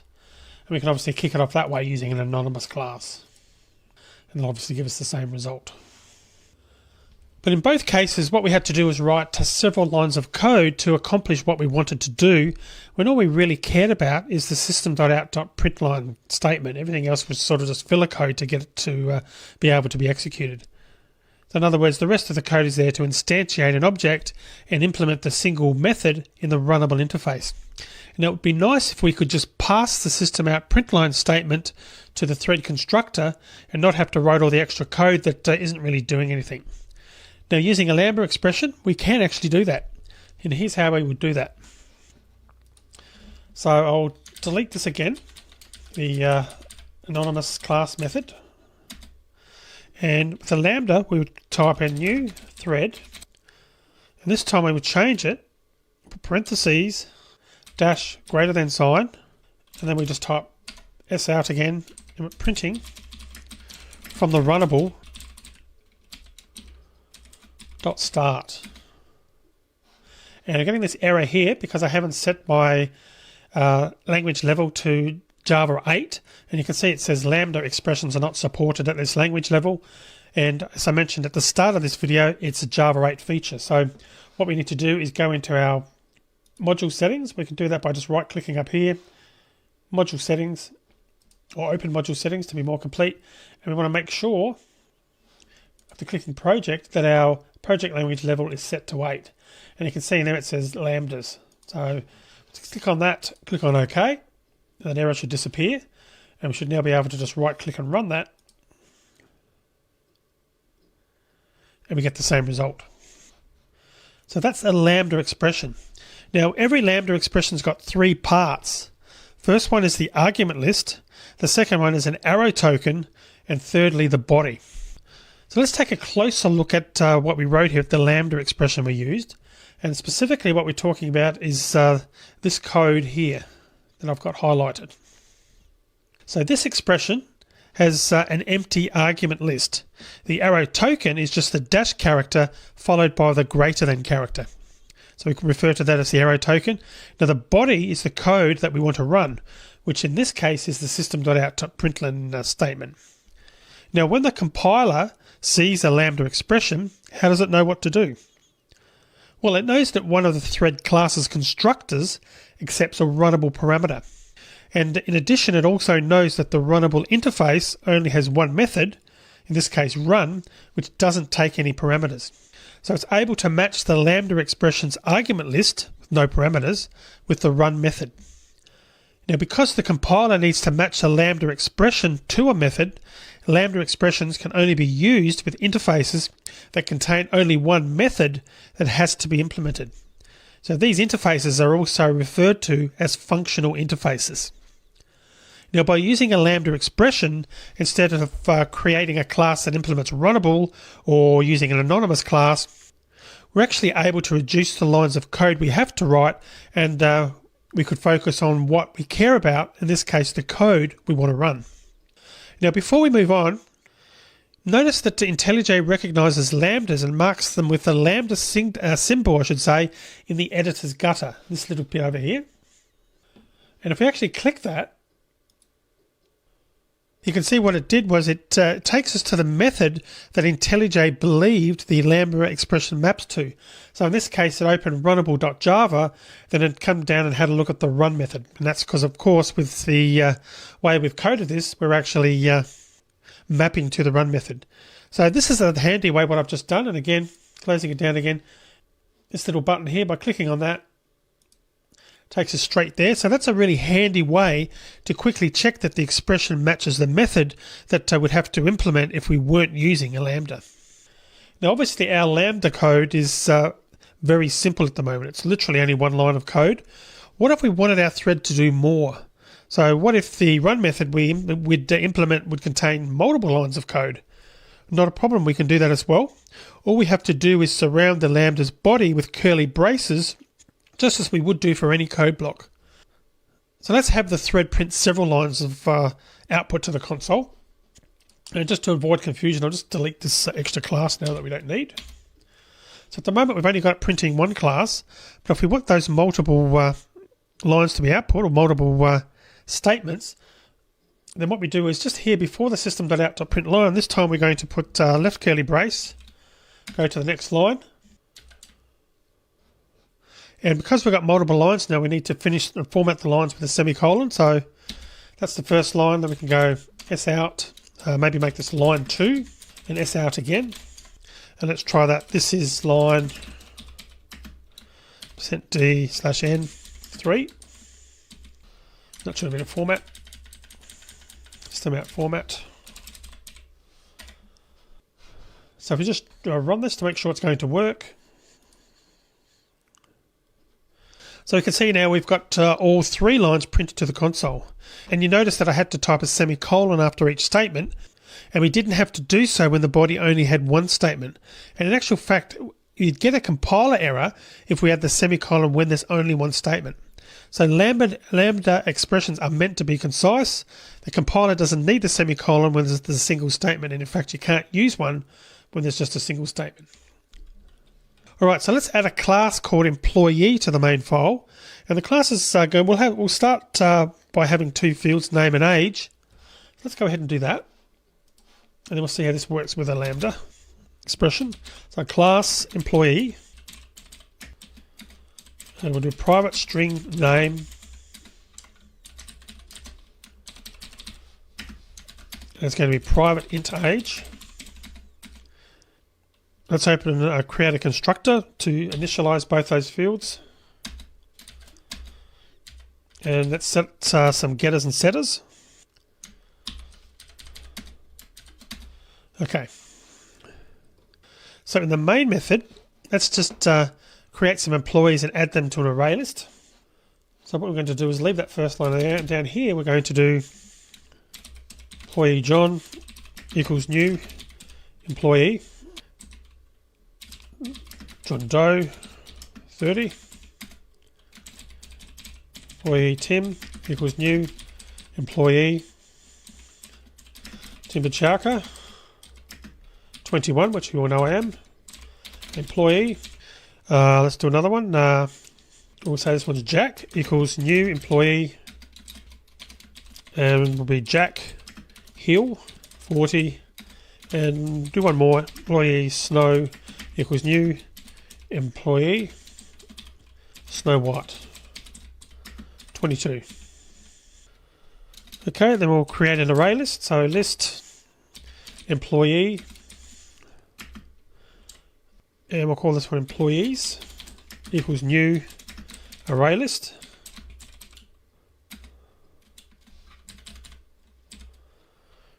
Then we'll just add them. Employees.add John,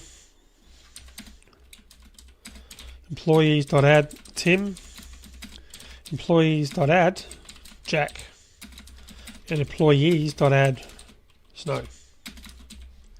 Okay, so let's sort the employees by name in ascending order and print the results or print the result to the console. So let's look at the code first that doesn't use a lambda expression. So we're going to do something like collections.sort. So employees, and then we're going to do a new, and we'll just press enter there to create a new comparator, which we've looked at before in the course.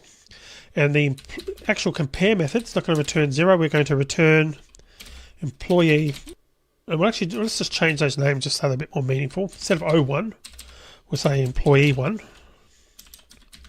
And O2, we'll make that name, the parameter name, employee 2.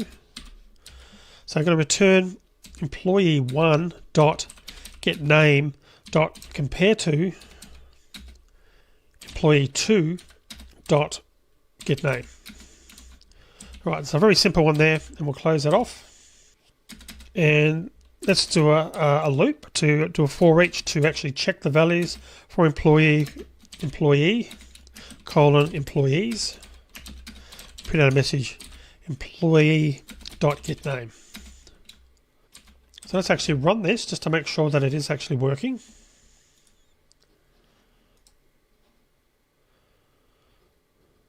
Alright, so you can see that obviously that method is working, and we have talked about comparator before, so we don't really need to talk too much more about that now. But the collections.sort method is using that obviously to figure out how to go about sorting. And by passing this and calling this direct, it's actually sorted that array list for us.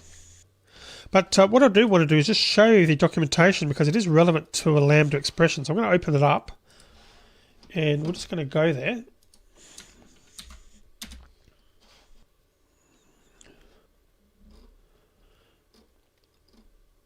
If we go down and have a look, we'll see that it contains two methods that don't have default implementations, compare and equals. So compare and also equals, these ones here. Now we said that we can only use lambdas for interfaces that require the implementation of only one method, but the comparator documentation states near the top that the comparator implementation is a functional interface, and you probably saw this anyway as well. Functional interface, so it actually says just up here, this is a functional interface and can therefore be used as the assignment target for a lambda expression or method reference. Let's see if you can come up with a reason for why that might be while we continue with our example. Alright, so going back to our code. Now inside, if I close this run window down, so inside the collections.sort, we implemented the compare method, which uses the string.compareTo method to compare the employee names. Now the return value of compare to matches what the compare method also wants to return: a negative number when the first value is less than the second value, a positive integer when the first value is greater than the second value, and 0 when the two values are equal. And again, we've seen that in the course in previous lectures. So in this case, it's okay to return the compare to result as the result of our compare method.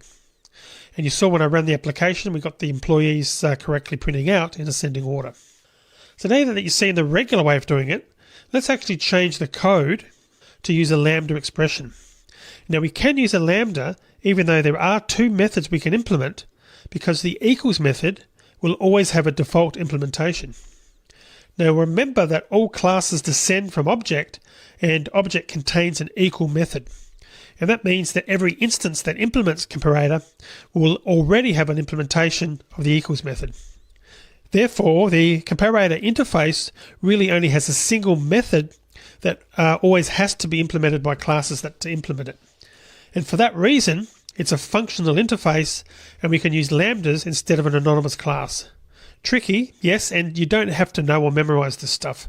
An interface's documentation will sometimes tell you if it's a functional interface, and if it doesn't, the IDE you're using might. Now we can see that the new comparator part of the sort statement is grayed out in the editor.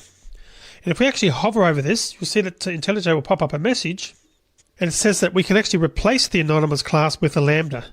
So it's good to know in theory, but in practice, if you want to know if you can use a lambda expression, check the interface's documentation, or of course you can just try it. So I'm going to finish the video here now. In the next video, we'll go ahead and update this code to use a lambda expression. See you in the next video.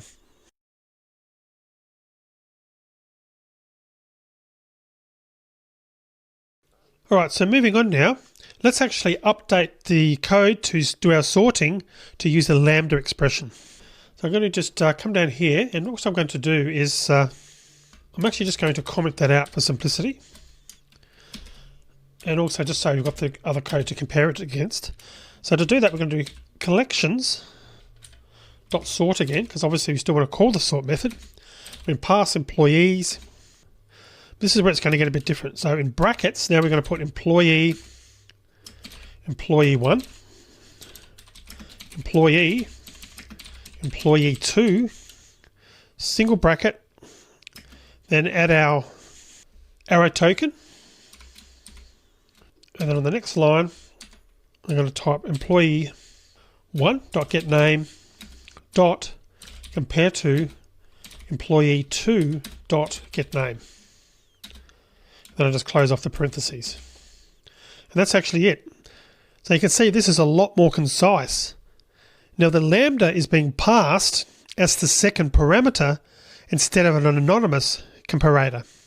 And we split the lambda over two lines, which we can do.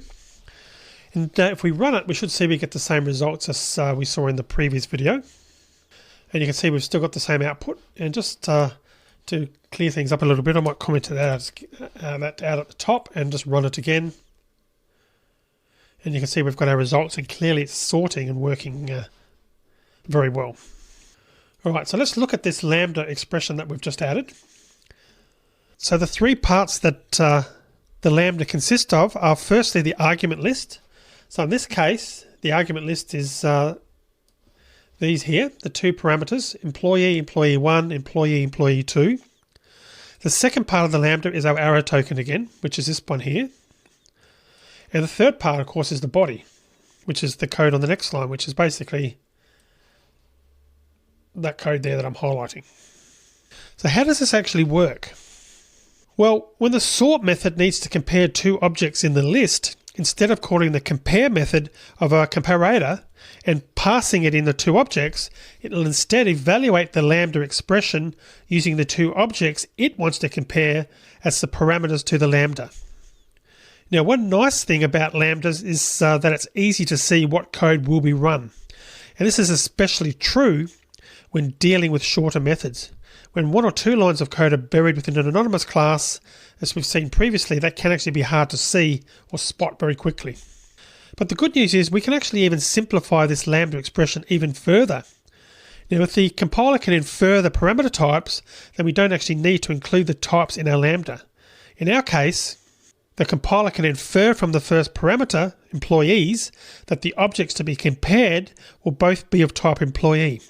And because of that, we can actually leave the types out and just rewrite it like this. So I can come back here and actually delete the type, like so. And just run it to confirm that it's still working. And that's still working as well. Now, if there's only one parameter, we don't actually need the parentheses in the argument list. So let's take a look at a common use of lambdas. Now for this, we're going to need a JavaFX application. So let's go ahead and create a new project. So I'm going to go to File, New, Project. As we've done countless times, I'm going to call this one, we'll select JavaFX first. We'll call this one ButtonFX, just to keep it simple. ButtonFX.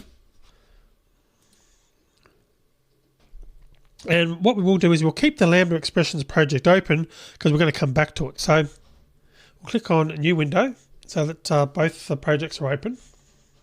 And I'll just make this a bit larger so we can see it better. Alright, so first we want to add a button to the grid pane. So we're going to open up our source and go to sample.fxml. So we're going to go and open create a button or add a button. Button FX ID. We'll call it the Click Me button. And whoops, had 2 double quotes at the start. Fix that up. And the text is going to be equal to, we'll just have Click Me. And we'll do grid pane dot row index 0. And same for column index 0. Okay. Now we could add an action handler here in the FXML. We've done that before in the JavaFX section of this course. And whoops, I accidentally deleted the closing grid pane, so I'll fix that up. Grid pane. Keep it happy. Okay, so we've seen how we add action handlers here, but let's suppose we want to do it in the controller instead of in the FXML file. So we're going to need the FX ID, which is why I've added that, so we can access that and actually assign the action handler in the initialize method back in our controller. So let's go back and do that. So what we're going to do first is we'll add the version of the code that doesn't use a lambda. And we need firstly a private button, making sure we choose the JavaFX one. And it's the Click Me button. We need to annotate that, XML. Then we need to create our initialize method, public void initialize. So let's do it the first way that doesn't use a lambda expression to set an action.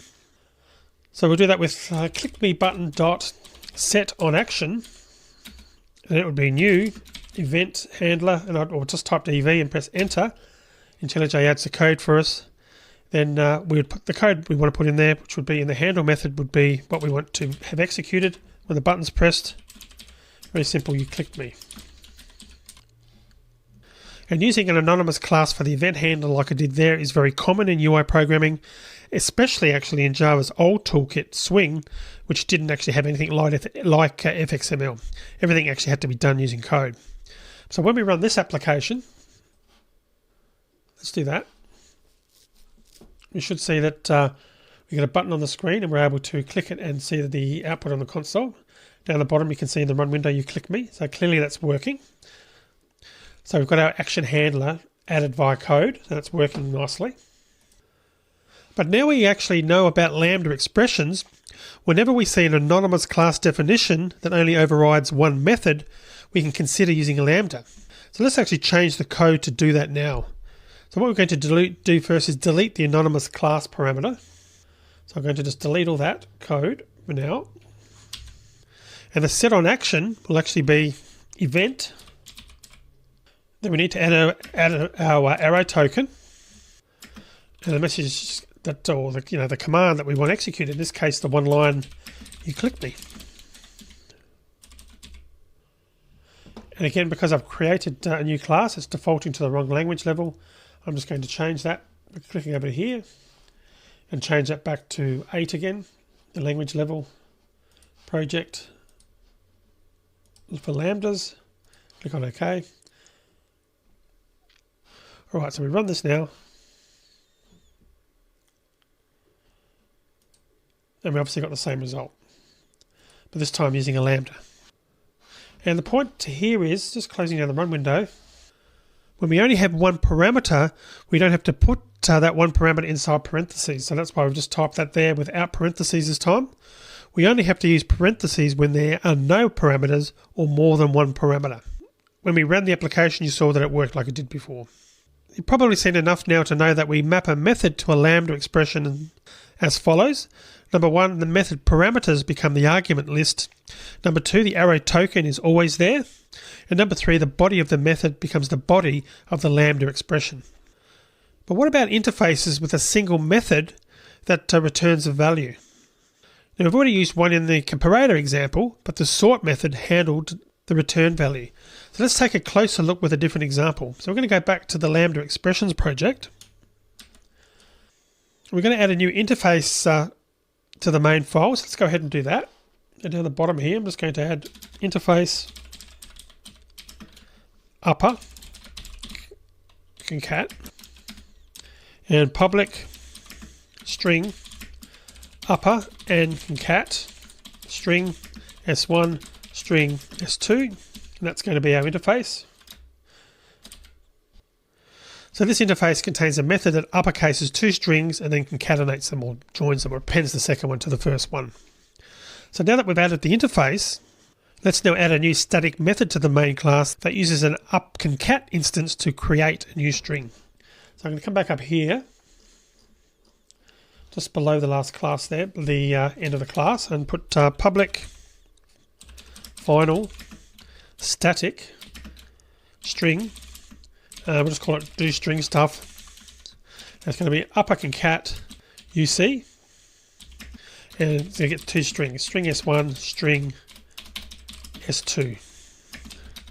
Then we're just going to return our instance upperconcat dot upper and concat and the 2 parameters, the 2 strings. So the method accepts an object that implements upperconcat and the 2 strings that we want uppercased and concatenated. It calls the upperconcat method in the upperconcat interface to do the work. Now inside the main method, what we need to do is create a new method. We're going to pass an anonymous class as the first parameter and the first 2 employees in the list as the second and third parameters. So let's go and do that just up here, just after the for loop. And it's going to be string. We'll call it silly string because it won't make much sense. It's going to be equal to do string stuff. Then we're going to do new upperconcat, press enter, so the code's generated for us. And instead of returning null though, what we're going to do here is it's going to return s1 dot 2 uppercase plus s2 dot 2 uppercase, and that's all the method does. But then down here we're going to put a comma in there, and we're going to pass, it's going to be employees dot get 0, employees dot get 1 dot get name. So I didn't put the get name on the first one, so I'll go back and do that. Dot get name.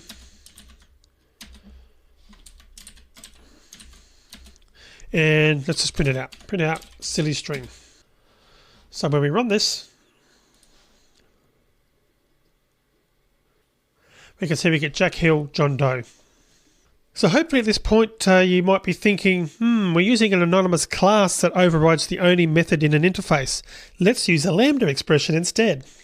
Now we still have to define the interface. We can't get away from doing that when we're using Lambdas, but we can definitely simplify the rest of the code by passing a Lambda instead of an anonymous class. And remembering the 3 parts to a Lambda: parameters, arrow token, and body. So to start with, let's define the Lambda on a separate line and assign it to a variable of type upperconcat. So I'm going to just comment out the code we just added, so we've still got it there to refer to. But let's go ahead and define. So it's going to be upperconcat UC equals. So firstly we need our parameters. So it's going to be string S1, string S2, our arrow token, and then what we want executed. So S1 dot 2 uppercase plus S2 dot 2 uppercase.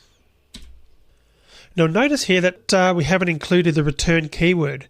In fact, if we try to add it, doing something like return, we'll actually get a compiler error. When the Lambda body consists of a single statement that evaluates to a value, the return keyword is assumed and the return value is inferred to be the type of the evaluated value, which in this case is string. So I'm just going to undo those changes. But we can go one step further. The compiler can infer the types of the parameters as I mentioned before, so we don't need to include those either. So we can come back here and delete those to make it more concise. And likewise for the second string as well. So you can see that now is fairly concise. And now that we have our Lambda, we can use it as the first parameter in our call to do string stuff. So we can just type in that code again. So we've got our upper concat line there. Then we can type string silly string is equal to do string stuff. You see now the Lambda expression we've created on line 51. Employees dot get 0 dot get name and employees dot get 1 dot get name. And then we should be able to print out silly string. So if we run that, that also works well. As you can see, we've got our Jack Hill and John Doe output again. Alright, so I'm going to finish the video here now. In the next video, we'll continue on with our journey with Lambda expressions. So see you in the next video. It's break time. Do you like this video? Don't forget to subscribe to get new videos. Share this video to open new premium videos and ebooks. We'll be a star freelancer.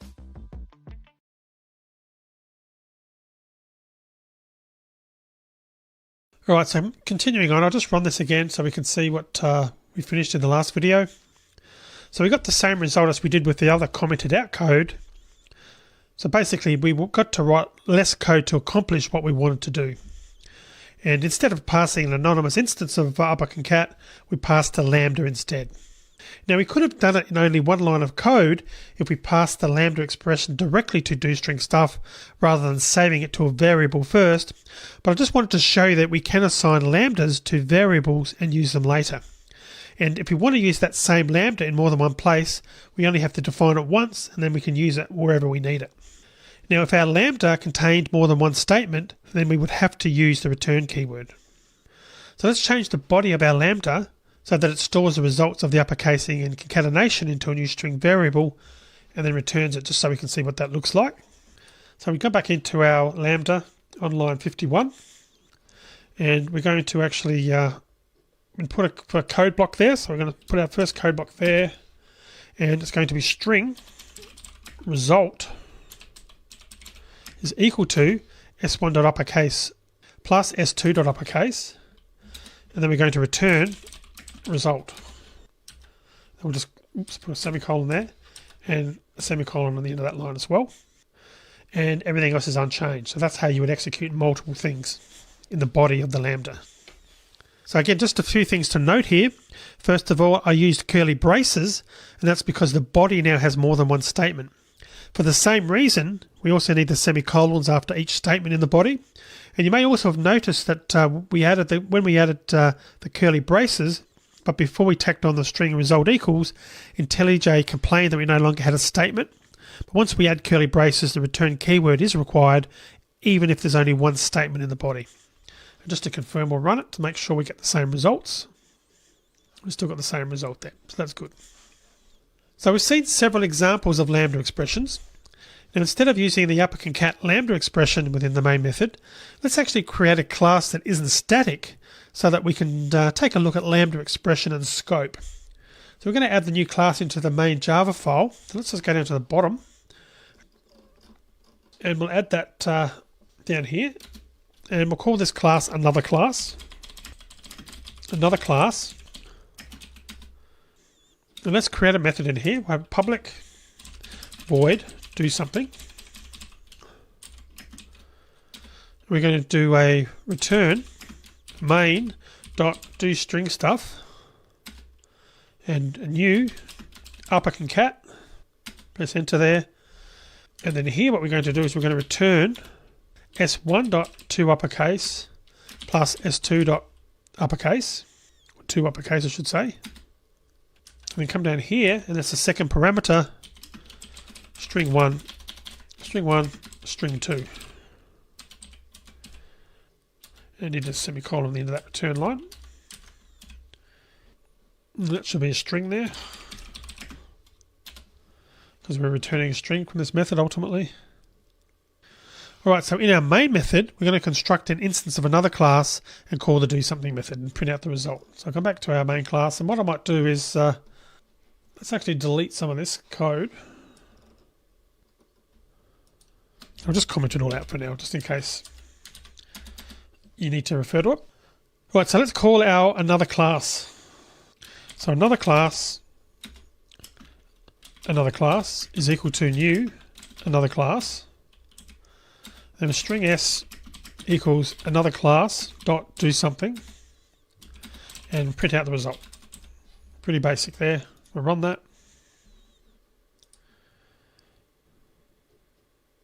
We've got string 1 and string 2 concatenated together, and that's because we're calling the do something method that's creating an anonymous class to return s1.up to uppercase plus s2.uppercase. Okay, so let's add another line to the upper and concat method in the anonymous class. And what we're going to do, before we return out the string result, we're going to print out the class name of the anonymous class instance. And we'll do the same for the another class instance.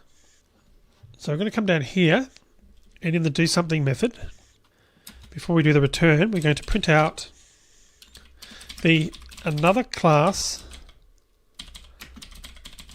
name is plus get class dot get simple name. So we'll do it there, but also let's also add that to the upper concat and concat method, and it's going to be there.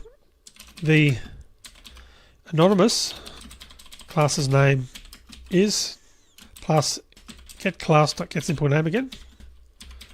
Simple name. Okay. So when we run that, we should see that the anonymous class name gets output, but in theory the another class name gets printed out. And I'll just move this down to the bottom. To see that a bit better. So the another class name is another class, and the anonymous class's name is nothing. And that's correct because of course the anonymous class doesn't have a name, which makes sense. But let's actually now use a lambda expression instead of an anonymous class. So we're going to close this one window. And let's use this lambda expression. So we're going to do that. So in the doSomething method, I'm just going to comment this code out to make it clear. And we're going to do upper concat uc equals our two parameters in brackets, arrow token, and then we're going to do print out, and that was a mistake. I'll just undo that because it should have been a code block, not a bracket. So I'll go back to there again, make that a code block, and this out will now work. And we'll put the lambda expressions class is plus get class dot get simple name, and we'll just do string result equals s1.to uppercase plus s2.to uppercase, return result, semicolon there, and then we do a print out, which is going to be now the another class's name is plus get class dot get simple name. Then we're going to do return main dot do string stuff, string 1 again, string 2, and I forgot the first parameter, our lambda. Alright, so what do you think the name of the lambda expressions class is going to be? So let's actually run it and find out. So if we run it, you can see that we've got the lambda expression's name is set to another class, just like the another class's name. So what is that actually telling us? Well, it's telling us that the lambda, or that a lambda expression isn't a class. When the code runs and an anonymous instance isn't created, instead the lambda is treated like a nested block of code, and it has the same scope as a nested block. So let's look at a few examples to see this in action, just so hopefully it becomes a bit clearer. So first, let's look at a nested block that isn't part that isn't part of a lambda. So instead of using a lambda in the do something method, we'll do it the long way by using an anonymous class. We'll also put all the code inside a nested block. So let's go back and do that. So I'm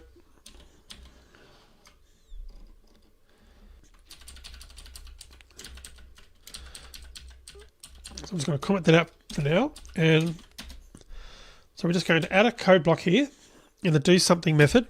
And we'll put upper concat UC equals new upper concat, creating our code, and we'll do a return s1.to uppercase plus s2.to uppercase, semicolon there. And we'll also put the print, we'll put that in the code block that we've just added. So by putting the code inside a nested block, all we mean is that we've enclosed it with another set of curly braces. As you can see, I've done braces on line 105 and 115. Now, code within a nested block can reference variables defined within the enclosing block, meaning the block of code that contains it, which in this case is the do something method body. Now, if we were to define a local variable in the enclosing block, we could use it within the nested block.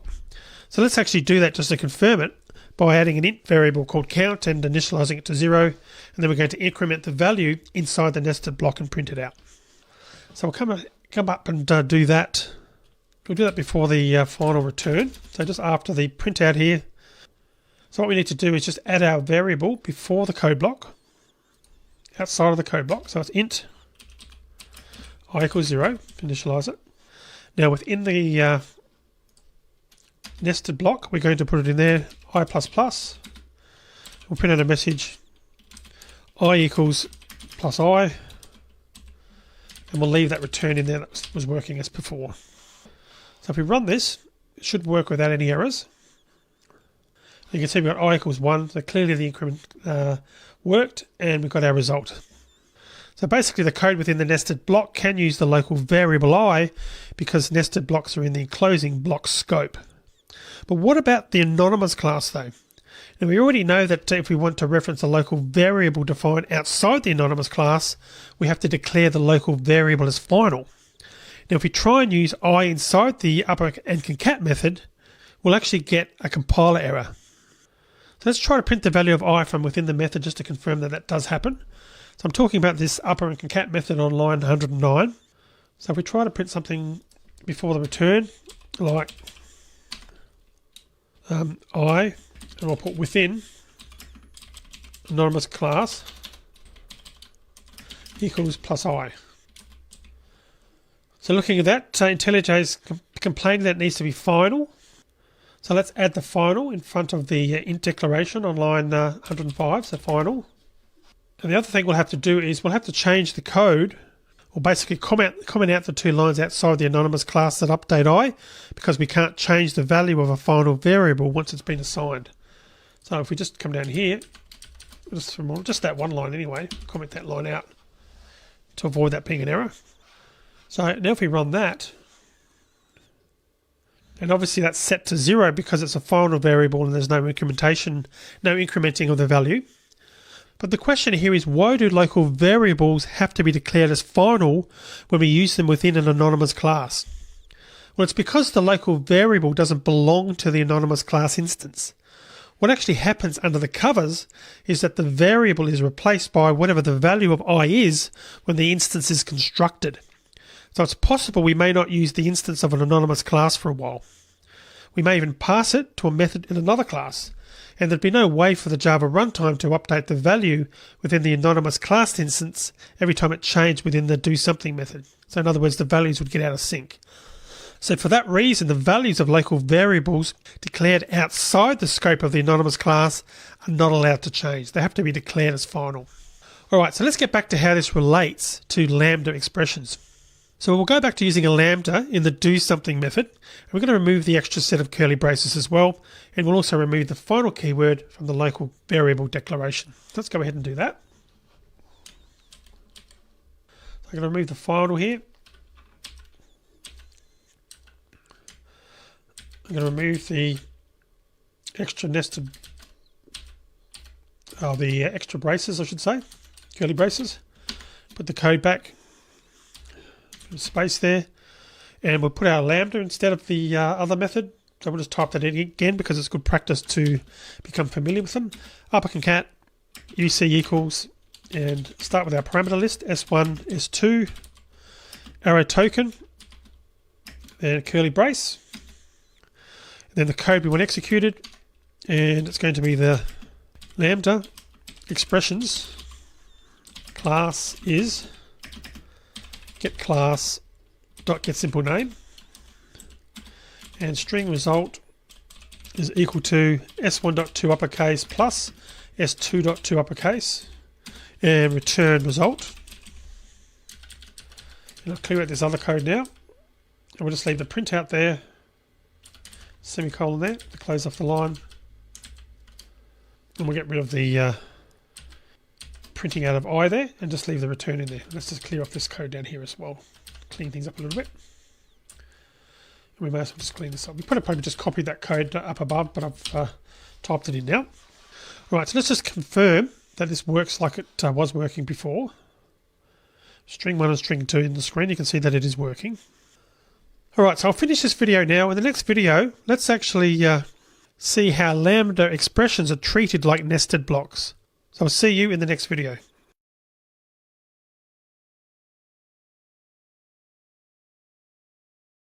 Alright, so in the last video we saw that lambda expressions are treated like nested blocks. So they're within the enclosing block scope. So what that should mean is that we're able to use the local variable I. So let's print its value to the console from within the lambda just to see that this is the case. So I'm going to put something just below the first line's output, and we'll do print line I in the lambda expression equals plus I, and if we run this, so you can see that the code works fine. So currently I isn't declared as final, as you can see on line 100. So let's actually go ahead and change its value to see what happens. And run it again. Now the moment we do so, IntelliJ then complains about the use of I within the lambda expression. And any local variable we want to use from the enclosing block has to be effectively final, for the same reason that local variables have to be declared final if we want to use them within an anonymous class's code. By effectively final, I mean that the variable has to be either declared final or its value must never change. Alright, so what about variables that we define inside the lambda expression? Now the parameters are an example of this. Do you think we can use S1 and S2 outside the lambda in the enclosing block? Let's actually try that. So outside of the lambda block, say down here, we put something like S1 equals hello. And no, we can't do this. You can see IntelliJ is complaining. So when working with lambdas, just imagine the code is enclosed within curly braces. And just to be clear, I'm going to just type a bit of code to show you what the scoping would be. And I'm just going to remove these other things that were causing errors. So just imagine that this is what's actually going on. So we'd start with something like int j equals 0. That's obviously in the wrong place. So put that before the return. Let's just put it up here because we're going to delete this. It's only sort of a temporary thing just to make the point. Alright, so within the code block, string S1, string S2, then whatever our results were in up here. So I can just copy those few lines, paste them into here. So when working with lambdas, just imagine the code is sort of similar to this, and I'll make that I a j there. That's essentially the scoping. Now, this isn't entirely accurate. The two parameters aren't local variables, and we don't want to return from the entire method. The return statement is returning the result of the lambda expression. But seeing the lambda this way helps us with scope, I think, and it's clear that S1 and S2 won't be available to the code outside the lambda block. So when working with lambdas, if we want to use the local variables declared in the enclosing block, they have to be effectively final so that the runtime will know what values to use when the lambda expression is evaluated. So to drive this point home, I'm just going to type in a bit more code, I'm just going to delete what I added here, just to avoid any complications. And let's just add another method, which hopefully should make it clear.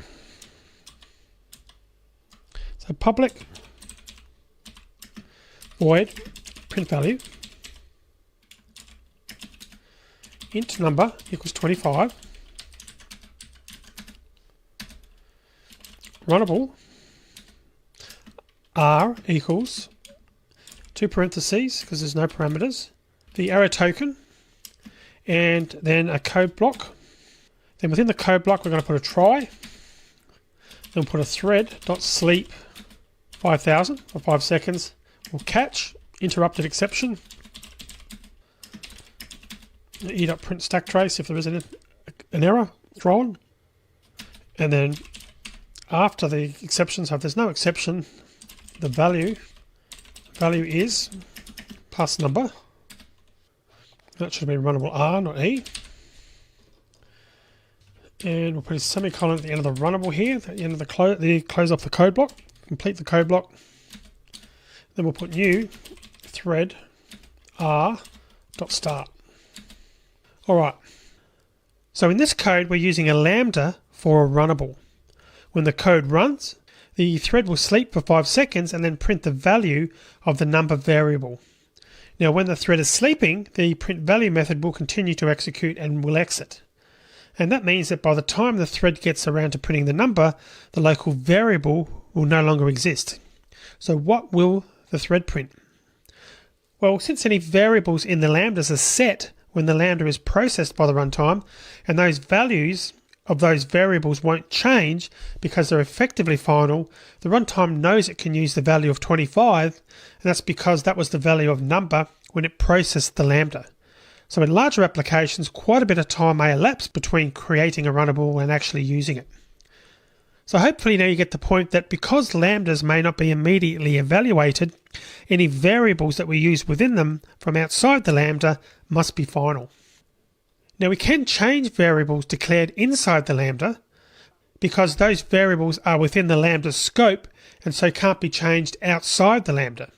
Also, they won't go away because the execution of the enclosing scope has completed. And as in our case of our print value method, where the method will finish executing before the lambda runs. Alright, so let's actually try one more thing. So we're going to add a lambda expression to the enhanced for loop in the main method. And for every employee, we're going to start a thread that prints out their age. So let's go up and do that. So we're going to go back up to the main method, all the way at the top here. I'm just going to clear off some of this now because we've got sort of copies of a lot of this in the previous videos where we've been working on the same code. Let's just clean this up a little bit. Alright, so we've got our employees defined, as you can see on there. So let's add that enhanced for. So we're going to put for employees. We're going to print out employee dot get name. So I forgot to put the variable there for the type, so employee, that should be.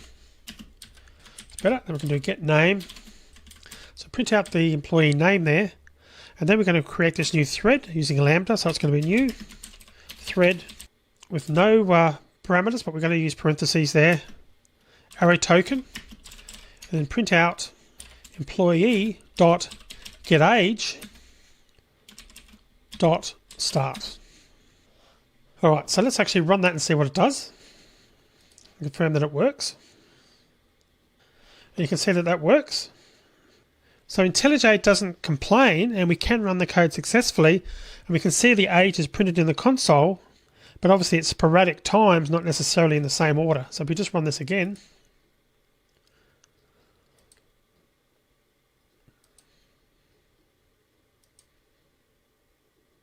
you can see we're getting different ordering each time we're running it, and that's because the thread's going to be running at different times. So you might be thinking at this point, well, hang on, wait a minute. The employee variable is declared outside the lambda, and its value does change. Doesn't it have to be effectively final to be used within the lambda? Well, the answer to that is yes, it does.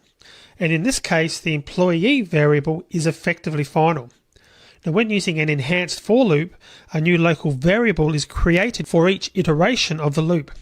And that means that the variable is effectively final for each iteration.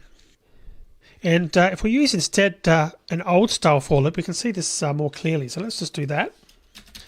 All right, so it's going to be for, using the old style loop, so it's going to be for int equals I equals 0. Then it's going to be I less than employees dot size I plus plus. Then we're going to do employee equals employees dot get I. Then we're going to print out the employee name using the dot get name method. And then we're going to do a new thread, no parameters, so empty parameter list, arrow token, then print out employee dot get age dot start. And I'll just print something here that's a separator between both of them. And we'll run this. So you can see obviously that worked as well.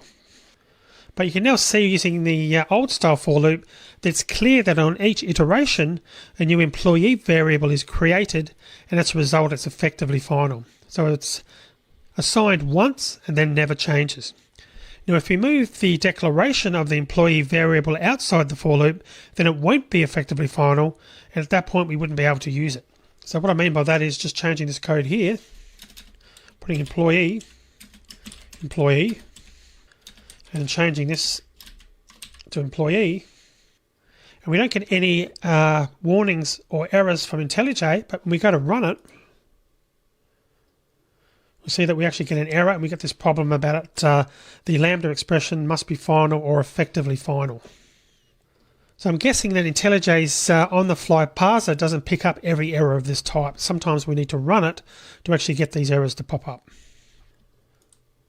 Alright, before we close this lecture, let's go back to using an enhanced for loop to print the employee name and ages again. So I'm just going to comment out this other code here now. I'll leave the code that we originally had in there. Now, using lambda expressions, we can actually do better than this. We're printing the ages in another thread to demonstrate a point. Let's just print the ages in the current thread now. So what I'm going to do is just change this here for now, and I'm just going to put leave that first print in there, and change the next one and just put employee dot get age. And get rid of the thread altogether. That's going to just execute it now, and that should obviously work. Nothing particularly unique about that. Now, when lambda expressions were introduced in Java 8, a bunch of other features were also introduced that made use of lambdas. We're going to take a closer look at these features in upcoming videos. For now though, let's have a quick look at a new method in the iterable interface.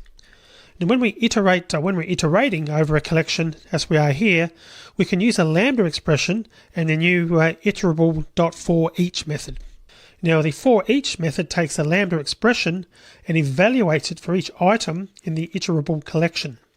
So let's update our code that we've got on line 21 to 24 to use a lambda to print the names and ages. We're going to replace the for loop with the following. So I'm just going to comment that out actually. It'll be the easiest thing to show you this. So we're going to put employees dot for each, and then we're going to do employee arrow token, and we're going to add a code block. Then in the code block we're just going to print employee dot get name and print out the age, employee dot get age. Like so, and just confirm that it works. And we've obviously got that working as well. So we can see that we're getting the names and ages printed just as we did before.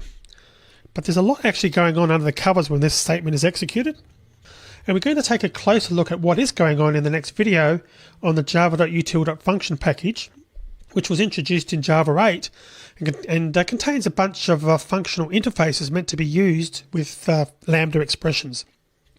So now that we've actually seen lambda expressions, how have they actually enhanced Java? Well, some developers see lambdas as nothing more than a syntactic sugar, a more convenient and concise way of writing anonymous classes. I mean, after all, they don't actually add anything to the language that wasn't already there. Now we can assign them to variables and pass them around, but we can do that with anonymous class objects as well. Now other people say that lambdas are Java's first step into functional programming, which is a programming paradigm that focuses on computing and returning results. And just for more information about functional programming, there's a good Wikipedia article here, a Wikipedia page to be more concise, to be more accurate, and I'll paste that in there. So check out that to find out a bit more about functional programming. At the end of the day though, you'll really have to make your own mind up about how significant you think lambda expressions really are. But before we move on though, it is important to note that we never have to use a lambda expression.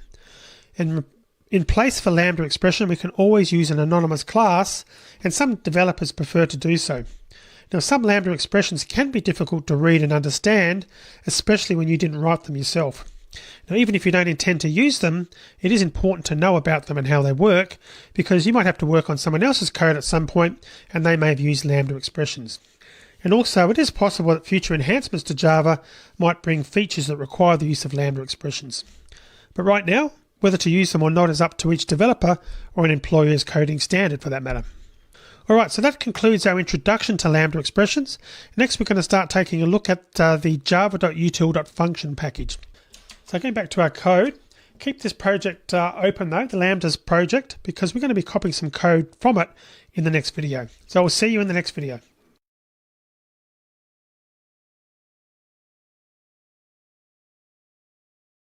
So in this lecture, we're going to look at the java.util.function package, which was added in Java 8. Now that package contains functional interfaces that are meant to be used with lambda expressions. Now the interfaces aren't meant to do anything specific, they represent the structure of lambda expressions that are commonly used in Java. And you'll see what I mean as we look at some of the available interfaces. So we're going to start by creating a new project. I'm going to call this one employees. It's going to be a regular Java project. Create the template which we normally do. So employees is what I'm going to call it. Finish. And I'm going to open up in a new window, and that's because I'm going to copy some code from the current or the last project we worked on into here just to save a bit of typing. So the first one is I'm going to create a class in here called employee. This is in the new project, and then I'm just going to swing over to the other project, and this is the lambdas project we worked on in the previous video, and I'm just going to grab the code for that class. Now I'm just going to grab the entire code because I'm using exactly the same package name, and I can do that, come back over here and just select all and paste. And we're getting this error about lambda expressions not being supported, so I just need to make sure that I'm running at the right language level. Open module settings, and I'm going to go to project and make sure we're on lambdas version 8 for the project language level, and that should fix those errors. Alright, so that's fixed those, and the other thing I want to copy over from the other project is the code that creates and populates the list, and as well as the code that iterates over the list and prints out the employee's name and age. And that was in the main class, the main class from the lambdas project. And so that's just this code here. So I'm just going to copy that and swing back over to the new project. And I think when copying, I accidentally copied the wrong file. So let me just fix that up again. So I'm going to go back. Well, what I'll do first is I'm in the lambdas project. So I'm just going to copy that to the right place, to main. Right, I'm just going to undo these changes. Alright, so we've now got the main package. I'm just going to paste that in first. The code that I've copied and pasted. Alright, and that's going to have some errors until we copy the class over. Now I'm going to go back to employee again. And this time what I'm going to do, I'm just going to copy the class, because we don't need all the other associated stuff there. So I'm just going to copy just that. Then I'm going to go back to the new project. I'm going to create a new class called employee. And then I'm going to paste this in over the top there like so. And I'll just make that a public class. So that's what I was trying to do the first time. Alright, that should fix the other errors now in main as well. And we're good to go.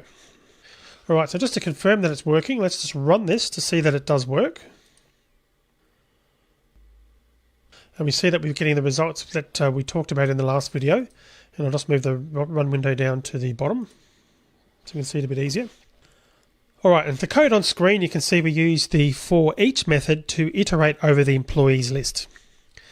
So if we put the cursor over the top of the for each, and on Windows I believe it's Control Q, and on a Mac it's actually F1. So if I press F1, you can see that I've got the documentation that's come up. So I press that or Control Q depending on which operating system you're running. But we can see here that the method is actually looking for a parameter of type java.util.function.consumer and then a diamond, and we've got a super T in the middle there. So let's actually have a look at the consumer documentation to see what that's all about.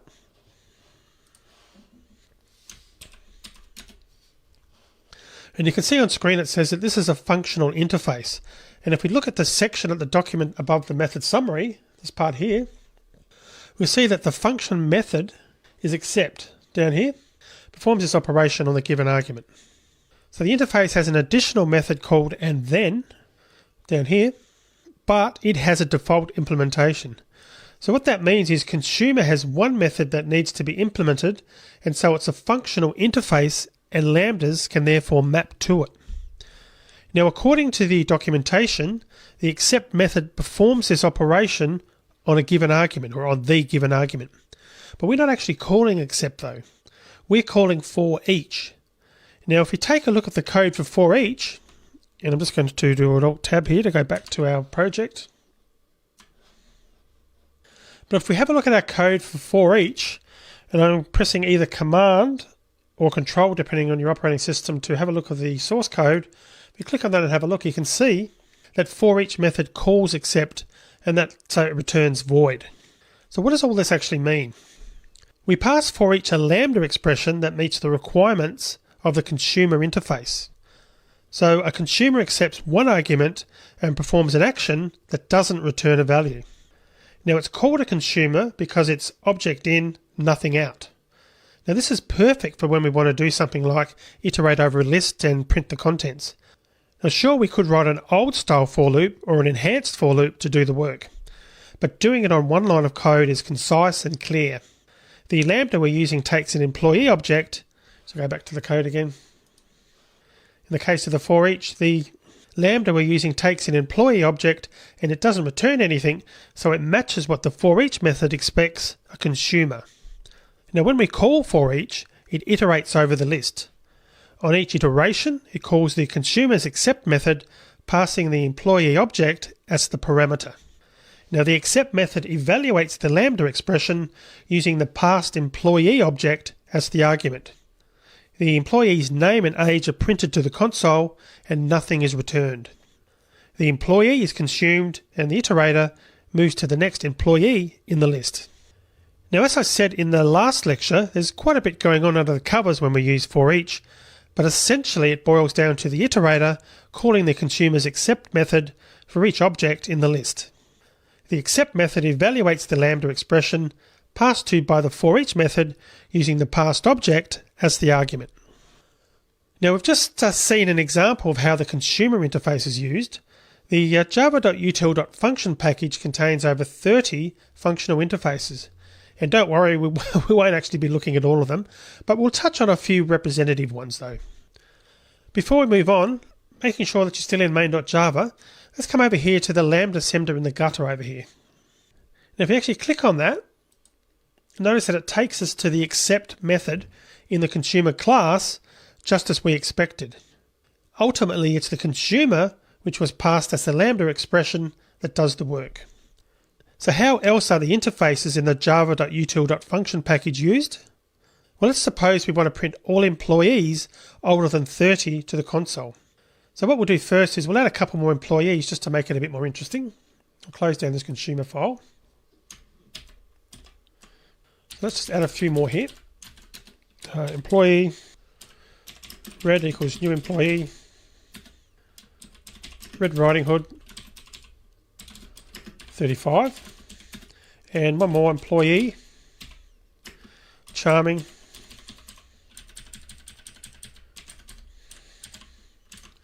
equals new employee,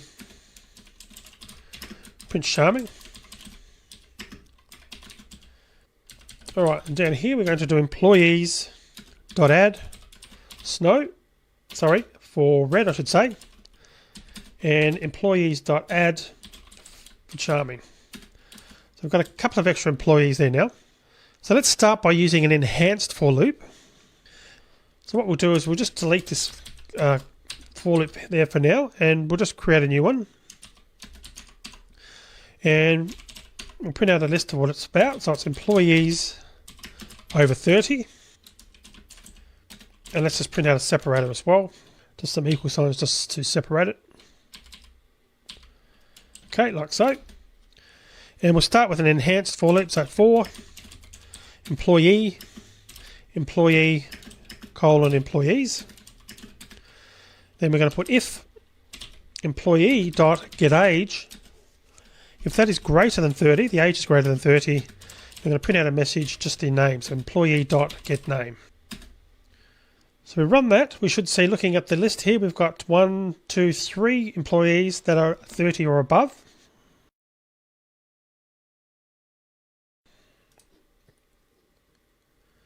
I have got 3. I've got Red Riding Hood 35, Prince Charming 31, and Jack Hill 40. So that's correct. We're getting the results back for 3 there. So let's change this code now to use a lambda expression. So I'm just going to comment this code out for now, enhanced for loop. And we'll put the lambda above it. So we do something like employees dot for each.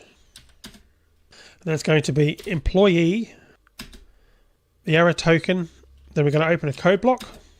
And we put our if in there. So if employee dot get age is greater than 30, print out the message employee dot get name.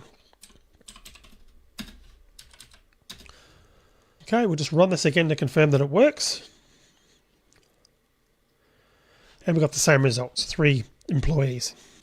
So once again, we've passed the for each method, a lambda expression that meets the requirements of a consumer interface. But let's say we want to print out all the employees who are 30 or younger than 30. So let's actually do that as well. So we're going to leave that first one in there, but we're going to also create a second loop, which is for employees 30 and younger. So we're going to start out by putting out a message here, /enter, go to a new line. We'll put employees 30 and younger. Let's print another heading there just to separate it. Okay. So let's write a lambda expression for that. So employees dot for each, and we're going to do employee again. We've got the arrow token, and we'll create a code block. Then we'll put our test in there if employee dot get age is less than or equal to 30, and print out the employee dot get name. All right, so let's just run that and make sure that works as well. And you can see there that we've got both of them returning the right results there. So while that does work, we are repeating ourselves. So the only difference between the first and second lambda expressions is the if condition. So what we could do is we could move the code into a method and pass a Boolean parameter that tells the method whether we want the younger or older employees. For example, we could pass a true if we wanted greater than and false if we wanted less than or equal to. It would work, but it feels like a hack. Perhaps there is a better way. And this looks like a great place to use the predicate interface that's built into the java.util.function package. Now the test method is the functional method in this case, and it accepts a predicate that returns a Boolean value. We can replace the if conditions we're using in our 2 for each calls with a predicate. So we're going to start by moving the code into a method called print employees by age, and we'll assume we want to print the older employees. So let's do that first. We're going to create that method. I'll just delete this extra code here. Alright, so it's going to be private static void. We'll call it print employees by age. And it's going to receive as a parameter a list of our employees. And we'll assume it's going to be this code here. So we're just going to grab that code entirely, cut it out of there, and just paste it in. So I haven't made any changes whatsoever to that at the moment. And I'll also delete this second code block as well. Now we want to pass our employees over string as a parameter, so we're going to add that. We also need to somehow pass the condition we'll test the employee's age against, and that's where the predicate will come in. Now we can't use the for each loop because it expects a consumer. So instead we need to go back to using an enhanced for loop. So let's try that out and see what actually happens. So I'm going to change the parameters first. And the parameters are now going to be, the second parameter is going to be string age text. And the third parameter is going to be a predicate of type employee. We're going to call that age condition. Then the actual code, what we're going to do there is we're going to change the hard-coded employees over 30. We're going to change that to age text. And then we need to change the lambda. And instead what we're going to do there is put a for using an enhanced for loop, employee, employee, colon, employees. And then we can put if age condition dot test employee. Then we print out a, so I can delete the rest of this code there and leave that in there like so. Get rid of that as well. Okay. So our if statement is now using the predicate parameter. The for loop passes each employee to the predicate's test method, which in turn uses the employee as a parameter or as the parameter for the lambda expression that maps to the predicate. So hopefully that sounds familiar. It's the same way you have for each, it uses consumer. Now back to predicate, if the test method returns true, the employee will be printed. So let's now use the method to print out employees older than 30 and employees 30 or younger. And we'll add this code to the main method, just below the definitions where we've added the employees to the array list. And we can do that by calling the function print employees by age, passing the list first, and the message we want to show should be employees over 30. And the third parameter is going to be employee. And you can see we're writing a lambda expression here. And it's going to be employee dot get age greater than 30. And then the second one, print employee by age, passing the list again. This time we're going to print the other message, which is employees 30 and under. Then the lambda expression for this one is going to be employee and employee dot get age less than equal to 30. So you can see there that the predicate arguments are just lambda expressions that match the predicate interface. Alright, so I'm going to finish the video here now. In the next video we'll continue on looking at this code and we'll actually start running this and discussing the predicate a little bit further. So we'll see you in the next video.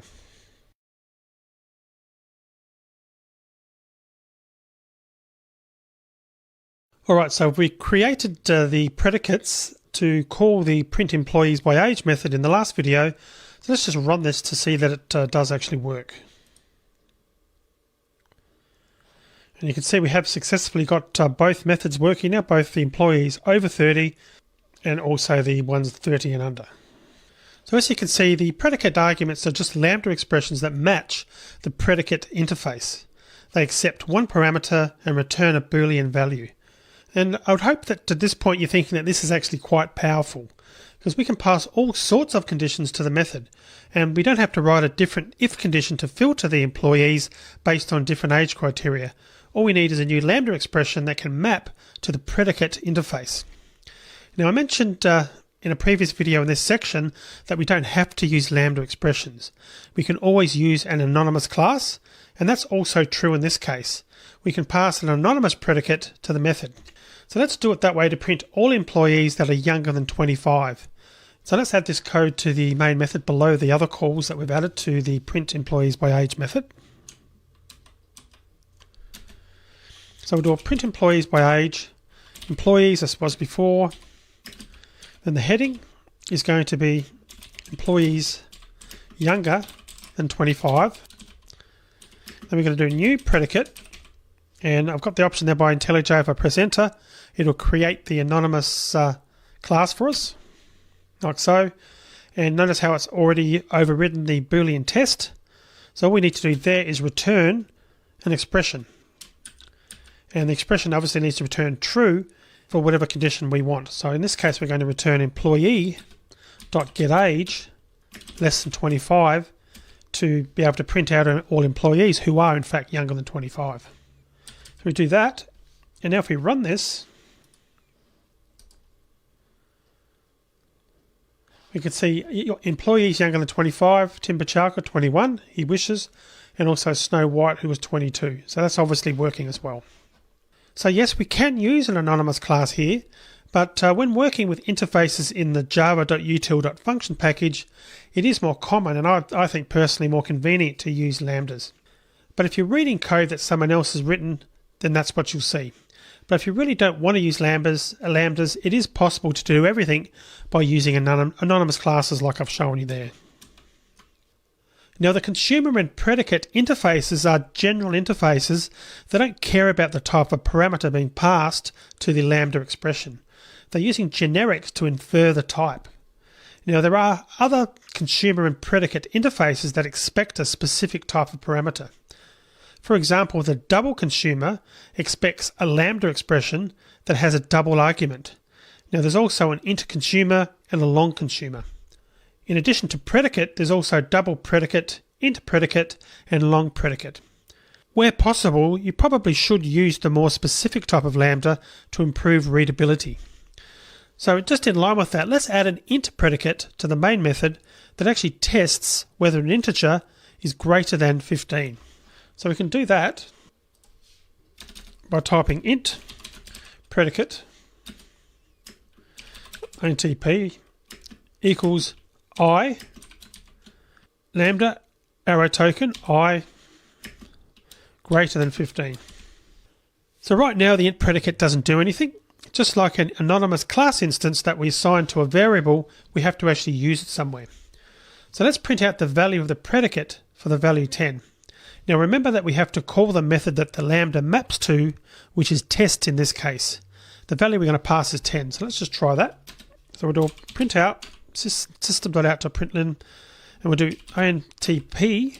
Then we've got to call the .test and pass in the value 10. And we should get a false for that if we run it, because of course 10 isn't greater than 15. You can see we get false printed to the console. Now we can pass any integer value to test, including a mathematical expression that returns an int variable, or a method indeed that returns an int. So let's use the result of, say, a variable and adding a number to it just to confirm that this actually works the way we think it does. So down here we'll put something like int a equals 20. And we'll print out intp.test a plus 5.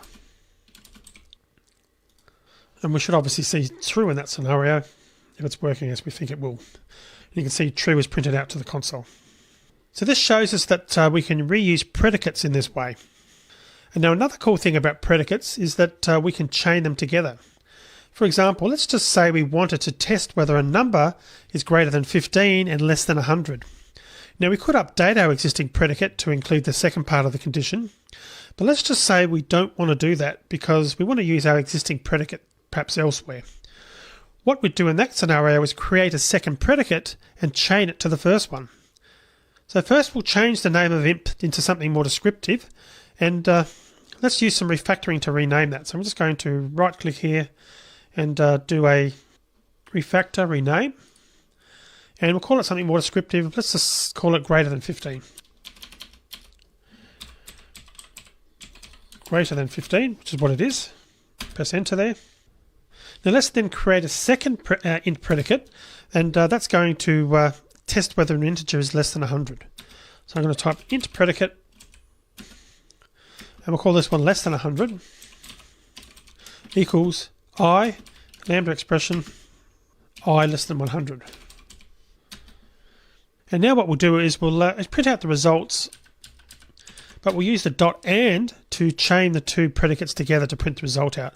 So the way to do that, we'd do a print out, s out, and then we're going to do, we'll start with greater than 15, dot, and less than 100, dot, test 50. So let's run that. You can see we've got a true in that last scenario. And the true is that the number 50 is greater than 15, but less than 100. And incidentally, the test method will return true if both predicates return true when evaluated, and false if one of the predicates returns false. Now if we do that again in another scenario, let's just add another line there where we know we want it to fail. So we'll say 15, which is going to cause obviously the greater than 15 to be false, but the less than 100 will still be true. If we run that, we should get a false because one of the predicates is now false. You can see down the bottom we've got false showing. Now you'll notice that both our predicates use I as the parameter. Now remember that each lambda expression is like a nested block. So imagine each line of code surrounded by curly braces. So again, the actual scoping that's working in this scenario for lambda expressions is something like this. Int I, return I greater than 15. Ignore the error there because this is only for illustration. So another one, int I, and return I less than 100. So that's essentially what's happening here. So in other words, each variable is within the scope of a single lambda, and that's why it's okay to use the same name here. Now whether that's good for code readability, of course, is a different question. Now the predicate interface also contains OR, negate, and is equals methods. The more specific predicate interfaces contain OR and negate, but they don't contain is equals, and they don't extend predicate. The AND, OR, and negate methods can be chained together. Now this chaining is useful if there's a situation where we need to build a condition on the fly, or when we want to reuse some predicates in different areas of our application. So next we're going to take a look at the supplier interface. Now a supplier doesn't accept any arguments, and it does return a value. So let's look at an example. So let's just assume that we want to print out 10 random numbers. So I'm going to just delete this scoping code that I added. Right, so I'm going to delete that code. All right, so let's just come up with a scenario where we want to print out 10 random numbers. The first draft, we could do something like random equals new random. Then we could do for int I equals 0, I less than 10, I plus plus. Then you could print out random.nextInt. And if we run that, we should see 10 integers showing. And there you go, so 10 integers showing on the screen there. And obviously if we wanted a smaller subset of numbers, we could pass a parameter, say, to use the range 0 to 999 and run that again. And we only get numbers within that range. So that's working. So let's change the code to use a supplier instead. Now because a supplier always returns a value, we have to include the expected return type when we declare it. Now we're going to use the get method to get an object from the supplier. So the revised code would be, the first line will still be the same, but the line after the random, we're going to put supplier, and the type's going to be integer, random supplier equals, and we're writing up a lambda expression, no parameters, arrow token, do random.nextInt, and let's pass the same number again to get a range of them, 1,000 in this case. And then all we need to do at this point is leave our for loop in, but instead of printing random.nextInt, we're going to print random supplier dot get. So if we run that, you should find that we still get 10 integers, just like we did with the previous code. And there's our 10 integers. Now notice the empty argument list here. That doesn't look at all interesting, and just as with other lambda expressions, we can pass suppliers to methods. So we could have a situation where sometimes we want to supply an object of type A, and other times an object of type B, where B is a subclass of A. Or perhaps we may have a case where a supplier is providing an IO stream, or is used as a counter. So we can also use suppliers when testing an application. A supplier could instantiate objects and perhaps populate them with random values. So just as with predicates, there's more specific flavors of suppliers. There's a Boolean supplier, a double supplier, int supplier, as well as a long supplier. So I'm going to finish the video here now. In the next video, we're going to continue on and we're going to start looking at a function lambda, which uses the function interface to call lambdas in a different way. So let's work on that in the next video.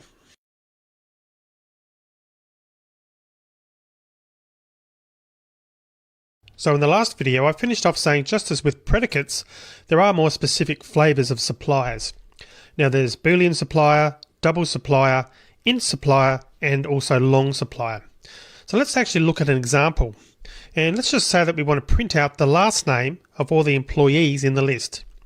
And we can use the for each method, so let's do it that way first. So I'm going to start with employees dot for each. Then we're going to do employee arrow token and set up a code block or open a code block.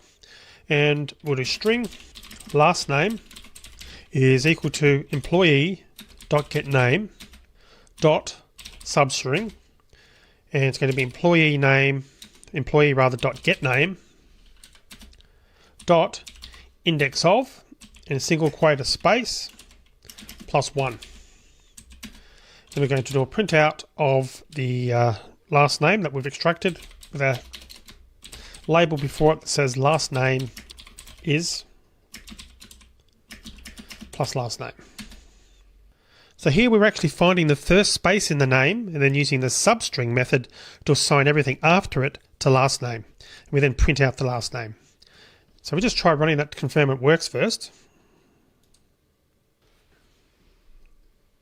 And you can see we've got our last names working okay there. Now if this was something we wanted to frequently do, we'd probably add a get last name method to the employee class, but we'll pretend that we don't want to do it for some reason. However, let's pretend that there are several places in our application where we need to get the last name of a single employee, and we want to use a lambda expression that maps to one of the java.util.function interfaces. Now, none of the interfaces we've looked at so far matches what we want to do. Consumer doesn't return a value, supplier doesn't accept any parameters, and predicate only returns true or false. So we want to actually pass in a string, and we then expect a string to be returned. And this sounds like a job for the function interface. Now, the interface represents a function that takes one parameter and returns a value. The functional method, the one that we use with lambdas, is the apply method. So first, let's create the lambda we're going to use and assign it to a variable, and then we'll continue from there. And let's just remove or comment out the other for each statements that we've been using here and some of this other code as well. We don't need a lot of this anymore. So I'm just going to comment a lot of this out. Like so. Commented that out. And actually I'll start typing up here above the initial list setup of our employees. Alright, so we're going to be setting up this function interface. So we're going to type in function employee string within a diamond, and we're going to call it get last name equals, and the parameters for our lambda are going to be employee, or is going to be employee,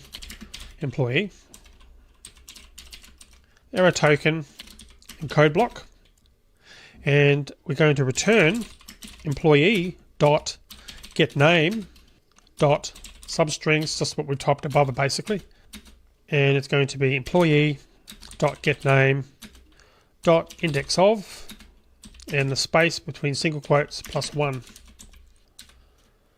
then we'll finish off our line. So a couple of things to note with what we've just done here. So first, we use generics with function. The first type is the argument type, which in this case would be an employee. The second type is the return type, which will be a string. Also, we need the curly braces around the return statement, even though there's only one statement. And if you recall previously from this section, that when we return a value, the curly braces are always required. But having said that, for lambda expressions that are a single statement and return a value, we don't have to use the return keyword, it's implied. Alright, so right now this function doesn't actually do anything. To get the last name of an employee, we have to call the apply method and pass it to the employee object. So let's go ahead and actually do that and see what happens. We're going to get the last name of the second employee in the list. I'm going to type in string last name is equal to get last name dot apply, and it's going to be employees dot get one, so we get the second item in our array list. Then let's just print that out as well. Okay, let's just run that and see that it works. You can see for our second employee, which was up here, well actually that was our third one because I accidentally typed 2, so I'll change that to 1. And we should get me this time when I run that because I was the second one that was added. And we get my surname, so that's working okay. Now we could have just created a regular old method called getLastName. Also, as with other Lambda expressions, we could also use an anonymous class. But by using function, we can pass code that accepts and returns a value to a method in the form of a Lambda expression and then run that code without having to create an interface and a class that implements the interface. So as we've seen previously, we can change what a method does based on the function we pass in. So let's suppose that sometimes we want the first name of an employee and other times we want the last name. So we could write separate get first name and get last name methods, but let's do it with one method instead. So first we're going to create a function for getting the first name. So it's going to be function employee string get first name is equal to, and the parameter is going to be employee again, arrow token and a code block. Then we're going to return employee dot get name plus, dot substring. But this time we're going to do 0 and employee dot get name dot index of, and we're looking for a space again. So this time we're starting from the start of the string up until we find the first space, so we're getting the first name instead of the last name. And we'll finish off that definition for our function. So now we're going to add a method that accepts a function employee string argument. So I'm actually going to delete this just to free up a bit of space, so we can see what we're doing. So let's add that function down here, or method I should say. So private static string get a name. This time the parameter is going to be function employee string get name employee. Then we're just going to return get name dot apply employee. Alright, so now we're going to add some code to the main method that gets the first or the last name of each employee. So we're going to do random1 equals new random. And we're going to do for employee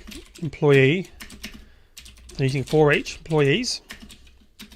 Then we're going to do if random1 dot next boolean. So if that returns true, we're going to actually get the first name. So we're going to do print out, and it's going to be get a name.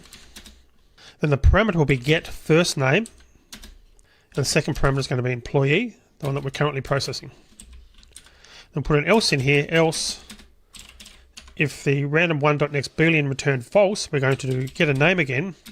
This time we're going to pass the get last name function that we created, and employee we still need to process. Right, I'm just going to comment out that other printout we had there. So let's actually run this and see that it works. So you can see that in some cases we're getting surnames, but Snow is obviously a first name, Red is a first name. When we run this again, we should get random results each time.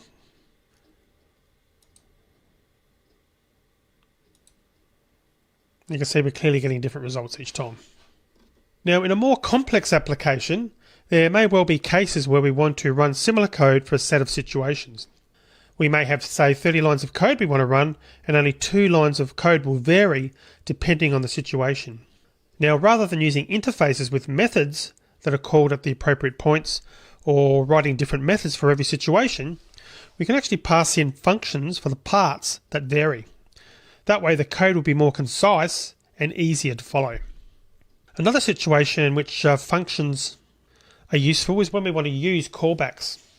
So let's say that we're fetching data in a background thread, and when the data is ready, we want to massage it in some way on the background thread, and the specifics of what we want to do can vary.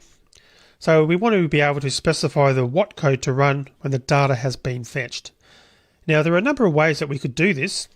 Java provides ways to notify threads and run code when a background task is completed, but we can also use functions. So let's actually just say that we're fetching a bunch of images from the internet, and when we have them, we want to resize them all. The thread that started the background thread is responsible for providing the code that will do the resizing. So we could do it the following way, and what I'm going to do is I'm going to paste in some code, because we're not going to actually run this, but we're going to just discuss one possible way of doing it. Now this isn't a complete code sample and we can't run it, but we can discuss what it does. The thread that wants images fetched in the background would have to provide an instance of a class that implements resize image. When the background thread has the images, it would call the run when done method and use a provided instance to resize the images. Now there are different resizing algorithms, and the one we want to use may change depending on the current load of the system. So the requirements, quality versus file size, and other factors. We have to create a resize image implementation for every algorithm, or we could use functions and do the following. So I'm just going to paste in a bit more code here. Now that we've done it this way, there's no need to write an interface and a bunch of classes that then implement that interface. We can create a function for each algorithm we may want to use. Now once again, using lambdas reduces the amount of code we need to write, and in this particular case would make the code easier to follow. Now rather than having a bunch of classes, each with a resize image method, we can actually define all the functions in one place. Anytime we need to use a callback, meaning that we want to run code when a specific non-user interface event occurs, using a function is one option to consider. So hopefully at this point you're beginning to see the power of using lambdas with functions. So imagine that you want to transform an object in some way, and the transformation requires 4 steps. For each step, there are several different algorithms you may want to run, and which one to run will depend on the state of the application at the time, or on the object that will be transformed. So let's suppose that there are 3 possible algorithms for step 1, 2 for step 2, 5 for step 3, and 3 for step 4. So that's a possible 3 times 2 times 5 times 3 equals 90 variations. How would we do this using interfaces in a way that wouldn't be unwieldy and require us to write lots of implementing classes? Using functions instead would result in less code, and the code would also be easier to read. All we'd really have to do is write a method that accepts 4 functions and then write the 13 functions we may need to use. When we want to transform an object, we'd pass in the appropriate function for each step. So I don't know about you, but to me that sounds easier and a lot more readable. This is really the power and convenience of using lambda expressions. Alright, so I'm going to finish the video here now. In the next video we're going to continue on, and we're going to work a bit more using functions in our employee code. So I'll see you in the next video. It's break time. Do you like this video? Don't forget to subscribe to get new videos. Share this video to open new premium videos and ebooks. We'll be a Starfreelancer.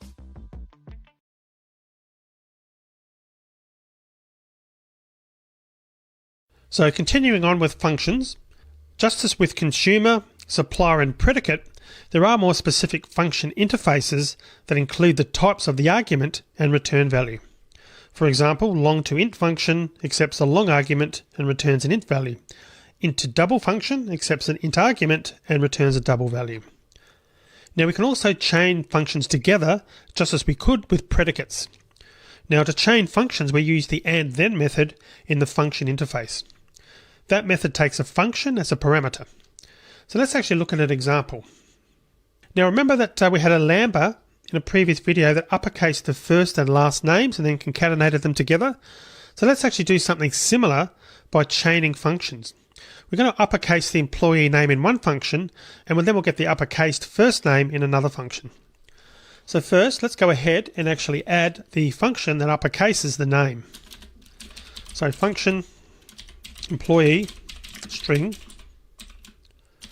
this one will be called uppercase, equals, and create a lambda expression, so employee, arrow token, and it's going to be employee dot get name dot to uppercase. Very simple there. It just accepts an employee argument, gets the name, and returns it uppercased. But what about the second one? Well, we want to get a substring of the uppercase name. In other words, we want to operate on the value returned from the first function, which is exactly how the and then method works. When you chain functions together, the return value of each function is operated on by the next function in the chain. So with that in mind, here's the function that gets the first name. So we're going to do function string concatenate, we'll call it, is equal to name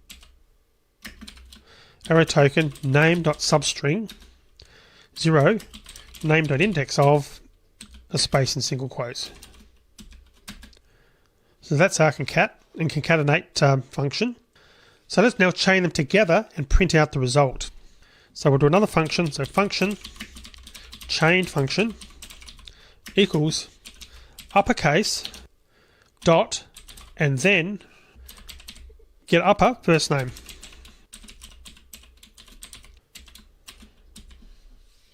So I guess to be precise here, I've made a typo. That should really be first name,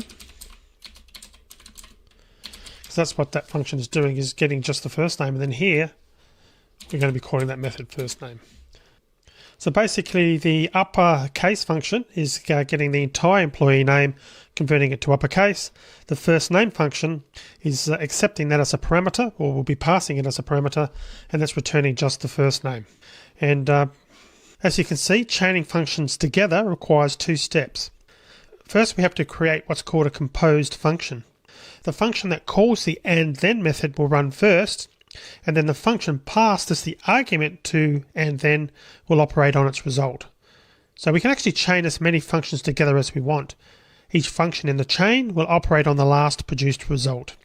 And as with any function, we call the apply method to run the composed function.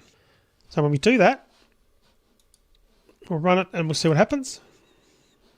Well, actually I haven't added that line yet, have I? So I need to add that line. So let's just print out what's going to happen. So we're going to do a print out of chained function dot apply. And we're going to pass the first entry in our array list for employees using dot get 0, and that should return the first entry, which I think is John, in uppercase. So let's just try that, and you can see we've got John showing us the output. The function interface also contains a compose method that works in the opposite direction to the and then method. Now the function that calls the method is run second. The function that's passed as the argument runs first. Personally, I think it's easier to think in terms of the and then method. But the compose method is there for you to use if you prefer it. Alright, so let's actually change the example we just coded. So instead of printing out the first name, let's actually suppose we want to concatenate an employee's name and age instead and print the result. So we're going to change the second function to do that. But hang on, wait a minute. We'll need the employee object in the second step so that we can get the age. But we also need the uppercase name from the first step. So we actually need two arguments, but function only accepts one. Well, this is where the by interface comes in. For all the interfaces we've discussed, except supplier, there are versions of the interfaces that accept two arguments. So in this case, we want to use the by function interface instead of just function. So with that in mind, let's create the function for the second step. So then here I'm going to type by function string employee string. We'll call this one concat age is equal to, and the parameters for this will be string name employee. Then we need an arrow token and a code block. Then we actually want to return from this, return name.concat, and it's going to be a space, double quote, plus employee.getAge. Then we need to close off the by function definition. So the question now is, can we chain this function to the uppercase function? Well, no, we can't. when we change functions, the result of one function becomes the argument for the next function. But a by function has two arguments, so it can't be the second or subsequent function in a chain. However, if the by function was the first step, then we could do it using by functions and then method. For the same reason that by function has to be the first function in a chain, the by function interface doesn't have a compose method. So instead of chaining, we have to uppercase and concatenate the age in two steps. So we're going to do that with string. Upper name is equal to uppercase dot apply employees dot get 0, the first entry in our array list again. Then we can print out concat age dot apply and upper name as the first parameter and employees dot get as the second parameter. So when we run that, we should see our first entry, John Doe, in uppercase. And of course also 30 being the age that we assigned when we set up John Doe here on line 13. Now there are also consumer and predicate interfaces that accept two arguments, but none for supplier because the supplier doesn't actually accept any arguments. So now we're going to look at the unary operator interface. This is a more specific type of function that accepts a single argument and returns a value of the same type as the argument. So for example, long unary operator accepts a long and returns a long. All the unary variants extend the function interface, so therefore they can be chained together just like functions can. So let's actually create an int unary operator that always increments its argument by 5. So to do that, we would do something like int unary operator, we'll call it int by 5, equals I, arrow token I plus 5. Then we do a print out of inc I by 5 dot apply as int 10. And we should obviously get the answer of 15 there. So let's run that and see if it works. There's the answer of 15 showing. So notice that rather than calling apply, we called apply as int when using the int unary operator. So we've now been through the 5 groups of interfaces in the java.util.function package. Now at the beginning of this walkthrough of the java.util.function, I said that the interfaces in this package, the java.util.function package, don't have any meaning in and of themselves. So hopefully at this point you've now got a better idea of what that means. The interfaces represent structures for lambda expressions. When we want to use a lambda expression that tests a value and returns true false, we can use a predicate. When we want to use a lambda expression in place of a method that accepts an argument and returns a value, we can use function. The interfaces don't dictate what the lambdas must do. They're not like interfaces such as runnable, which we know represents an object with a block of executable code, or an event handler, which we know contains code that will run when the user interacts with the user interface component. The Java util function interfaces describe the arguments and return value, but not actually what the implementations must do. I'm going to load up a little image on the screen now, showing a summary of the 5 groups of interfaces in the java.util.function package. Can be chained column is yes for consumer. Now we didn't actually cover this, but we can chain consumers together with the consumer.andThen method. Consumers don't return a value, so how does that actually work? Well, rather than working on the result of the previous consumer, each consumer in the chain runs using the argument that's passed to the accept method. So let's actually go back to Java and just look at a quick example of this. Alright, so we can actually type something like consumer string C1 equals S arrow token S.to uppercase. We're going to do consumer string C2 equals S arrow token and print out S. Then we can do C1.and then C2 dot accept hello world. When we run this, we should see hello world showing on the screen, or in the console at least, and there's hello world down the bottom. So remember that consumers don't return anything, so the result of the uppercase call in consumer C1 is actually lost. Each consumer in the chain is evaluated independently of the others, so there's no real advantage in this case to chain them together. but it can be done, as you saw. So what do we do if we need more than 2 arguments in a lambda expression?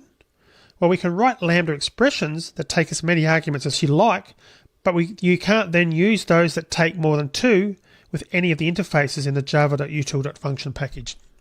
The only time that this may be a problem is when we want to use an API that perhaps takes one of the interfaces as a parameter. So in that case, you probably want to massage your code so that it can use the lambda that matches the required interface. Alright, so that actually concludes our look at the java.util.function package. To see all the interfaces in the package and the methods available in each one, just check out the documentation here. Let's put that on the screen. There's lots of information for you to check out there.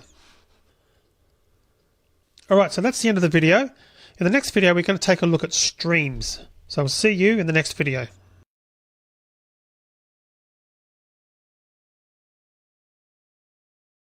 In this video, we're going to start taking a look at streams, which were introduced in Java 8.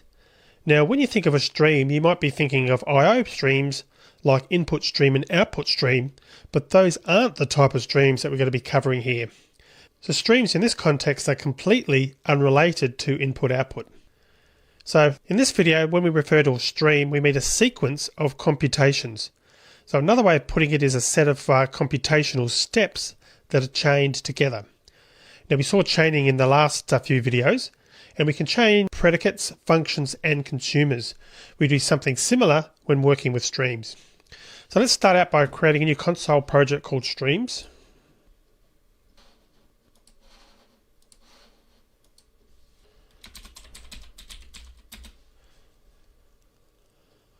And inside the main method, we're going to start by creating a list of strings that we're going to be needing here. I'm just going to make a bit more space.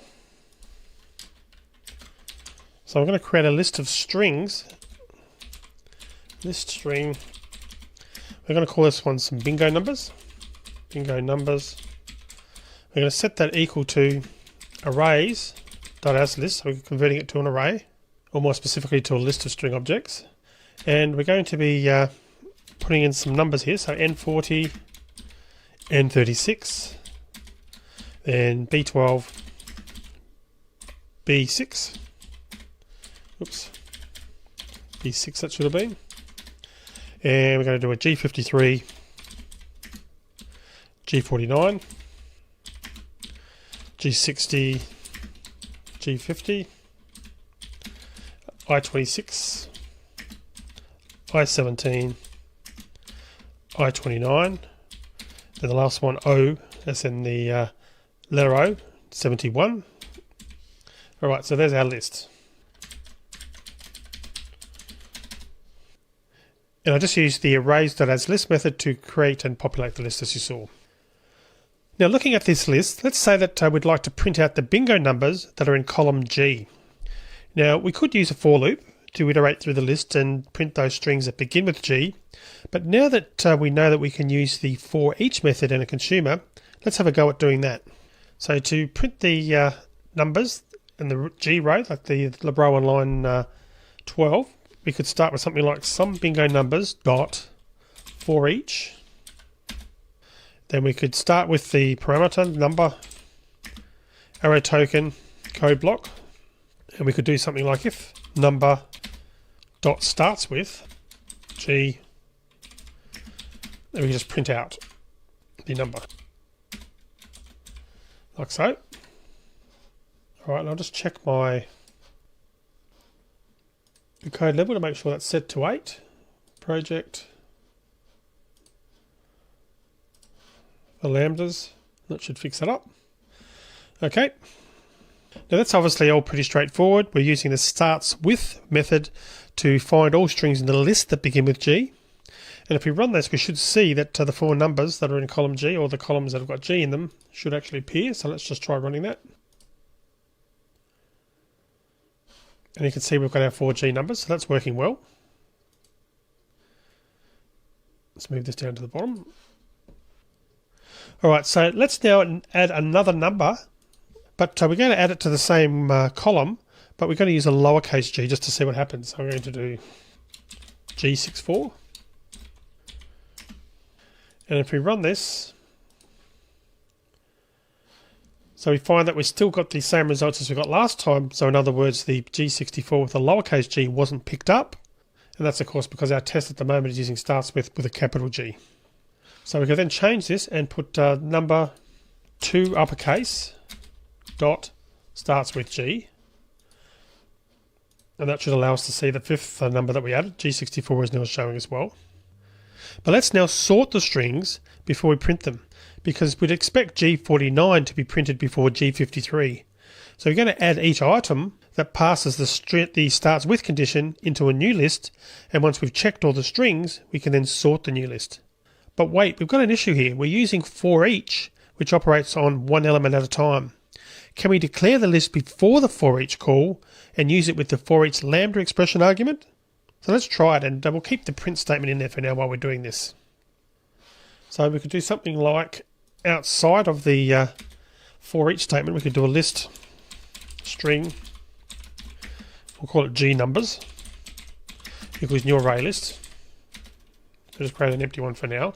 Then within the actual loop, we do something like G numbers dot add number. Now IntelliJ is not complaining here, but remember the scoping rules when using lambdas. Now the scope of this lambda is within the scope of the main method body. So we can use variables declared in main in lambda expressions inside main, as long as those variables are effectively final. In this case, we're changing the contents of our gnumbers list, but the object reference stored in the gnumbers variable doesn't change. And so gnumbers is effectively final, and therefore we can use it within the lambda. So now that we know it will work, let's actually remove the print from the lambda and add the code that's going to do the sorting and printing. So I'm just going to remove the print out there. And then outside of the for each, because we've got our list of numbers that we want to sort now in the gnumbers variable, the array list that we created on line 17. So we can do something like gnumbers dot sort. We can do string s1, string s2. Arrow token s1 dot compare to, and too many brackets there, compare to s2. Then we can do gnumbers dot for each string s1, or string s actually, because we only need the one here. Let's just print it out, and we'll print it out. Arrow token, and we can just do a system out for s. Right, so let's first just try running that to see that it works and it sorts things correctly. And you can see things are now sorted in the right order. Now we could have used an anonymous class here for the comparator and a for loop instead of a for each. But this is a lambda expression section, and that's why we're using lambdas here. Now we're using 2 for each calls rather than looping. We're using a lambda for a comparator, and we don't need to specify the parameters, the parameter types in any of the lambdas, but I sometimes like to see them there for readability. So I've kept them there for the sort and print lambdas, since without them we wouldn't be able to tell at a glance that we're working with strings, as we can when we're uppercasing and calling starts with. Apart from that though, perhaps there's a more concise way to accomplish what we want to do, even though this is already pretty concise code. So to create a new list, gather all the G numbers and sort them and print them, we're using 4 statements. So we're obviously creating the G numbers list initially on line 17. Now we're then adding all numbers beginning with G to the list, and we're doing that on line 21. We're sorting the list on line 26, and on line 27 we're printing the list. Now what if I told you that you could actually do everything there in one statement? Well, this is where streams come in. So I'm going to update the code to use a stream, and then we're going to actually discuss it. Well, in fact, what I'll do here is I will actually just comment out this code here so you've got a reference to the old material. Then let's just do the equivalent code with a stream. We can literally replace that with one line, as I've mentioned, and that can be sum bingo numbers. Then we do dot stream dot map, and it'll be string colon colon to uppercase dot filter, and it's going to be s arrow token s dot starts with G dot sorted, and then last line dot for each, and it's going to be system dot out println. And that's actually it. All right, so let's just run this. Just confirm that it works. We can see that it has worked there. It's still sorted, but did you note that the number for G64 is now printing with an uppercase G? We'll see why that happened when we step through each part of this statement shortly. But the first method we call is stream. So it's time now to define officially what a stream is. Now, if we take a look at the documentation,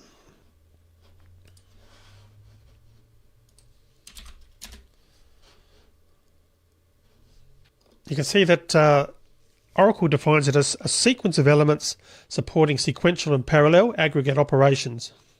So what does that actually mean? Well, in practice, a stream is a set of object references. The stream method, which was added to the collections class in Java 8, creates a stream from a collection. Now, each object reference in the stream corresponds to an object in the collection, and the ordering of the object reference matches the ordering of the collection. Now, when we want to use a stream that uses a collection as source, or as its source, the stream method will always be the first call we make. So going back to our source code. So note that the source collection, which in this case is the sum bingo numbers list, won't be changed when we work with streams. In fact, any stream operations that we use have to meet two requirements. Firstly, they must be non-interfering, which means that they don't change the stream source in any way. And secondly, they must be stateless. So the result of an operation can't depend on any state outside of the operation. An example of that would be that it can't depend on variable values in a previous step. So each operation should be seen as an independent step that's operating on a stream argument. So the result here of the stream call is a stream that contains all the items in the sum bingo numbers list in the same order that they occur in the list. So next, coming down to line 30, we call the map method, and we're passing it a method, the string.toUppercase method, but note that we've written it as string : to uppercase with no parentheses. Now, you may not have actually seen methods referred to using the : notation. Now, this notation is called a method reference. So we can use them when all a lambda does is call an existing method. Now, we could have been using them all along, but I figured it was a good place to introduce them here rather than earlier on. So the map method accepts a function. And from previous videos in this section, we know that a function accepts one argument and returns a value. In this case, we're mapping the string.toUppercase method to function. So the method itself doesn't accept a parameter, but there is a source string. And it's the string object we're using to invoke the method. So that's mapped to the argument of function, and the return value is the string returned from toUppercase. So another way to look at this, if you're a little bit confused by that, would be this code here. I'm just going to paste some code on the screen. So looking at this statement here, that effectively would map to something like this. So string upper string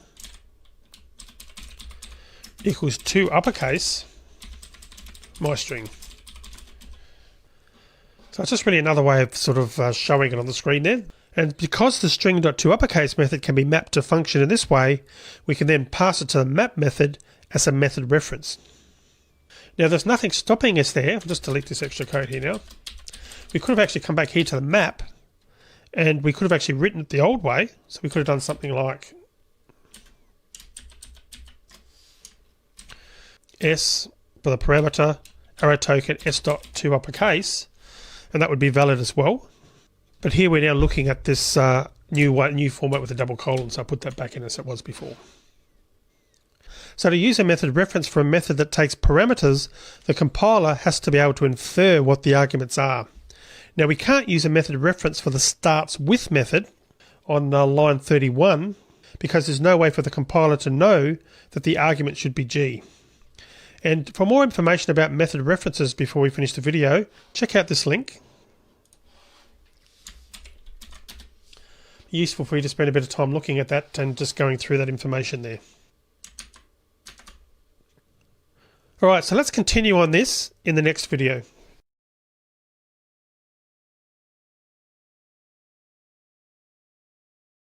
Alright, so continuing on with streams. Now, we wouldn't be able to use a map method with a method that expects two arguments here, and I'm talking about the code on line 30, because that method can't be mapped to a function. Now the map method wants a function, not a by function. And of course we don't want to have to pass a method reference. Now we can also pass a lambda that matches the function pattern, accepts one argument, returns one value. In this case, there just happens to be a method in the string class that does what we want to do. Now obviously the method that we use has to work with the item types in the stream.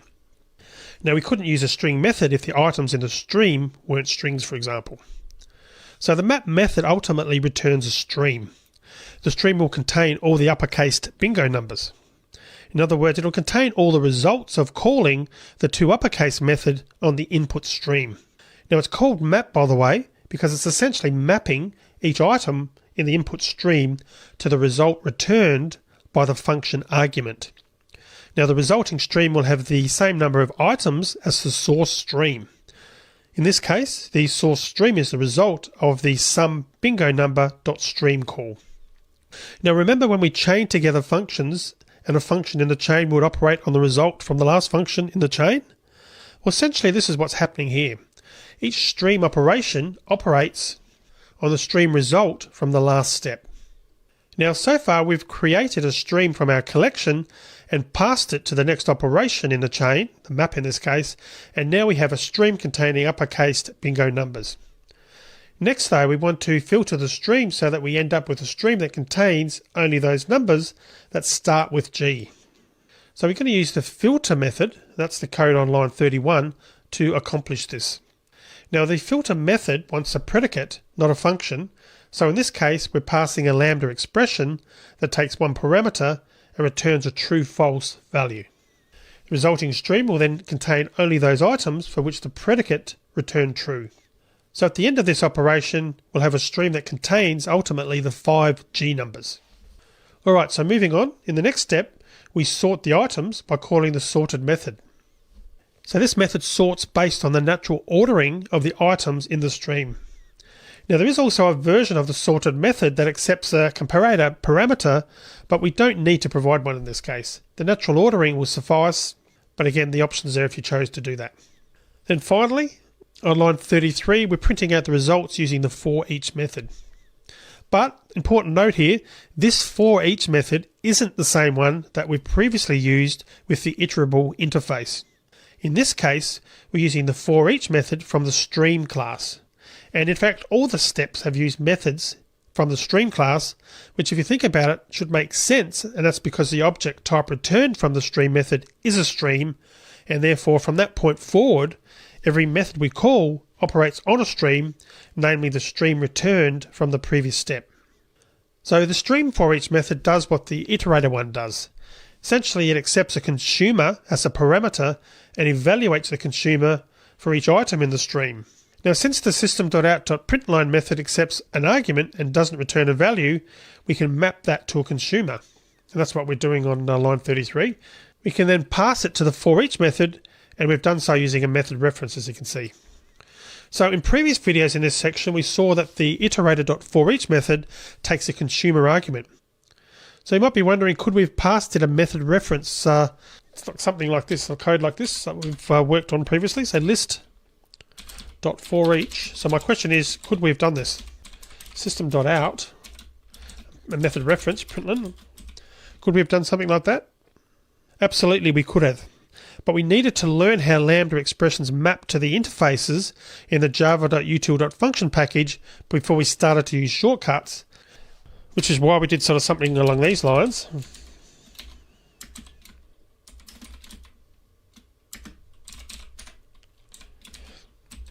Which was sort of the longer version of what we got on the previous line, rather than doing what we can essentially do now that we've learned how to do it, which is class : method, and using a method reference. Right, so I'll just delete those. Now, since the forEach method doesn't return a value, the chain has to end here because we're on the last line effectively. So there's nothing to pass on to another step at this point, again, because the forEach method doesn't return a value. So basically there's nothing to pass on to another step. Now, because of that, the forEach method is called a terminal operation. So a terminal operation returns either void or a non-stream result. Now, since every operation in a chain requires a source stream, ultimately the chain has to end when we use a terminal operation. Now, operations that return a stream are called intermediate operations because they don't force the end of the chain. Alright, so let's have a recap on what our stream chain does and look at the results of each step. So firstly, when a chain is evaluated, a stream pipeline is created. Now, the stream pipeline consists of a source, 0 or more intermediate operations, and then a terminal operation.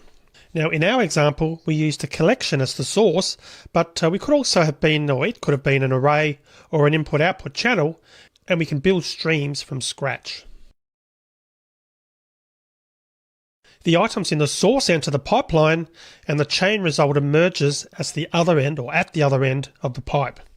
Now, as we've seen, elements may be removed from the stream as a result of an operation, so the set of elements that comes out at the other end of the pipe doesn't have to match the number that entered the pipe. Also notice that when we weren't using streams, our G64 number was printed with a lowercase g. But when we use streams, it was printed with an uppercase G. In the non-stream case, we didn't use the result of the two uppercase call, and that was the reason for that. And when an item passed the test, we assigned the original string with the lowercase g to the new list. But in the stream case, the map method maps each source string to the function result. So therefore the uppercase string is added to the resulting stream and ultimately passed to the next step in the chain. So that's why the non-stream case prints a lowercase g and the stream case prints an uppercase G. Alright, so let's have a look at what else we can actually do with streams. So rather than creating a stream based on a collection, we can create one from scratch. So let's actually look at doing that. Now we're going to be using the stream.of method to create a stream comprised of some numbers from our bingo numbers list. Now we could do it by changing the stream chain we've just discussed, but I want to show you how to use the of method instead. So let's look at doing that. So I'm going to type stream string IO number stream equals, and we'll do stream.of. I'm going to put I26, I17, I29, then the last one O71, O71. So that now gives us a stream of string objects. Now we can create streams composed of any type of object, but we can't create a stream of mixed types. So for example, we couldn't have a stream of string and employee objects. Alright, so let's create another stream that contains the INN bingo numbers. Stream string in number stream, so INN. And that's going to be stream.of again. And N40, N36, I26, I17, I29, and O71. Alright, so let's now concatenate these streams together. And we can use the concat method to actually achieve that. So we can type stream string, and we'll call it concat stream is equal to stream dot concat, then IO number stream, then IN number stream. Now note that the concat method is static, so we can't use it in a chain, but we can use the result as the source for a chain. So let's actually print out the number of items in the concatenated stream. And we can do that with a printout, system.out.println. Then we can do concat stream.count. Now since count returns a long value, it's a terminal operation. So when we run, we should see number 10 printed on the console, which is the total count of both streams. We can see 10 showing there. Alright, so right now our stream contains duplicate numbers, but we can remove them using the distinct method, which uses the equals method to determine which objects are duplicates. So in this case, the stream contains string objects, so the method's going to use the string.equals method for comparison purposes. And we're going to chain the distinct and the count operations together so that we're printing out the number of items that remain after the duplicates are removed. So I'm just going to go back in here to this concat stream.count. I'm going to put dot distinct, then follow that up with a dot count, like so. So now if we run that, we should get the number of unique elements. You can see we've got the result there of 6 because it's removed the duplicates. Essentially the 4 items have been removed in this case. So a question here, can we print out the items in a stream but without ending the chain? So let's just say that we're trying to debug a long chain and we wanted to print the results of each operation in the chain.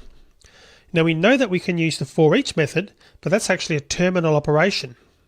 So instead, we could use the peak method, which accepts a consumer argument.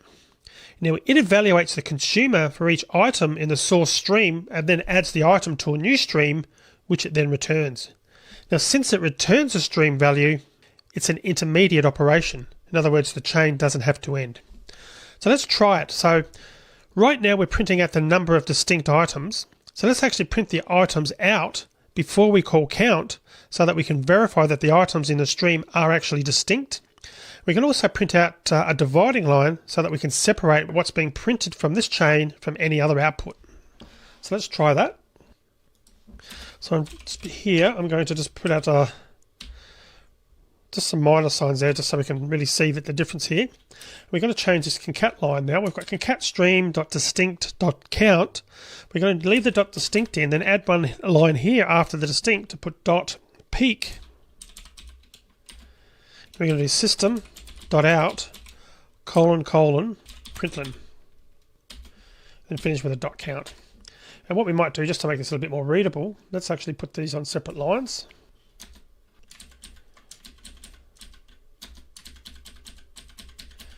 I find when with chaining operations, it's actually good to put them on separate lines. It's a little bit easy to read. All right, so let's actually try running that. So you can see we've got the 6 distinct items in the stream that was returned from distinct, followed by the count. Now the documentation states for the peak method, it mainly exists to support debugging, and that's obviously what we're using it for here, to be able to print that out as we go through and show the elements that actually remain after the distinct was called. Alright, so I'm going to finish the video here now. In the next video we'll continue on and we'll actually look at the flat map method. So I'll see you in the next video.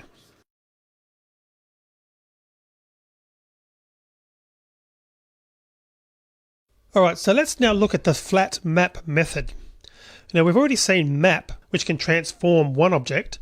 So that takes a function as an argument, which takes one object and returns a value. So we may want to map a single object to more than one object, and we can use the flat map method to actually achieve that. The method accepts a function that returns a stream value. So we can pass an object as the function argument and return a string containing several objects, which means that we're effectively mapping one object to many. In fact, that's the intended use of the flat map method. Let's take a look at an example of using that. So we're going to add a couple of classes to our project. So I'm going to create a new class, employee, and you can create them either as separate files or just add them to the main Java file. I'm going to create them as separate files, employee.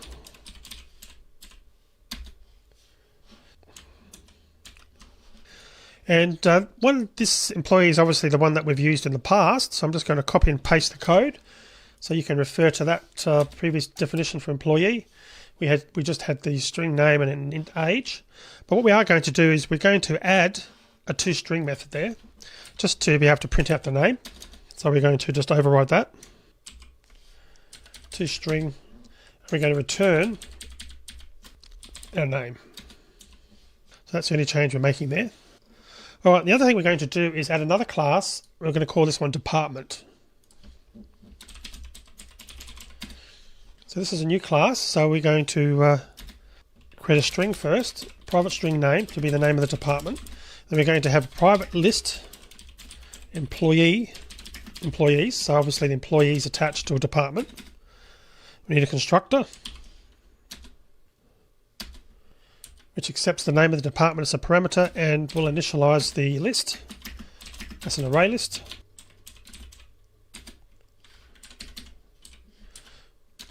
And we'll accept that import. And we want an add employee method, so public void add employee, which accepts an employee, and then adds it to our array list, employees.add employee. Then we also want get employees. Employee, get employees, return employees. All right, so going back to main now, we've created both of those.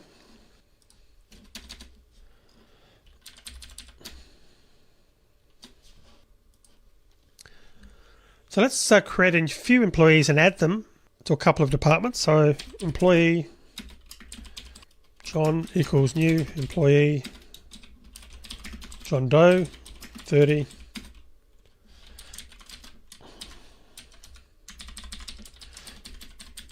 We'll do Jack for the next one.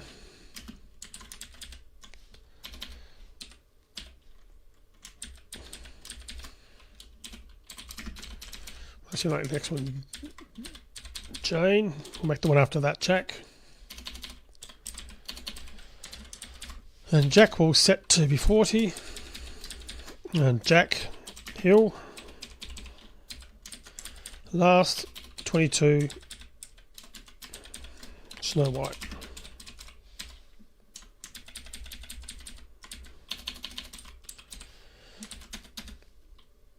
Okay, then we'll do department. HR equals new department.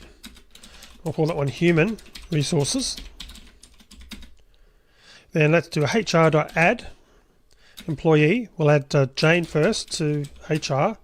HR.add employee. We'll also add Jack and Snow White there as well.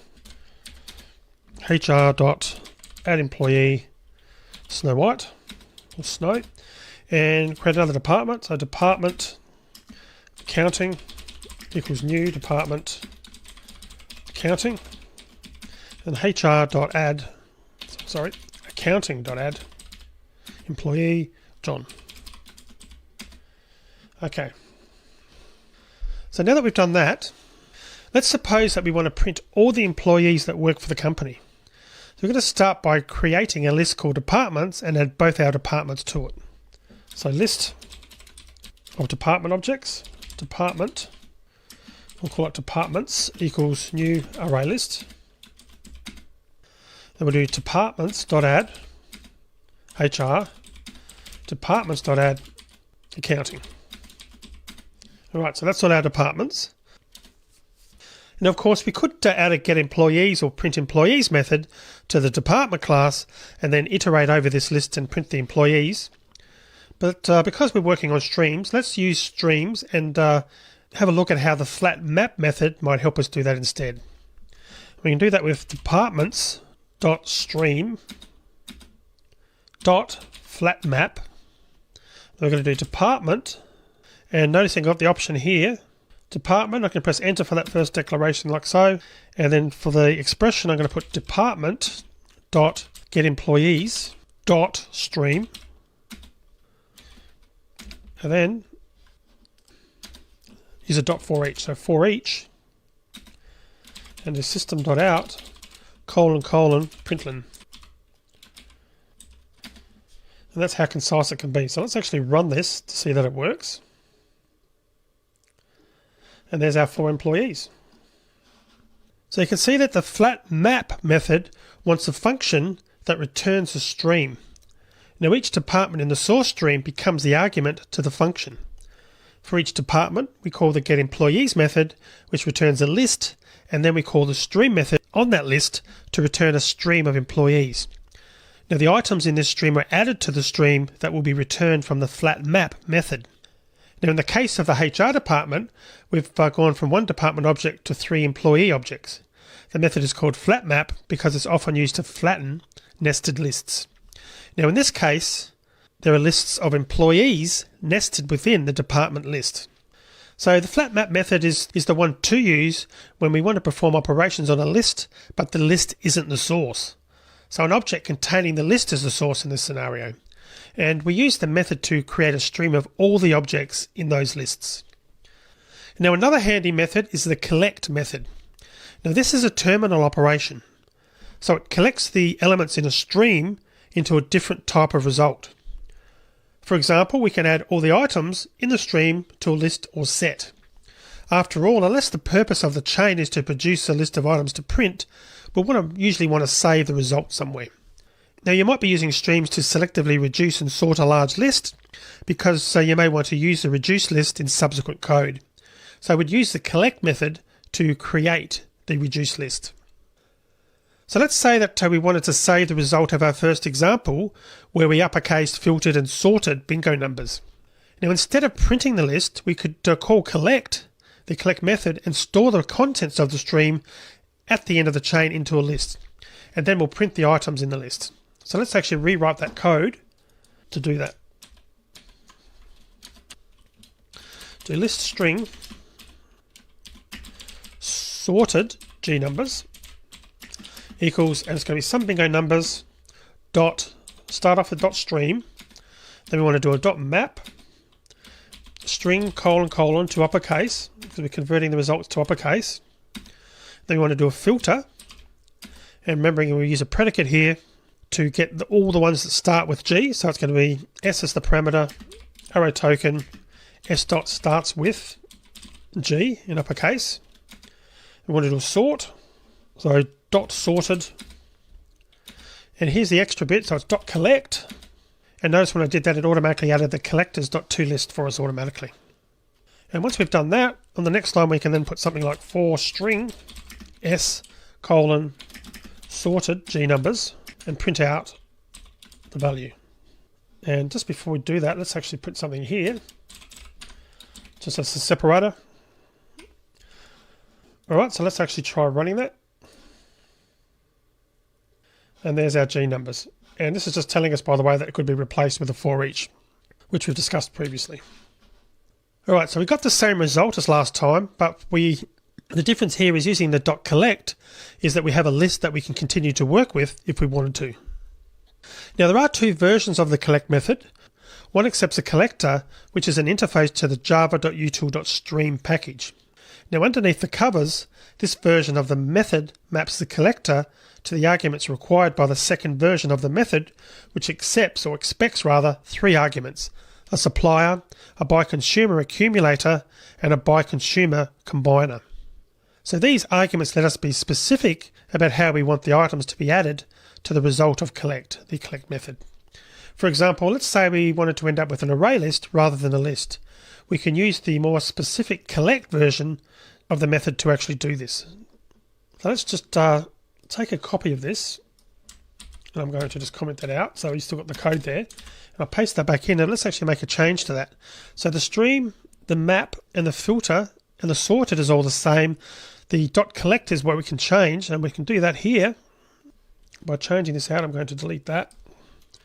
And we're going to put array list, colon new, comma, array list, colon add, and array list, colon add all.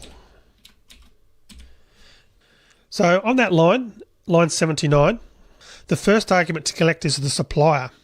Now if you recall, a supplier creates objects. Now we want an array list, so we pass the array list colon new as the supplier, which will construct a new array list for us. By the way, when passing method references, we use the name of the class, array list in this case, colon new, when we want to pass the constructor. Alright, so moving on, the accumulator is the array list .add method. That's how we'll add the items to the array list. And finally, the add all method is the combiner. So the accumulator is used when the runtime needs to add a single version or a single item into the list. The accumulator is used when the runtime needs to add a single item into a result. The combiner is sometimes used to improve the efficiency of the operation. If and when to do this is really up to the Java runtime. Now there are many APIs that we can map to the supplier, accumulator and combiner. And this allows us to do all sorts of things using collect. For example, if we had a lot of employees and there are groups of employees with the same age, we could create a map of lists based on age using the collectors.groupingby method. Now I won't actually do this, but I'll just show you what the code would look like. It'd be something like map integer list employee and grouped by age equals departments.stream. It'd be something like flat map, and it would be departments, and then add the arrow token, and it'd be department.getEmployees.stream. You're getting the list of employees for that department now. And then it would finish that off with a dot collect, and we'd do something like collectors dot grouping by, and we'd do employee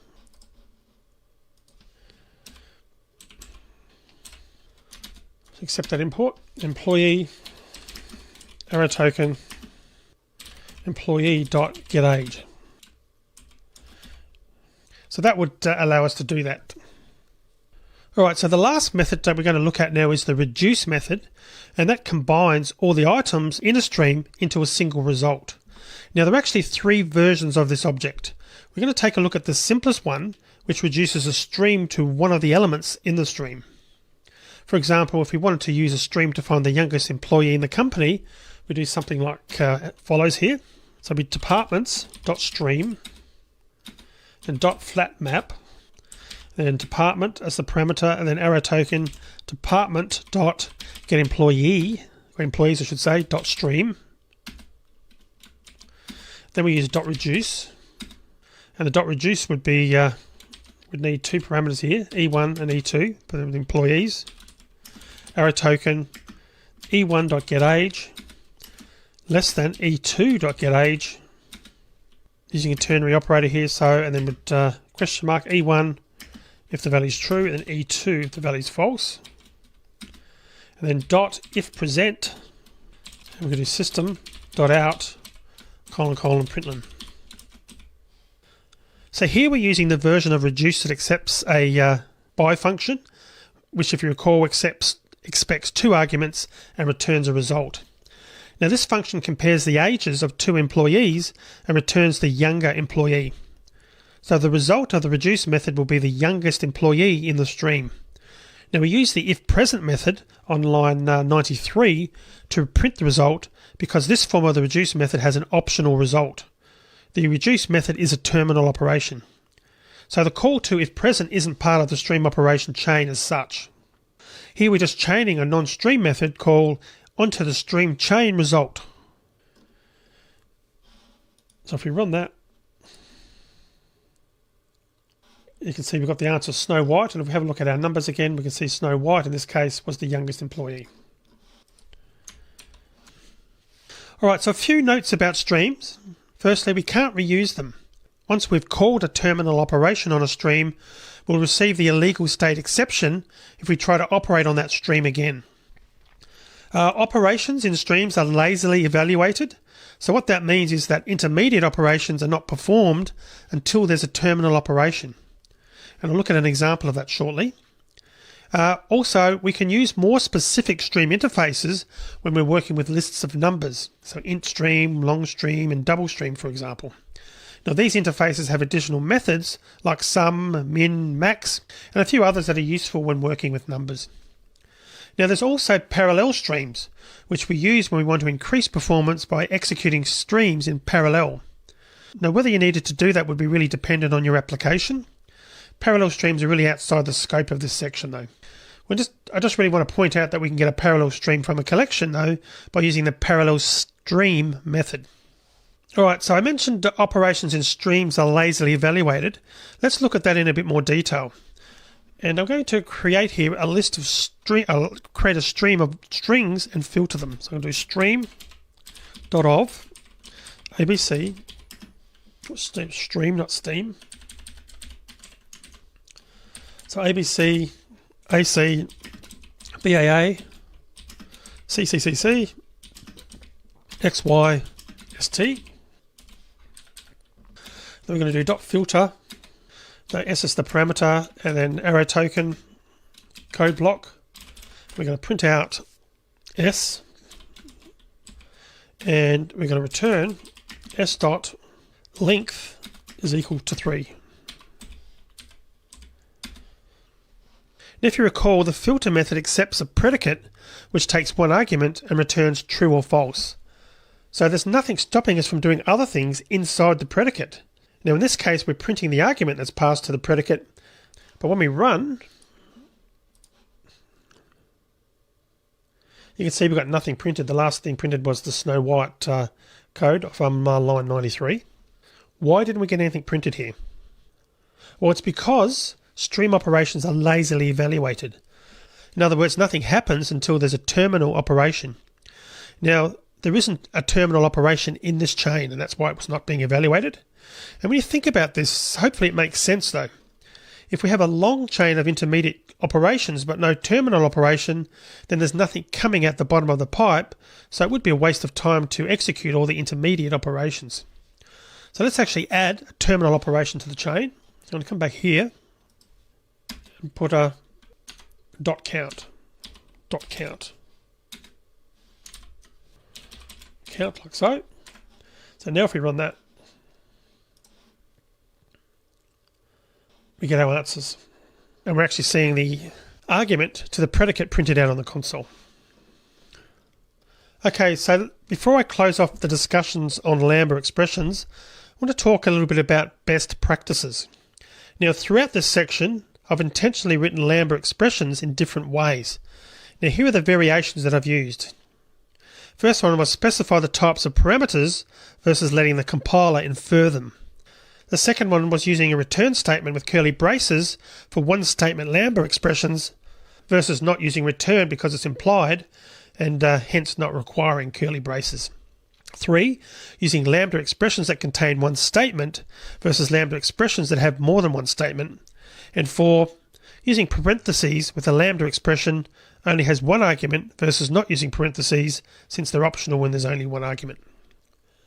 So if you look at the 4 variations, the 2 alternatives offer the choice between verbosity, or verbosity I should say, versus conciseness, which in turn often comes down to the choice between readability and conciseness. Not all the time, of course. Short Lambda expressions are usually readable no matter how concise they are, but when striving for conciseness, we can sometimes write Lambda expressions that are difficult to decipher because we've left out too much information. Now, there are a number of articles and tutorials on the internet that discuss best practices when using Lambda expressions. Now, many of them fall on the side of conciseness, but keep in mind that best practices are guidelines, not rules. So when reading code that I haven't written, or going back to code that I wrote months or years ago previously, it's actually not unusual for me to come across a Lambda expression that's cryptic and takes a lot of work to figure out. So the question I would ask is, was it concise? Well, yes, it was. But was it readable to the human? No. So yes, we can optionally leave out the parameter types when the compiler can infer them, but will it be easier for a developer reading the code to do the same? Now, we don't have to include the return keyword when a one-statement Lambda returns a value, but will a developer be able to tell at a glance that the Lambda expression returns a value? So in my opinion, when it comes down to practices that are syntactic and don't make a difference to the code that's generated, the key thing here is to be consistent. So don't use different styles within the same file. If you're working on code someone else wrote and they always leave out the parameter types, then you should do the same. And if they always use the return keyword with one statement lambdas, do the same. If you're writing code from scratch, do what's clearer and the easiest for you, and also what you think will be clearer for other developers who may work on the code in the future. Personally, I'd rather see a verbose Lambda than a concise one with a comment, because I know from experience that comments aren't always updated when the code is, and that can ultimately lead to a lot of confusion and wasted time. Alright, so that's it now. I'm going to finish the video here now. In the next one, we're going to start work on the challenge. So see you in the next video. It's break time. Do you like this video? Don't forget to subscribe to get new videos. Share this video to open new premium videos and ebooks. We'll be a Starfreelancer.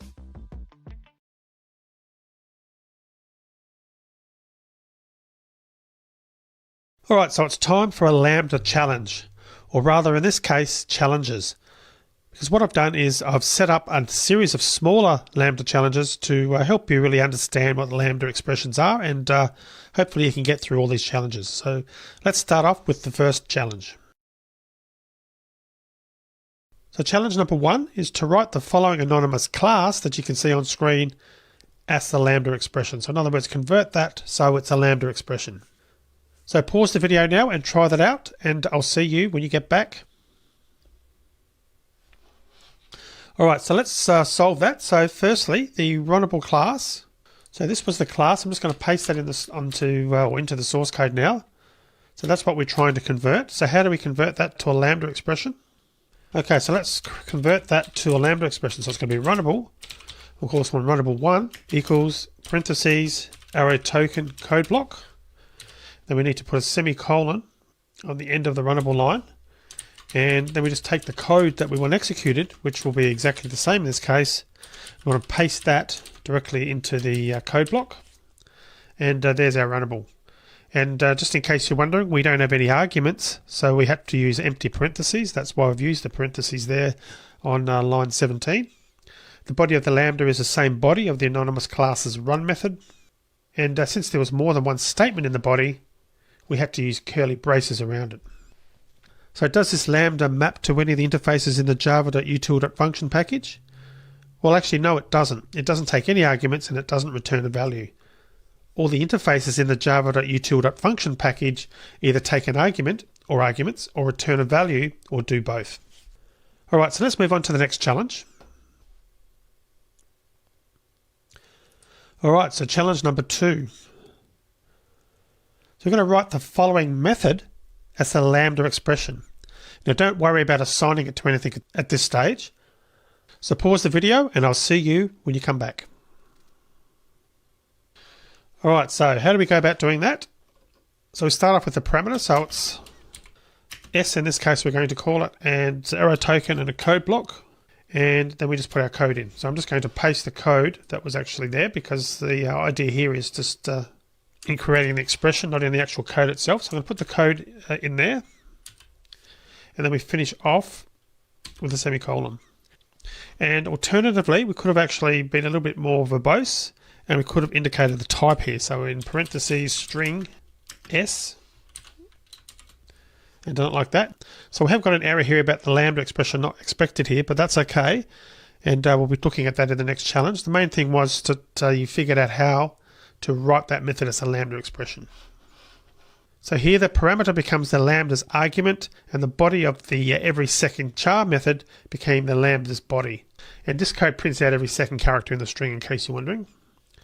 And again, in this second scenario where I indicated the type of the argument, I had to use parentheses, where in the first case I just used the S. So does this Lambda map to any of the interfaces in the java.util.function package? In this case, yes, it does. It takes one argument, parameter in other words, and returns a value. So it maps to the function string, string. So to actually get this working, we can do the following. So I can actually put that reference here. So function string, string, and we can call it something. Let's just call it Lambda function is equal to, and that should now fix the errors. And of course, where we've got the parameter type, we can also remove that and just go back to the native type without parentheses. And the type is implied because of the function definition that we've set up on line 27. All right, so that's challenge 2 completed. Let's move on now to the next challenge.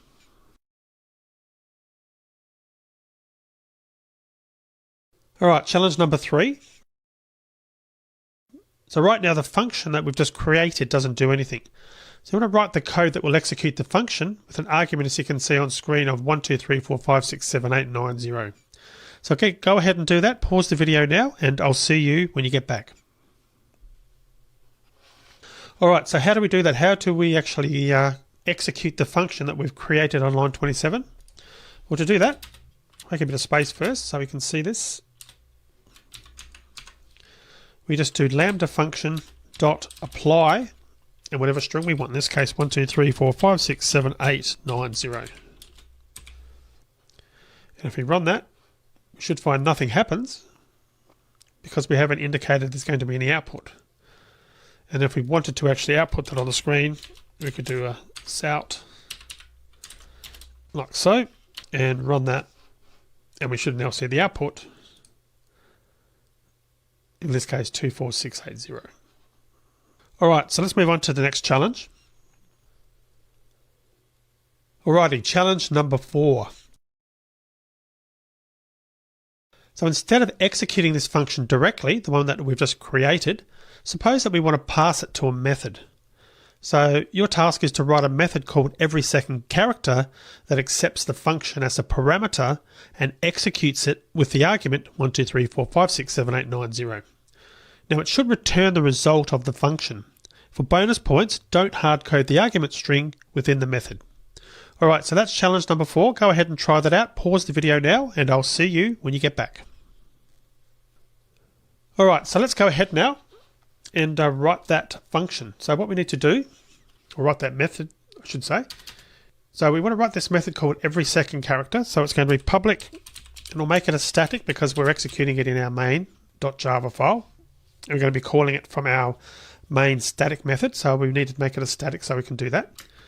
And it's going to be a string because we're returning the string.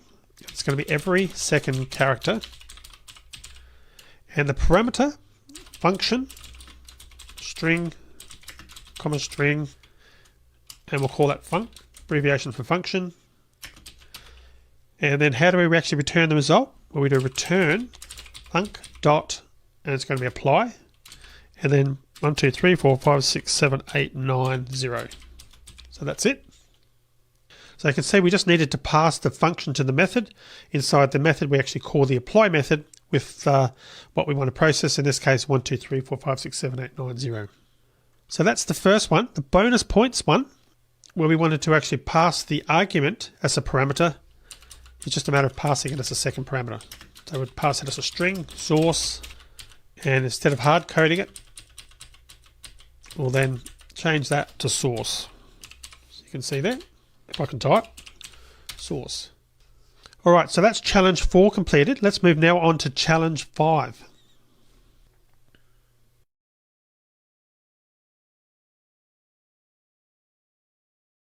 So using the bonus version that we just coded, call the method with the lambda function we created earlier and the string 1, 2, 3, 4, 5, 6, 7, 8, 9, 0, then print the result returned from the method. So that's challenge 5. Go ahead and try that out and pause the video now and I'll see you when you get back. Alright, so let's go ahead now and call the method that we've created with our lambda function and print out the result. And you can probably figure out that it'll be something like this. So string result equals everySecondCharacter, passing the lambda function that we've defined already on line 27 right at the top there. And then what we want to print out, 1, 2, 3, 4, 5, 6, 7, 8, 9, 0. And then I can print that out. And if you just printed it out directly like I did on line 38, that would be okay as well. So let's just comment out that first bit of code and let's just run this. And we get our results 24680. Alright, so let's move on to the next challenge. Alright, challenge number 6.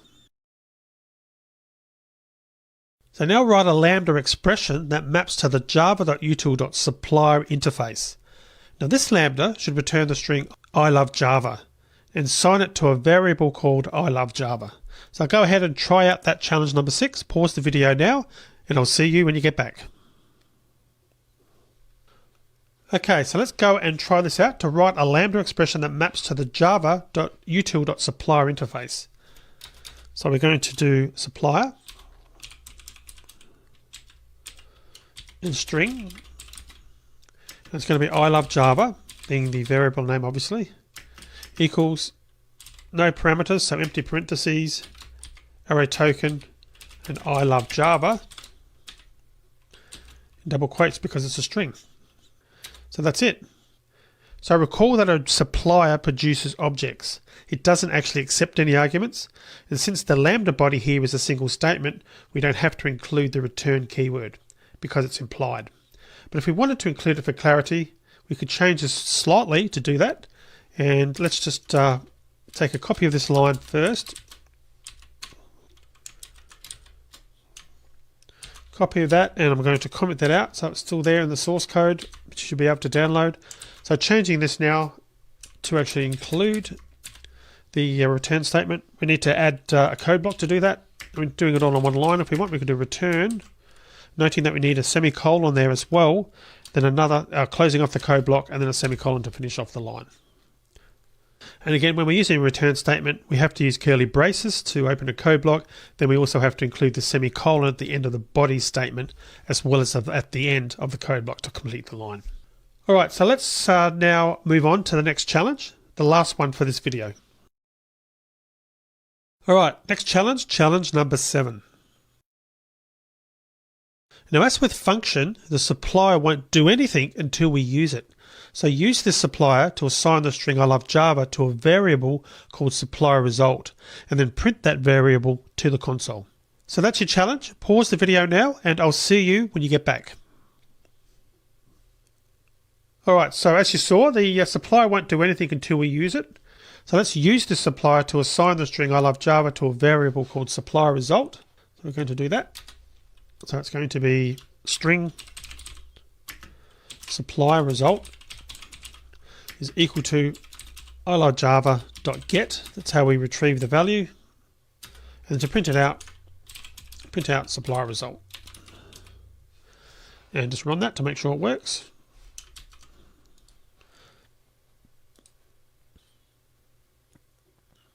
All right, I love Java, so that's it. All right, so let's move on now to the next video, and we've still got some more challenges to complete. So I'll see you in that next video.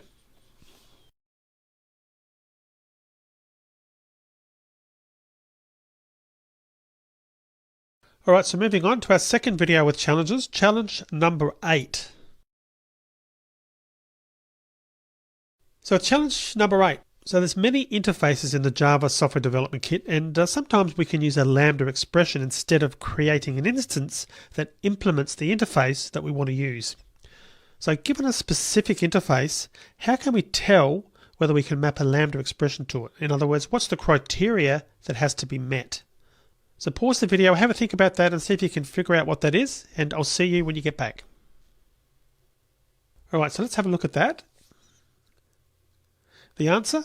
Well, the interface has to be a functional interface. It can have only a single method that must be implemented. Now, a functional interface can contain more than one method, but all the methods but one must have default implementations. Now, most of the time, the documentation for an interface will state whether it's a functional interface. All right, so moving on. Next question here. With what we've just said in mind, can we then use a Lambda expression to represent an instance of the java.util.concurrent.callable interface? And as a hint here, you'll have to check the documentation. And as a Java developer, you have to be really comfortable with looking up and reading documentation. It's a really important part of the process of being a developer. And there's a link on the screen you can see there to the callable documentation. The link's also in the resources section. So check that out and see whether you can answer that question. And I'll see you, or pause the video now, and I'll see you when you get back.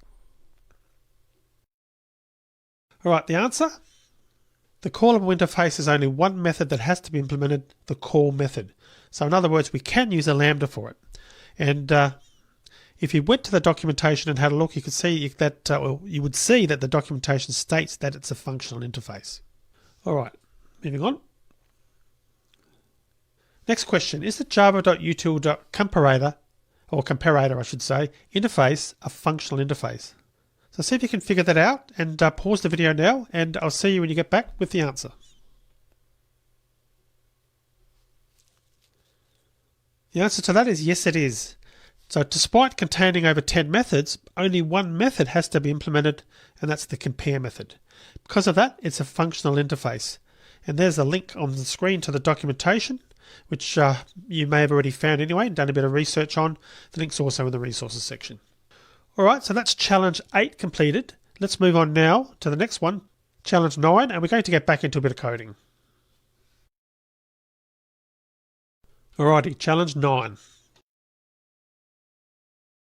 So let's suppose we've got the following list of the top 5 male and female names for 2015.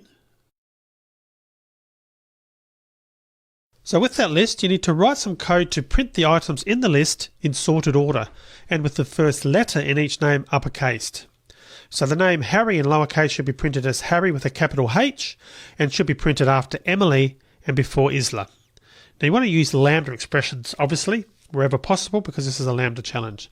So go ahead and try that and pause the video now, and I'll see you when you get back with the answer. But just before I do that, the list that you can see on screen there is available as a resource in this video, so you can just copy and paste that directly in to save you a bit of typing. Okay, let's have a look at the answer for that. So I'm just going to start by pasting in the list of baby names.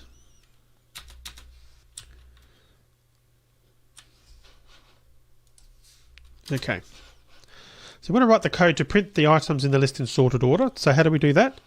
We're going to start by defining a new array list. So it's going to be list of string. We'll call it first uppercase list is equal to new array list. Then we're going to do top names 2015, which was the list I pasted in on line 51. Then we're going to do a dot for each. Then we're going to do name as the parameter arrow token. And then we're going to do first uppercase list dot add. It's going to be name dot substring. You can probably see what I'm doing here, getting the first element, converting that to uppercase, and then adding the rest of the string. So name dot substring, position 1, by default will take us to the end of the string. And I can bring that back up here because that's the end of the actual expression. All right, so now that we've done that, we then want to sort it. So we're going to do a first uppercase list dot sort, and we're going to two parameters here, obviously S1 and S2 being the two strings, S1, S2, arrow token S1 dot compare to S2, and then we want to finish with a printout of them. So it's going to be first uppercase list dot for each. Then we're going to do S as the parameter, arrow token, and to print out the results, like so. So there were many ways to complete this, but my solution on the screen is just one answer. So we create a new list that holds all the names with their first letter uppercased, and I use the for each method to iterate over the list. We use substring to get the first letter for each name, and then we uppercase that letter. We then use substring again to concatenate it with the rest of the name. Then we added the result of the lambda expression to the first uppercase list. Now, when for each completes, the first uppercase list contains all the names with their first letters uppercased. I then use the sort method to pass it to a comparator. In our comparator, we're calling the string.compareTo method, and we then print each item in the sorted list to the console. So I've used lambdas in 3 places, with the for each method, with the sort method, and with the system.out.println method. And as I said, this is only one way to do it. There are other ways, including using third-party libraries that manipulate strings. But this works, and we'll use this version of the code going forward. Alright, so let's move on now to challenge 10. Alright, challenge 10. So we now want to change the code so that it uses method references. Now remember that a method reference looks like class : method name. So based on the code that I've provided in my solution, see if you can convert that to use method references. So pause the video now and I'll see you when you get back. Alright, so how do we convert that to, or those 2 lines, to use method references? The lines that we're looking to change are lines 67 and 68 using the .sort and the for each. So firstly I'm going to comment those out. So we've got the original code in there if you need to download the source code. So in terms of making that sort to line a method reference, or to use a method reference, we first uppercase list .sort still, but in this case it's going to be string : compare to. And the for each to print out the result will be first uppercase list .for each, and that's going to be system.out : println. So that's it. And actually I haven't been running this, have I? So I'll just run this to see that it's actually working. Probably should have done that with the previous challenge. And you can see we've got everything in uppercase there and sorted correctly. So that's working nicely. All right, time for challenge 11.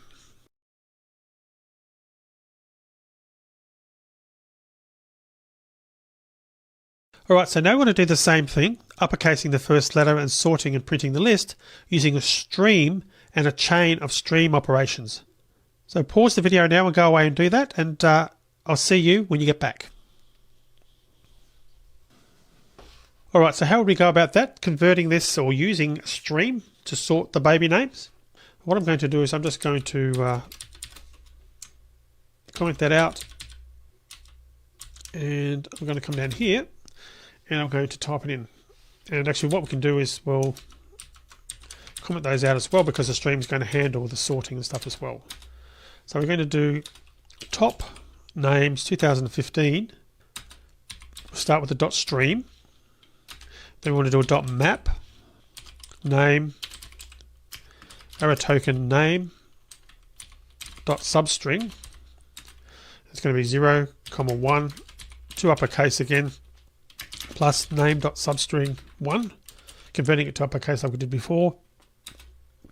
Then we're going to use dot sorted and using a method reference string colon compare to, and finally to print it out using a for each system dot out colon println. So a couple of things to note here. First, we didn't have to create a new list to hold the names with uppercase first letters. The map method returns a stream containing all the transformed names. Now, secondly, this code is a little more concise than the previous versions and just as easy to read in this case. So we went from Java code that used lambda expressions to more concise code that used method references to streams. And when you're first learning how to code using lambdas and streams, this is a good way to do it. We start by writing the more verbose version that doesn't use lambdas but uses anonymous classes. You can then replace the anonymous class with lambdas or use method references where applicable, or when applicable. And then finally we can rewrite the code to use streams, but of course only when it makes sense to use them. Let's just run this to make sure that it does work. And we still get the same output there, so it's working nicely. All right, let's move on to challenge 12. All right, for challenge 12. So instead of printing out the sorted names, print out how many names start with the letter A in uppercase instead. 2 hints here. You'll have to modify the stream chain, and secondly, you'll have to add another statement to print the number of items. So that's the challenge. Pause the video now and see if you can figure out that challenge, and I'll see you when you get back. All right, so let's have a go at doing that. Counting the names beginning with the A would be a long names beginning with A is equal to top names 2015 dot stream dot map, and we're going to do name, pretty similar to what we did before, name dot substring 0, 1, because we're converting to uppercase first, because we need to do that so we can do a test shortly of the first letters, plus name dot substring 1. Then we're going to do a dot filter name, and it'll be name dot starts with A, uppercase A. We're going to finish up with a dot count. And then we can print out a message. Number of names beginning with A is plus names beginning with A. Let's just run that and then we'll just talk about the code solution.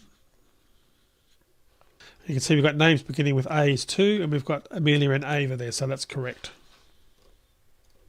So here we use the filter method to remove all items from the stream that don't begin with A. And then we use the count method to get the number of items in the resulting stream, which again, as I just pointed out, was 2. All right, we've got 2 challenges to go. Let's now look at challenge number 13. All right, so challenge number 13.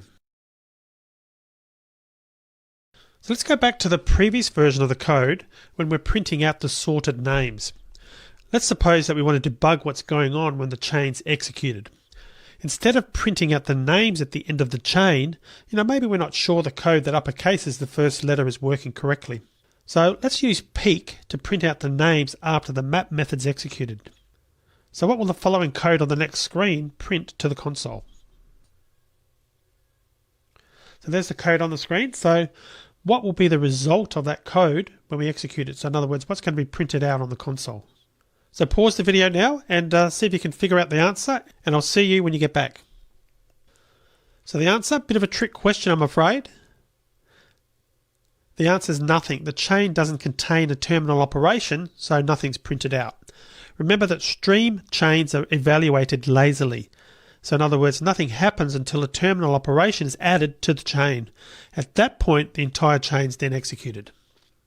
Alright, so let's now move on to the last challenge, challenge number 14. Alrighty, challenge 14, last one. So your challenge is to add a terminal operation to this chain, the code that I just showed you, so that the peek call will execute. And you can grab that code in the resources section of this video to save you having to type it in. And if you need to, check the documentation for the stream at the link here on the screen. And again, the link is in the resources section of the video. Now, since the peek call has printed every item, try to do something else with the terminal operation. In other words, don't just print out the items again. So see if you can attempt that. Pause the video now and I'll see you when you get back. Alright, so let's start off with the code that we know doesn't do anything at this stage. I'm just going to print that out, or paste that in I should say. That's our basic code. Now if we run that, we should find it doesn't do anything. We've only got the code, the output from line 84. And again, we haven't added a terminal operation, so that's why it's not actually working. So let's add a terminal operation. So I'm just going to add one, and we'll just use .count. So now that even though we're throwing away the result, you should find that the peek call runs and prints out the names at this stage which aren't sorted. So we don't actually have to use the result of a terminal operation. So let's just run this to confirm that it does work. And you can see we're now getting output again. And again, it's printing out the names at the stage which they aren't sorted yet, in case you're wondering. Because, of course, the stream for sorting it is after the peek. Another possible result would be changing count. We could use .collect, collectors, to list. And run that again. Like so, and what I did there was use .collect, which is a terminal operation to store the result of our chain into a list.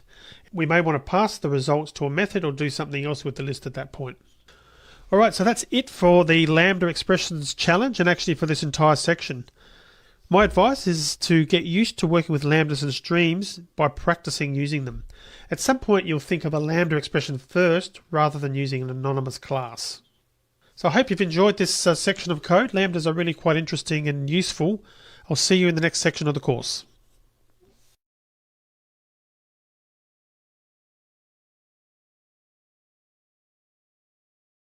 Alright, so let's discuss regular expressions. So regular expressions are a way to describe a string or a pattern. And you've probably already used regular expressions without actually knowing it. Some methods in the string class accept a regular expression as a parameter. For example, the matches method, replace all method, and split methods all actually work with regular expressions. So regular expressions are often used to search strings for a specific pattern or to validate that user input matches a specific pattern.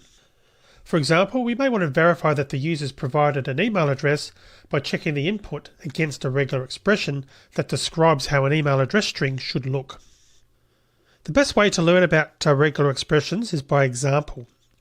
So I've created a new project called Regular Expressions. So start a new project in IntelliJ, and we're going to start typing some code into the main method. So I'm going to start by typing string equals I am a string. Yes, I am. Then we're going to do a printout of the basic string. And no surprises as to what that's going to show us. We see the string I am a string, yes I am, printed to the console. So the simplest form of a regular expression is a string literal. So for example, hello in double quotes is a regular expression. So let's actually use the replace all method to replace all occurrences of the word I with the word you. So the replace all method accepts a regular expression that describes the pattern we want to replace as the first parameter. The second parameter is the actual replacement string. So in terms of how to use this, we'll do something like string your string equals string dot replace all, and we want to search for I and replace it with you. And let's actually print out the results, and I'll just fix that typo. Your string. Let's just confirm that that works. And we can see the text now showing you am a string, yes you am, and obviously that's bad English, but you get the point of what's happening here. We are getting strings replaced. So the regular expression I matched the source string in two places, and each match or occurrence was replaced with the string you. Now if all we could do was match string literals in this way, regular expressions wouldn't really be very interesting. But we can actually do much more by using what's called character classes and boundary matches. So a character class is like a wildcard. It represents a set or class of characters. And a boundary matcher looks for boundaries such as the beginning and end of a string or a word. So let's start by declaring a new string in main. String, and we'll call it alphanumeric. I'm going to set that to A, B, C, capital D, E, E, E, then just put some other characters here.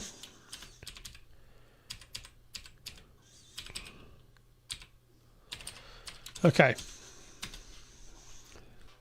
So looking at character classes, the dot character class matches any character.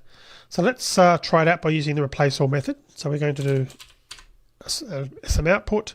We're going to do alphanumeric dot replace all. So we're going to use the character class of a dot. Then we're going to replace that with a Y. And again, the character class dot rep matches any character. So let's actually run that. And you can probably guess what that should do if we know that a dot matches any character. You can see that the entire string, which we set on line 11, is replaced with all Ys. So it's basically a wildcard for any character. Now the caret boundary matcher, and that's located doing a shift 6, that is always followed by a pattern, which could be a string literal or something more complex. Now when we use this caret boundary matcher, the regular expression must match the beginning of the string. So let's try it out with the replace all method again. And let's just say we want to replace that first part of the string, that A, B, C, D, E, E, E, with something else. So let's have a go at doing that. So we're going to do a printout again, alphanumeric dot replace all. We're going to use the caret, which again is a shift 6, the caret boundary matcher. I'm going to type A, B, C, capital D, E, E, E. We're going to replace that with 3 Ys. So note that the length of the regular expression doesn't have to match the length of the replacement. So if we actually run this, you can see that we got a match.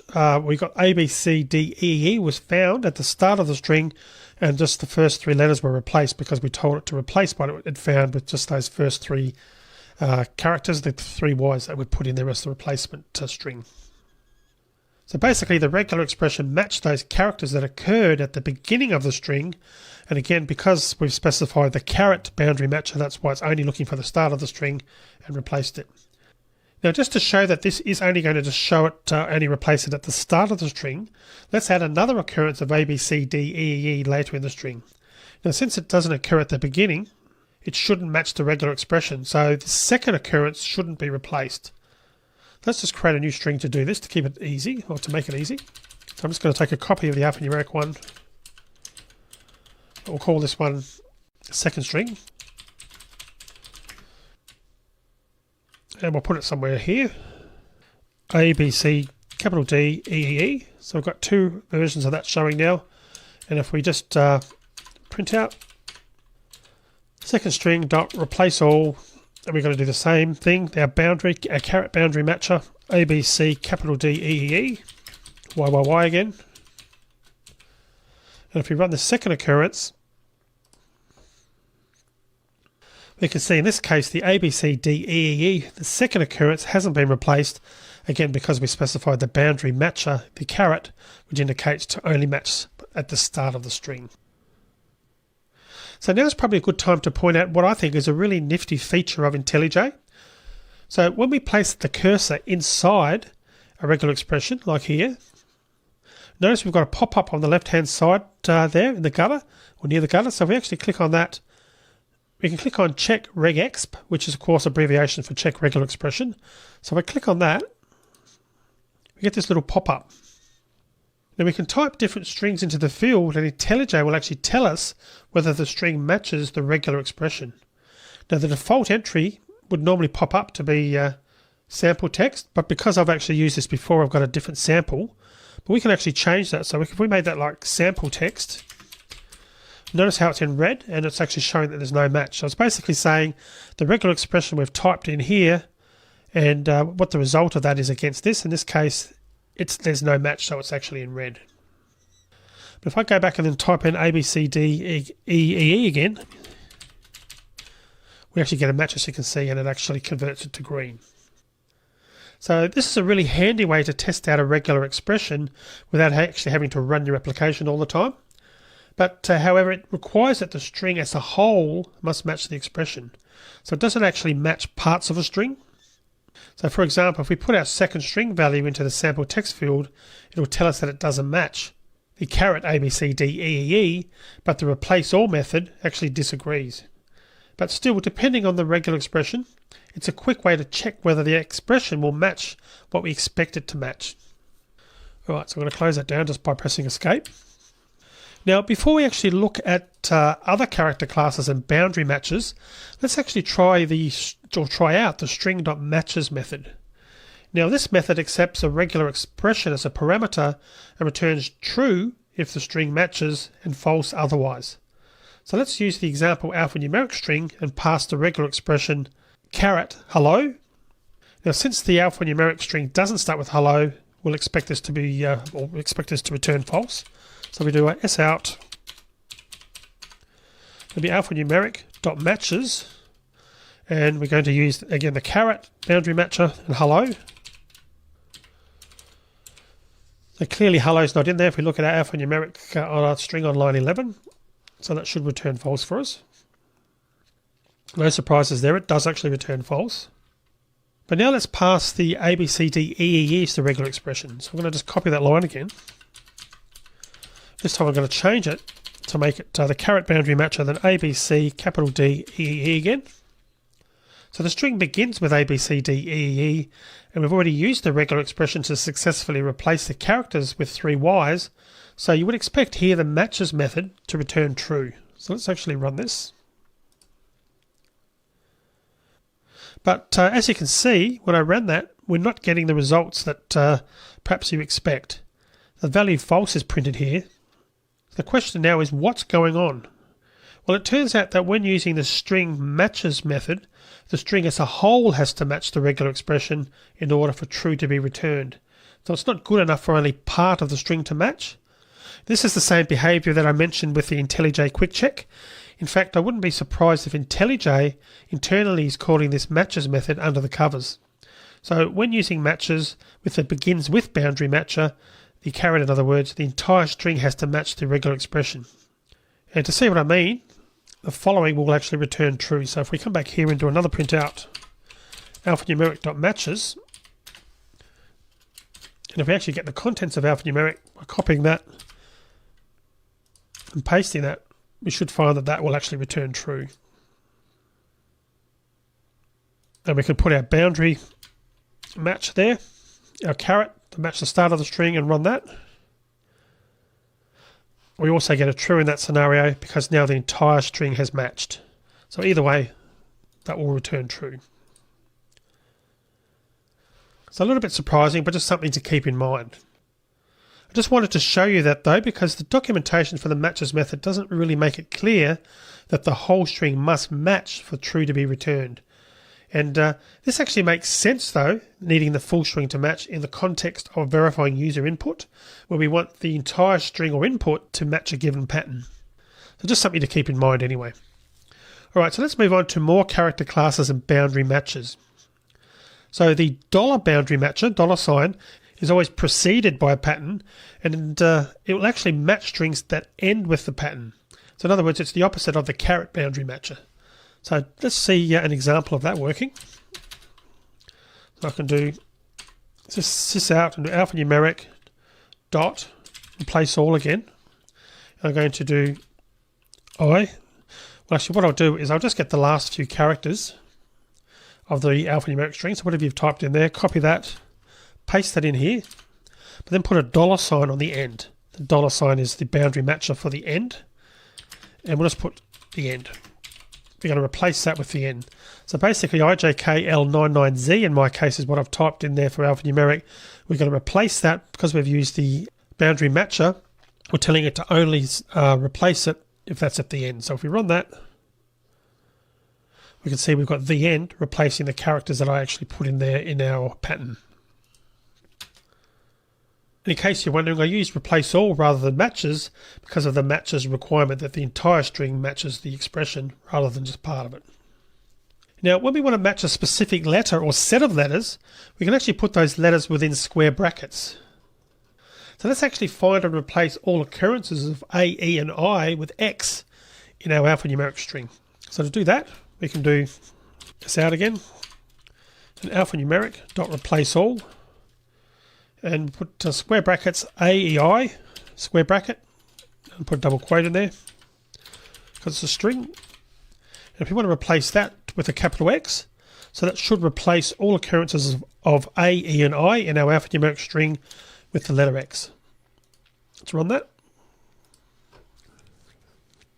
And you can see that A, E, and I have been replaced entirely with X's in our string. Now the length of the replacement string doesn't have to be 1.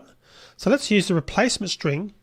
I replace the letter here just to see what I mean there. So I'm going to copy that line again. Instead of just replacing with X, I'm going to put I, replace the letter here. And if you run that, you can see that each letter has been replaced by the actual phrase, I replace the letter here, instead of the replacing it with a single letter as we did on the preceding line. So just to be clear, and you can probably see that in the example, this regular expression isn't looking for the pattern AEI.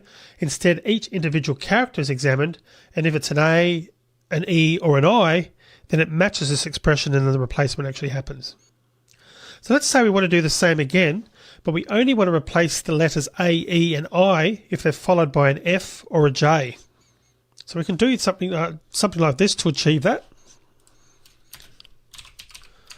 So I can do alphanumeric dot replace all. So I can put left brackets AEI, and then another left bracket F, J, another end bracket, and we're going to replace that with an X. So in my case there, what we're going to do is we're only going to perform the replacement if one of the three letters A, E, or I is actually followed by an F or a J. So you can see we've got an E there that's followed by an F, and we've got an I that's followed by a J. So we should have a couple of matches there that we can run through. So let's just run that and see. And you can see we've only had a few replacements, only the X there, and the X was replaced because we've got an F there following the E. So the third occurrence was actually replaced with an X. So only those occurrences of A, E, and I that were followed by F or J were replaced. And note that both were replaced there. So in the case of the first occurrence, looking at the F there, we had A, B, C, D, E, E, E, F. It's A, B, C, D, E, E. And notice that the third E and the F were both ultimately replaced with the X. So it took basically both characters and replaced it with an X. And likewise for the fourth I, we had an I and a J. And that was replaced with the X as well. And that's because our regular expression needed two characters to match, but then both those characters that were matched were replaced with the X. Alright, so I'm going to finish the video here now. In the next video, we're going to move on and we'll be looking at other boundary matches and other character classes. We'll also be looking at quantifiers as well. So I'll see you in the next video. This video is over. Go to starfreelance.eu to download these videos, materials, and sources. Watch more videos to get premium videos and ebooks. We'll be a Star Freelancer.